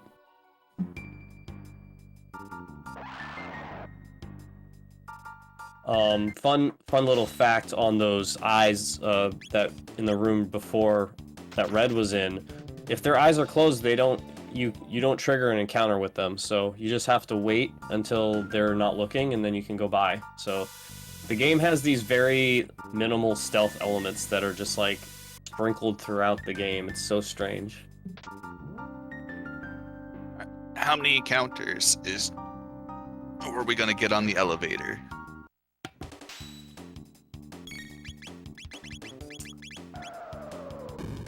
We're hoping for 1. The L Cybots and the Ruminators are the 2 good fights that we can get. Both can be taken care of in 1 hit.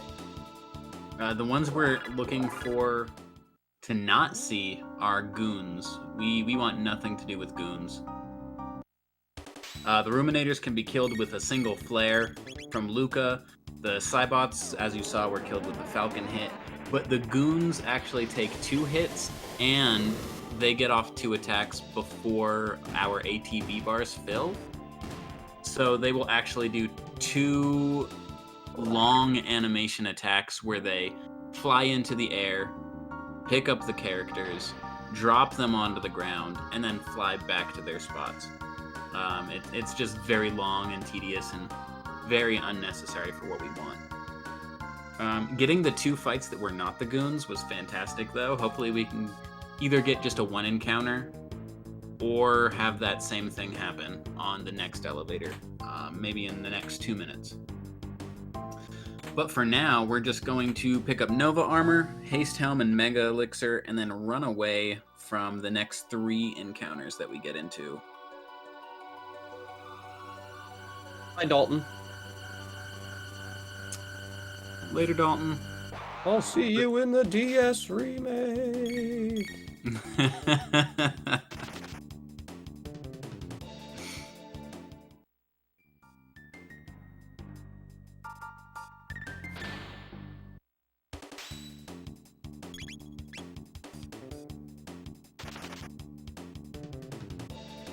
Or in New Game Plus. Or in New Game Plus. 100%. Oof. Red hitting those Ruminators. That is a skippable fight. It's just a weird timing to get through the door in between the enemies as they're going by.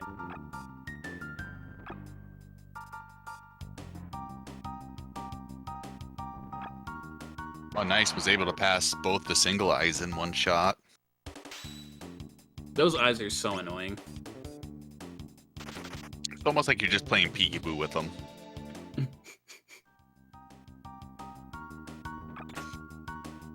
Like Chrono's just a little baby. They're just trying to keep an eye on him, man. Oh, got past the second one too. Very nice. Had to punch the eye with Chrono a couple times to get it to work. Secret RNG tech.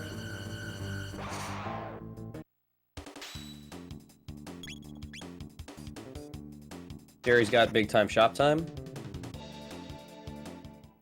And then off to recruit El Magus. the Magic Man. On The Red Magic Slash's Man. screen, he kind of stood still for just a moment. That was to manipulate the field of view the turret was looking in. Because if you end up just running down right away, you'll end up getting into the encounter with them. So by pausing just for a second or so, you can freely just pass the fight. Red's making really good time. He should be coming up to the Giga Mutant Fade pretty soon.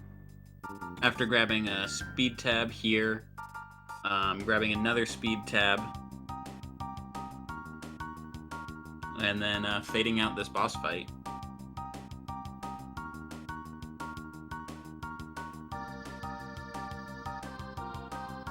Chrono learned disarm magic traps and just disarms this magic trap. That unseals the alien demon. So, easy money.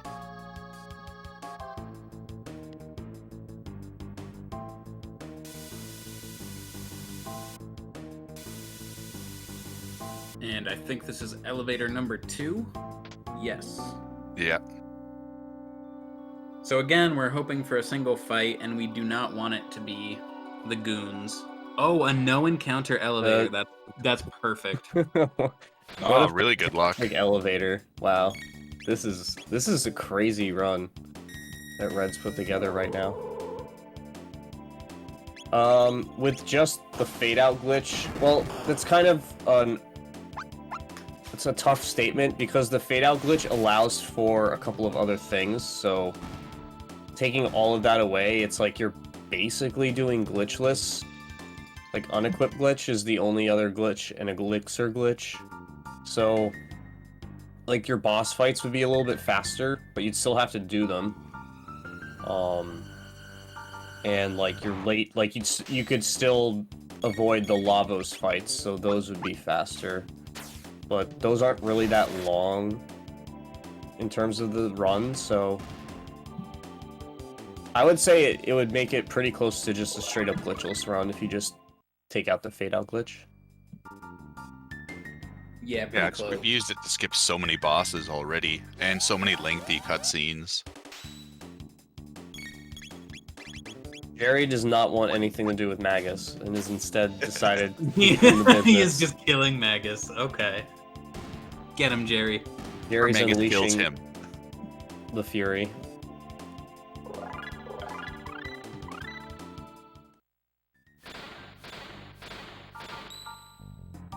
Jerry is obviously mad at the game at this point, which I can totally understand. I wouldn't say 2 hours longer. Glitchless is only an hour longer than this category.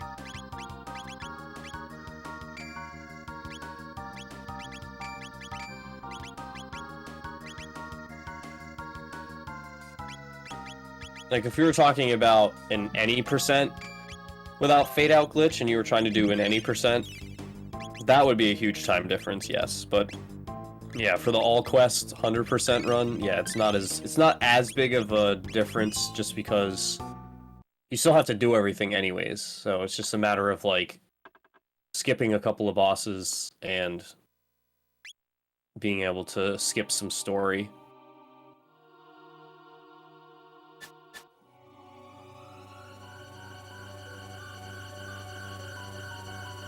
Alright, we're on to the next mutant.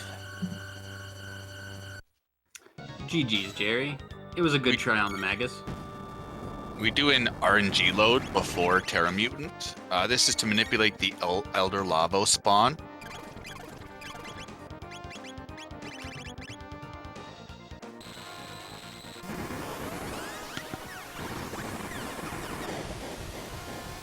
So with Omega Flare, Robo, Luca, and Magus are each getting a 25% damage boost with their abilities in this triple tech. Which is nice because Luca and Magus already have a pretty high magic stat, and then Robo's here just for, I believe, to add shadow damage.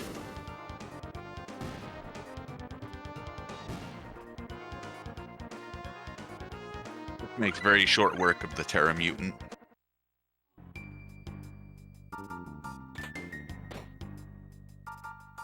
Very easy fight. Classic Chrono Trigger chest refuses to be opened.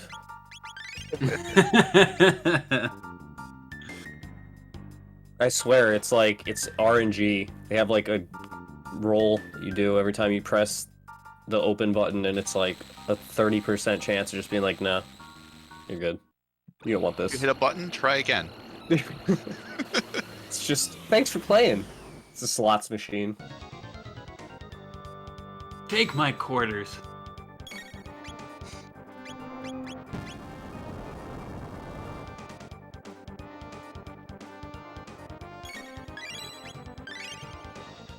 A fun note, we can elixir glitch the Terra Mutant, but it's actually works out faster just to Omega Flare kill it because of the setup time, because it doesn't really have any heavy damaging attacks. So much like the Akron 13 fight, it takes a long time to set up because you're waiting for everyone to die.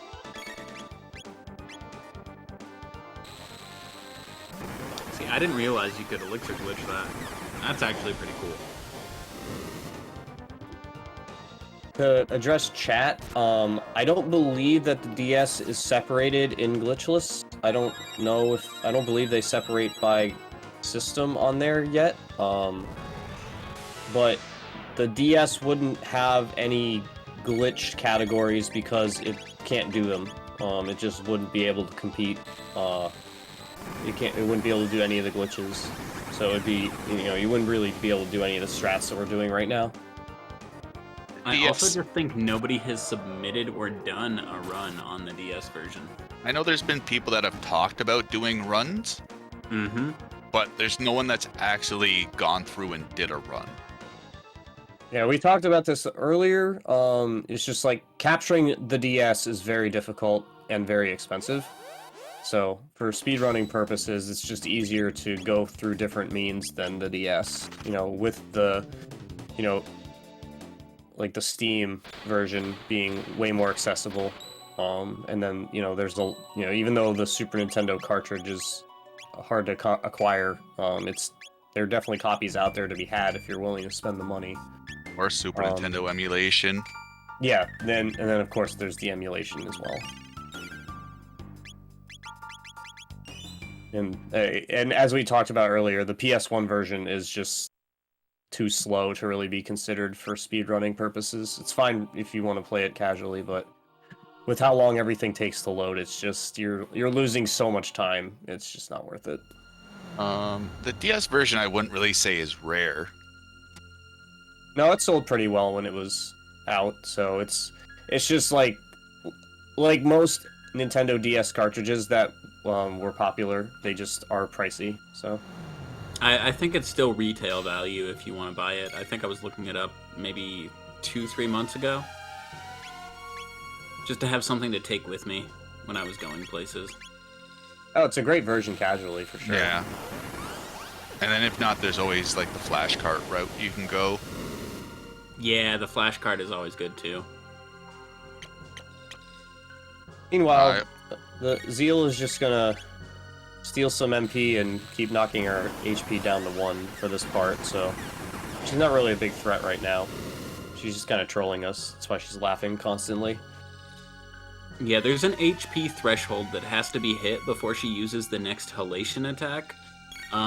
But with Omega Flare being so powerful, using the first and second Omega Flare will actually push her over the threshold twice. But in her script, she needs to steal that MP for some reason. It's just something about her AI. So after she steals the MP, she'll use halation twice, and we can finish her off with a third Omega Flare, and that's all she wrote for her. And he wants to spend your MP to cast one of the halations. It's just funny to her. Red is going back and having to redo the fight again, though. He did not get the menu glitch to switch characters before going into Halation, the computer. Or the Mammon machine, I'm sorry. A very tight frame window for that, too. Yes. As soon as the screen goes completely black, you have to start holding the party switch button. It is very difficult and pretty much required 3 times in the New Game Plus run.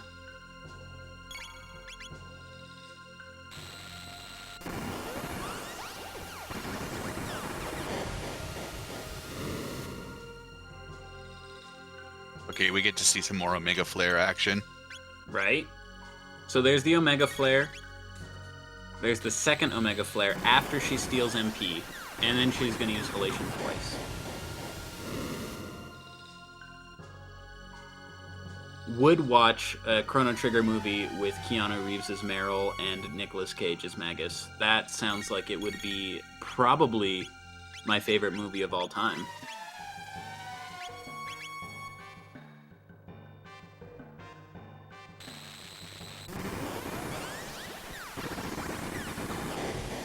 Alright, last Omega Flare, and we will see if Red can pull this out.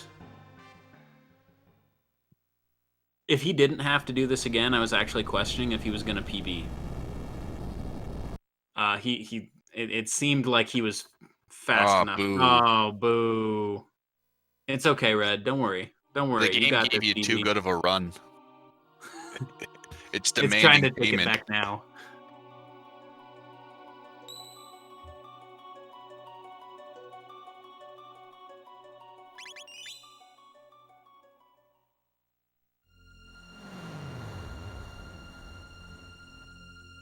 So first verse, same as the second and third verse. Funny enough, we did equip. We equipped Frog to make sure he doesn't have the de-equip boosts, because on Memory Machine we'll be using Flame Toss with Luca to raise its magic power. So we want Frog to die. Once again, to set up the Elixir glitch. And since he's not under the effects of Elation, bringing his hit points down to 1, we need another way to lower his hit points as fast as possible.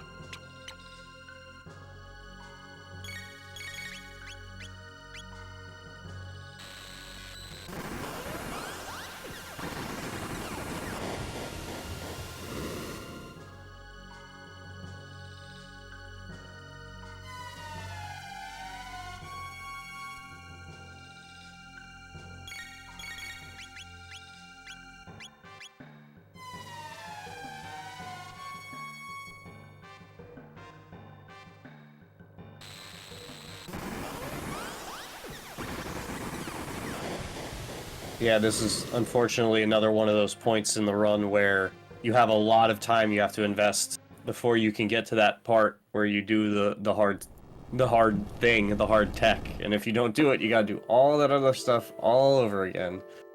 We got it. There it is. Alright, so now it's time to pour this elixir on this machine. And it's gonna fry itself.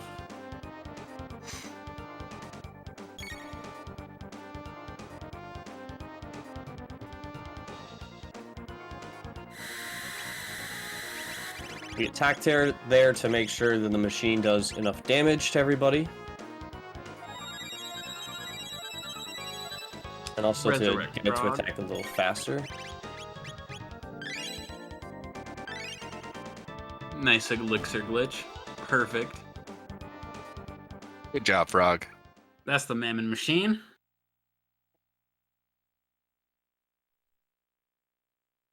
Zeal face up next.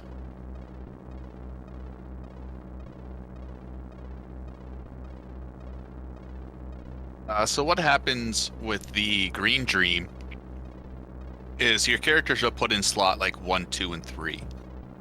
So by having the whole party wipe, and then the Green Dream reviving someone, you're no longer in the appropriate character slot. So the game is in a very, very confused state. We talked about this earlier. You're not supposed to be able to throw items on enemies. But since the game's in this very, very confused state, you can throw items onto the enemies. And if the enemies have more than 16,000 hit points, by throwing an elixir on them, you end up overflowing the HP, so it ends up going to 0. So you're basically just one-shotting the enemy with a cure item. The Green Dream only works once per fight, so you're on a very, very limited... It's not like it's not something you can just... It's not a free battle over and over again. One other element to the glitch is the timing of when you revive versus when your turn starts. Because if you, for instance, get your turn, but the enemy gets another turn after you've been revived, then you can get killed, or it might just knock you for enough damage that you don't die, but it screws up the glitch, and you can't do it properly anymore, because the game has figured out where you are, so to speak, because of the combat. But GG's on that one, and next up will be... The Lavos Gauntlet. They have the Gauntlet. Which is not as bad on this playthrough as the any percent runs, but still a good time.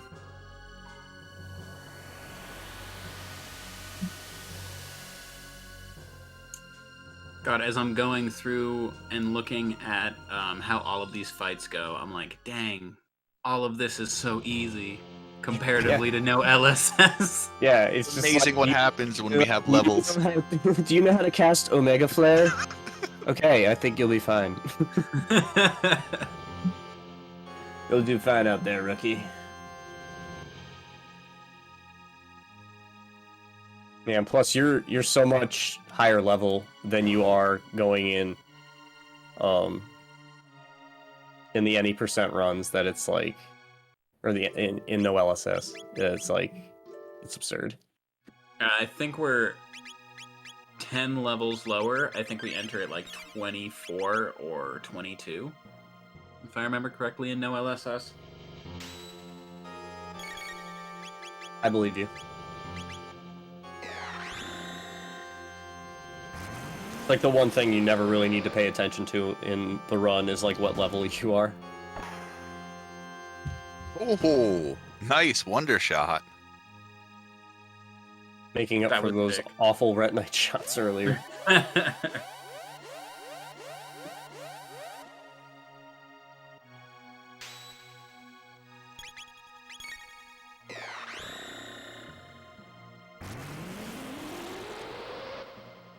Yeah, for a lot of this, it's gonna be Magus. Just kind of killing everything and doing his magic deal. Prism specs are really good. It's the secret, but that's not really a secret. Prism specs just OP. How much do they boost damage by? Is it like physical and magical damage they boost it by? Flat damage, I believe. Let me double check though.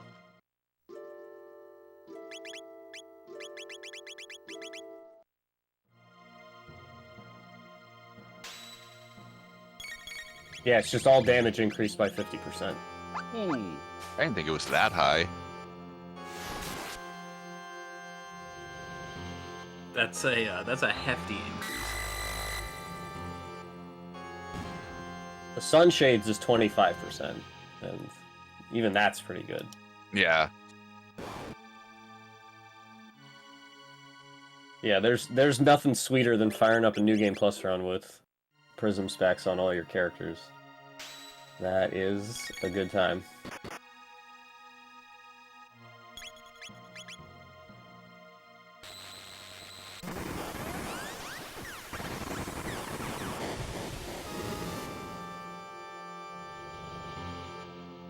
While Lavos is being thoroughly and efficiently defeated. Absolutely destroyed. He is no longer a unit. He is just... Lavos doing his best attempt at a sitcom's clip show. Yeah, something along those lines. These refights, to be very tactical, have you guys ever heard of Omega Flare? What is Omega Flare? Even in like the glitchless runs, you'll see a lot more Omega Flare.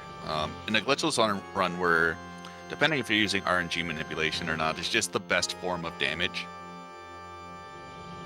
Just Magus and Luca are very, very good mages, and Robo's a pretty decent one as well.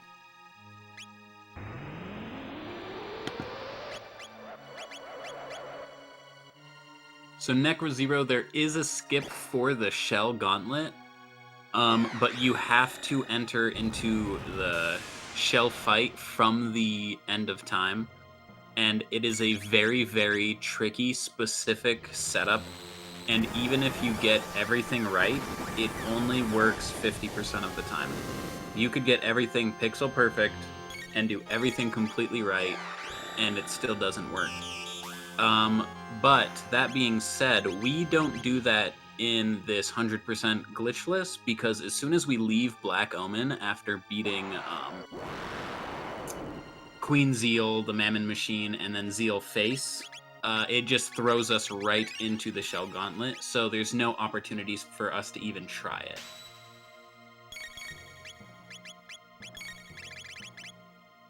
Yeah, it's also a category definition thing.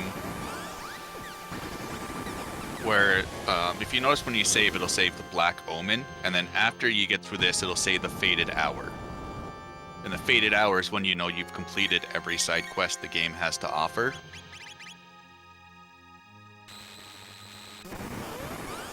So on something like that would definitely be runner specific. It would depend, even if it was allowed, but like, you're risking losing your run 4.5 hours in. So it would really just depend on, do you take the safe route, take a couple of minutes to make sure you finish, or... It's not that that skip isn't marathon safe. It's just like, it might take you a couple of tries to get it. It's not like you're gonna like soft lock if you don't get it right, or something like that. You know, if you fail it, you just won't get the zip. And you can always just run away from Lavos when you encounter him through the bucket anyways. It's not like once you go through the bucket you can't go back. Like, you can just be like, no, we're not ready yet. So in terms of it like being it's marathon safe in the sense that, like, you know, you're not gonna like be incapable of completing the run. It just might take you like, you know, a few attempts to actually get the skip to work.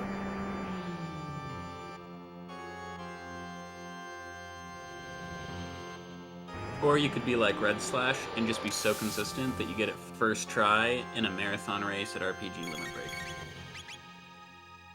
Well, we can't compare people to Red. That's not fair.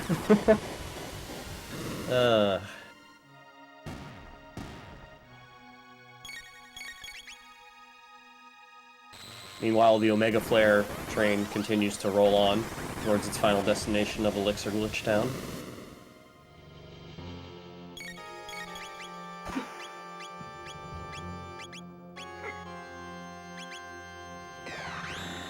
Another blunder. You hate to see it blunder. Yeah.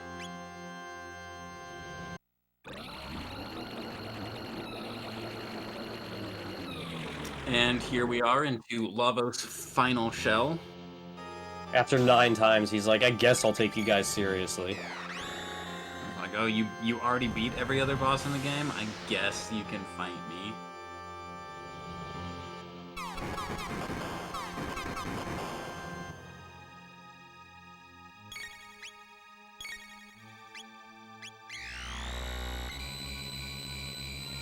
This is one of the many chaos-based attacks that we were referring to earlier when we were discussing the Prism Helms and why you're taking them. That specific attack not only damages but also gives chaos to every party member, and if we didn't have those helms equipped, this fight would turn into a disaster very quickly. Since everybody's pretty low health as it is, even without the worry of having the characters not doing what you want them to do. Say Magus has like almost both feet in the grave. I mean, that's part of his image, though. Right? True. Silly goth boy from the Middle Ages.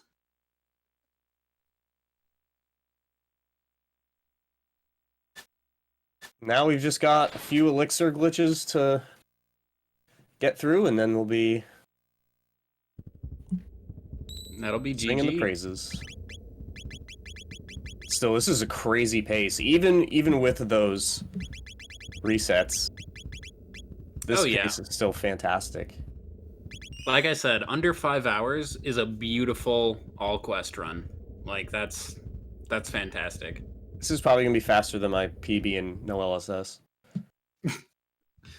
Your PB and no LSS is like 5 hours 20 minutes, right? Something around there, yeah. Forget exactly where, but yeah, in that mid 5. 5:19. I was a minute off. Oh, that's it, Riggs. Get out of here. Ah, fuck, I'm out. Give him the band burrito.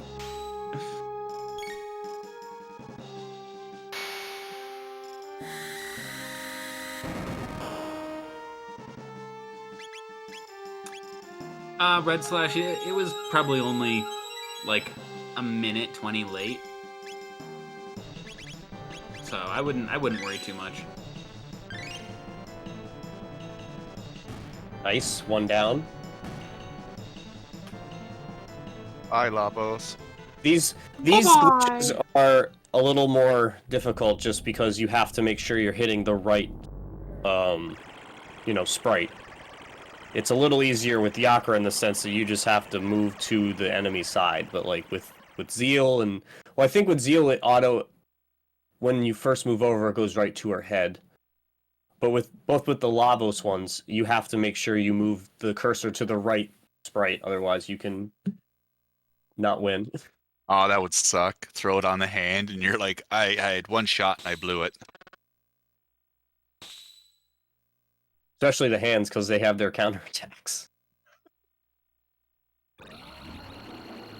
I've definitely seen and experienced the elixir going on the middle Lavos bit instead of the right bit on the final one, and that's just so rough because you got to redo both fights when you don't do the second one.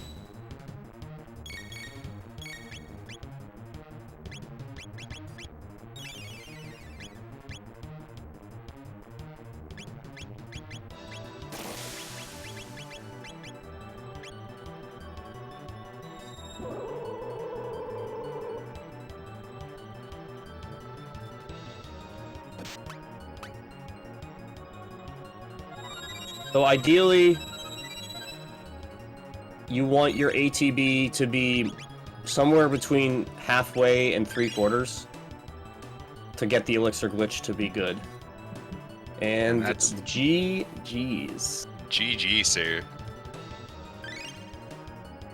That is a fantastic time.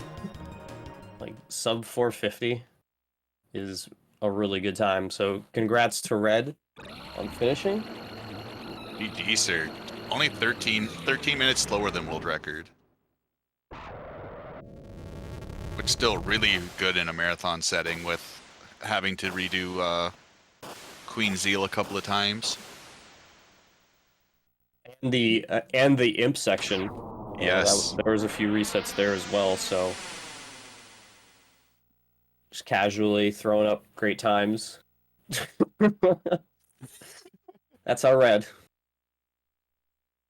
But once again, if you're interested in learning any Chrono Trigger run or Chrono Cross, or by any weird means Radical Dreamers, feel free to join the Discord. There's a lot of good practice resources out there. There's a lot of good, friendly, knowledgeable people.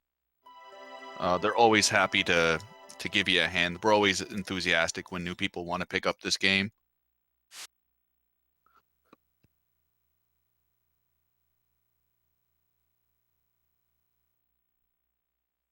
I think we are also going to try and let the runners get in here to talk as well. Yeah, that'd be nice.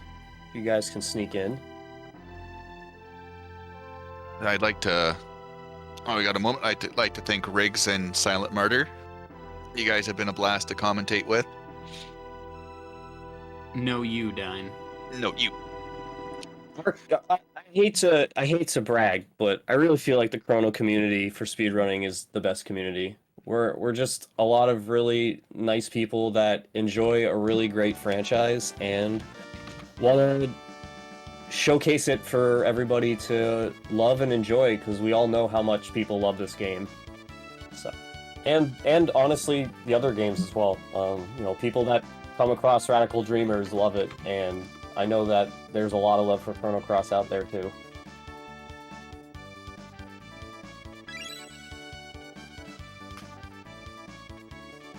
And we have ElGranJerry. How's it going, sir? Hey guys. Oh, it's Jerry. Run. He's here to ban us all. Oh man, no, it's going pretty well. This was a really fun race to watch. Commentary during a good portion because I had to switch houses, but I'm really glad Redslash finished the run and got a pretty great time. Yeah, I mean, your run was pretty good for the points that you got to. Besides the Denadoro section, you had a really strong showing as well. So there's not just Red played well today. Thanks, appreciate it. Yeah, Red. I think that would have been a pretty close race if your power had been a little bit nicer. Yeah, probably. Hey, Red, GG. Hey, thanks, dude. Thanks for the GG, race, even though you can finish it. And thanks, guys, for commentating. Oh, thank you, sir. Yeah, that was a speed run. I had fun. I got lost a couple times. I hope no one noticed. I like it. Oh, I thought you were waiting for Jerry at certain points, just like Yeah. casually standing around, just like, I I was- gotta let him catch up somehow. I was looking for I didn't Jerry. gonna say anything, but it seemed I was like, he's pausing at moments. Like I'm looking through the notes, and I'm like, I'm pausing mentally, thinking like, what happens next? And then I see you stop for a second. I'm like, okay, so he's also processing this too. So okay. I don't know about you, but I called you out at every moment. I was like, is he supposed to be pausing here? Is this RNG manip? I'm glad. Good. The full spectrum from completely biased to completely unbiased. Yeah. Right on. And any like big things that went wrong, Red? Because you hadn't run 100% in 3 years, Yeah. maybe. Yeah, I hadn't played a lot of these bosses in a long time, so it's kind of took it easy. But I remembered most of the movement and stuff, so I enjoyed that. Nice. Yeah. Any boss you had to do off RNG? I did lose RNG on Mount Woe, and I did that final rubble off RNG. I just put Berserkers on Chrono and Ayla, and then I didn't bother trying to do critical hits on Giga Gaia. Otherwise, I don't know. Thought that was pretty good. Had to do some extra reloads, not too many. That menu glitch at the end there before Mammoth Machine was pretty rough. I got it first try in practice, but forgot how tight that is. Yeah. It is a very tight glitch. Yeah. Not too surprising to miss it. So what's the backup there for Giga Gaia? Instead of doing the crits, do you just like do pure Falcon hits or something? Yeah, I had to use extra ethers too. Mm, As I that's went. true. What else happened? Oh, one thing that we were curious about at the time, you took the 6 Lavos baby egg fight before going to the shell fight. Was that a safety because you weren't sure where you were TP wise, or? Yeah, I thought generally we do have to do one fight, but I did do an extra fight in Geno Dome, but I didn't think that was going to be enough. But it turned out that it probably was. It was. I didn't see you do that fight, but I specifically noted, I was like, did he do the Genodome fight? Because he shouldn't have to take the eggs if he did that fight. Yeah, well, I was pretty sure that Genodome fight was not going to be enough from what I remember routing. So maybe something else happened too. Maybe I took another fight too. Something happened, but what I've noticed is that you're actually 1 TP away. If you do everything perfectly, you were 1 TP away. So if you take that Genodome fight, I'm pretty sure it gives more than 1 TP, so should be fine there. One thing that's gonna be nice to analyze, Red, I got Massa trolled with the Fire Punch strat. I heard that. Oh yeah, that was and weird. That's the first time I've seen that ever happen. I even took the slow strat and everything. Yeah, I'll check it out. I don't suppose there was a late move. Maybe by a frame or something. Yeah, that made me look real bad because I was like saying how you were doing the faster strat. I didn't realize it. I was like, oh, we got trolled. Of course he's doing the faster strat. Womp womp. Well, that was the slow strat rather. Yeah, Jerry. Yeah, the safer one. So he hit Luca from all the way from the right side. Bam. Quote unquote safer. Well, it's supposed to be 0% chance of troll. It's never been seen. Yeah, so I mean, I'm concerned. I was using that strat, the slower one, or the safer one, and I had never seen that before either, so... I say that I've always had trouble convincing people to use the slower one, but, you know, the selling point was that there was no chance of troll. So... Well, then. But it's the first time we've seen it, and I've done this strat, like, the last 3 months I was running this, back in August, and I never got it, so... I don't really know. Like maybe there's like a one frame where if you trigger Massa from a certain angle, your positioning is like just fine enough that you get hit. Oh, not this again. That was when that happened with the previous script. It was so hard to figure that out. Yeah. But if we got the VOD, I can try to. Well, we'll see. We'll take a look. Pretty weird. Repeatery is afoot. New stuff to do. Yeah. How did you guys enjoy the commentary? Was it commentary was a lot of fun. This is my first time sitting through a 100% all quest, like all the way through without having to go and do something else and like come back and restart it. So it was really nice to watch all the way through, and I'm probably going to be picking this up next month. Oh baby. Nice. Yeah. Sweet. And we've got, if I heard correctly, Jerry, you're looking to start doing New Game Plus soon? Yes, I actually just got my JP card either yesterday or 2 days ago, so this next few days I'm gonna be maxing my file, and then hopefully 2021 start doing New Game Plus runs. Beautiful. I can't wait for you to take my cat. Come with us to the dark side.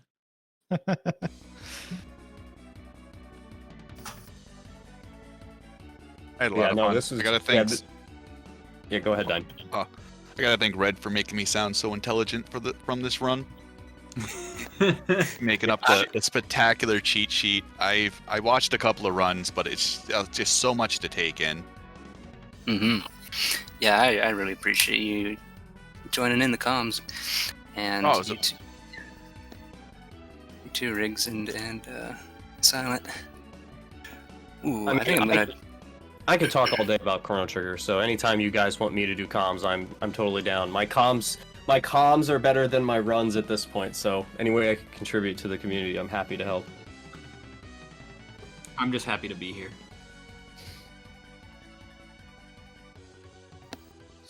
We need a new tournament. It's been 2 years now. Oh yeah, Magus %. I would absolutely be down for some of that. So we can schedule that sometime in the summer, and that'll lead up to the next Chrono Relay. Ooh. That'll be a nice little promotional thing. We'll see which community has more active runners. That could be a We great can do idea. like a Magus or like a Cat RTA or Lynx 1 RTA for either community. Yep. Last tournament we did was 2018/2019. Here in SpeedGaming, actually. They're always very helpful, helping set tournaments, and we always appreciate that they give us the opportunity. And Redslash won that, if I'm not mistaken. He did. By a couple of seconds. One way to put That it. was a great end for that tournament. Speaking I of don't think we can the, top time. I was gonna say, speaking of Speed Gaming, shouts to Feasel for the behind the scenes help today. Thank you, Diesel. You to bomb, man. Thank you, good sir. Yeah, appreciate it. I also wanted to say, if you wanna join the Discord, we have a Chrono Discord. So basically, it's a full Chrono Discord. We have Chrono Trigger, Chrono Cross, Radical Dreamers. Anything you want to know about the speedrun, it's right there in the Discord. We're actually about to see Radical Dreamers with. I'm gonna be running it after this in maybe like 10-15 minutes. We're a little bit ahead of schedule with this, but yeah, if you want to join the Discord, there's a link I just posted. Everybody's really helpful. We have a full tutorial for no LSS. We don't have a 100% tutorial, but the run up to Black Tyranno is exactly the same. So basically, the tutorial for the first 2.5 hours helps you prepare for basically all the categories. And we also have a full-fledged practice room with easy to set manip, warps, so you can just practice what you want without having to level. It's really nice. So if anybody wants to join, there's the link. Dude, you cannot state how good that practice ROM is for learning this game. Like it's fantastically made and is so helpful, regardless of your level of speedrunning like quality, like how good you are. Like it's going to be very helpful. Shoutouts to Redslash. Thank you, Red. It's all right. It's a little bit scuffed in points, but yeah, it is useful. I use it myself, so. Thanks. Actually, I'm upset at myself for not using it to learn the run. I learned the entire no LSS category before I started using the practice ROM. That's my own fault. Some people just don't like themselves that much, Riggs, but we like you more, so it's okay. Mm-hmm. There's also a lot of variety. For any percent, there's both JP and English fully routed. So if you want to play JP, it's a completely different run from the US. I know Red's going to be happy that I'm promoting it because very few people play JP. So yeah, it's a complete different run from the US version just because of differences with the unequipped glitch. So yeah, this game offers a lot of variety, a lot of different runs, and it's really fun to pick up. I would recommend it.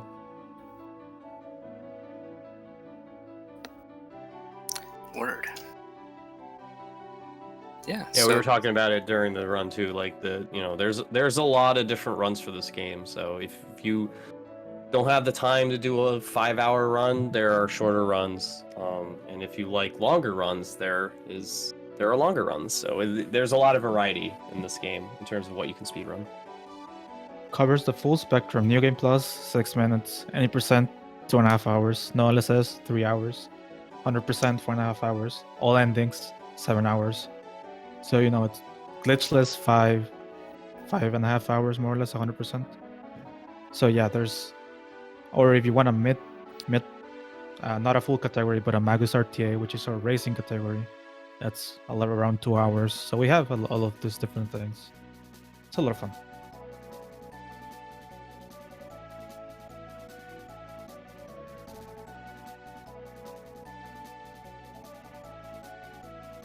On that note, guys, thank you all for the runs. Thank you again, Dine, Silent Martyr, Redslash, Jerry. I appreciate all of you guys, but I do have to take off. Yep. Sounds So good. have a you great going? rest of your day, guys. And thank you, Speed Gaming, for having this SNES Super Stars Marathon. We appreciate you greatly. I know I do. But I will talk to all of you later. And chat, keep hanging out for Radical Dreamers coming up next. Yep. There's a lot of really good runs this marathon. I'm personally looking forward to some of the Donkey Kong Country and Bomberman runs that are going to happen tomorrow. It's one of the marathons that I enjoy the most.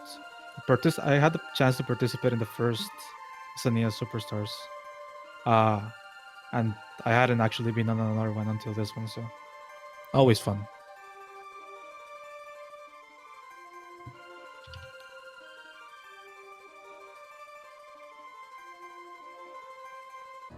But yeah, thank you very much everybody for watching.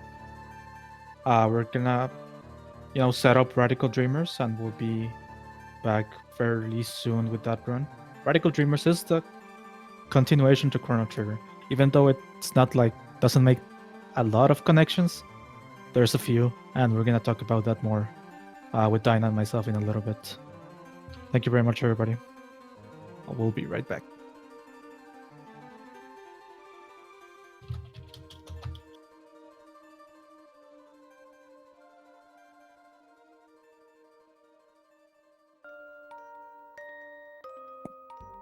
And I am going to be signing off. So thanks again to Riggs and Dine for joining me in the comms. Thanks to Jerry and Red for the race. And I will see you guys around. So have a good one. Thank you very much, Silent. Enjoy your day, sir.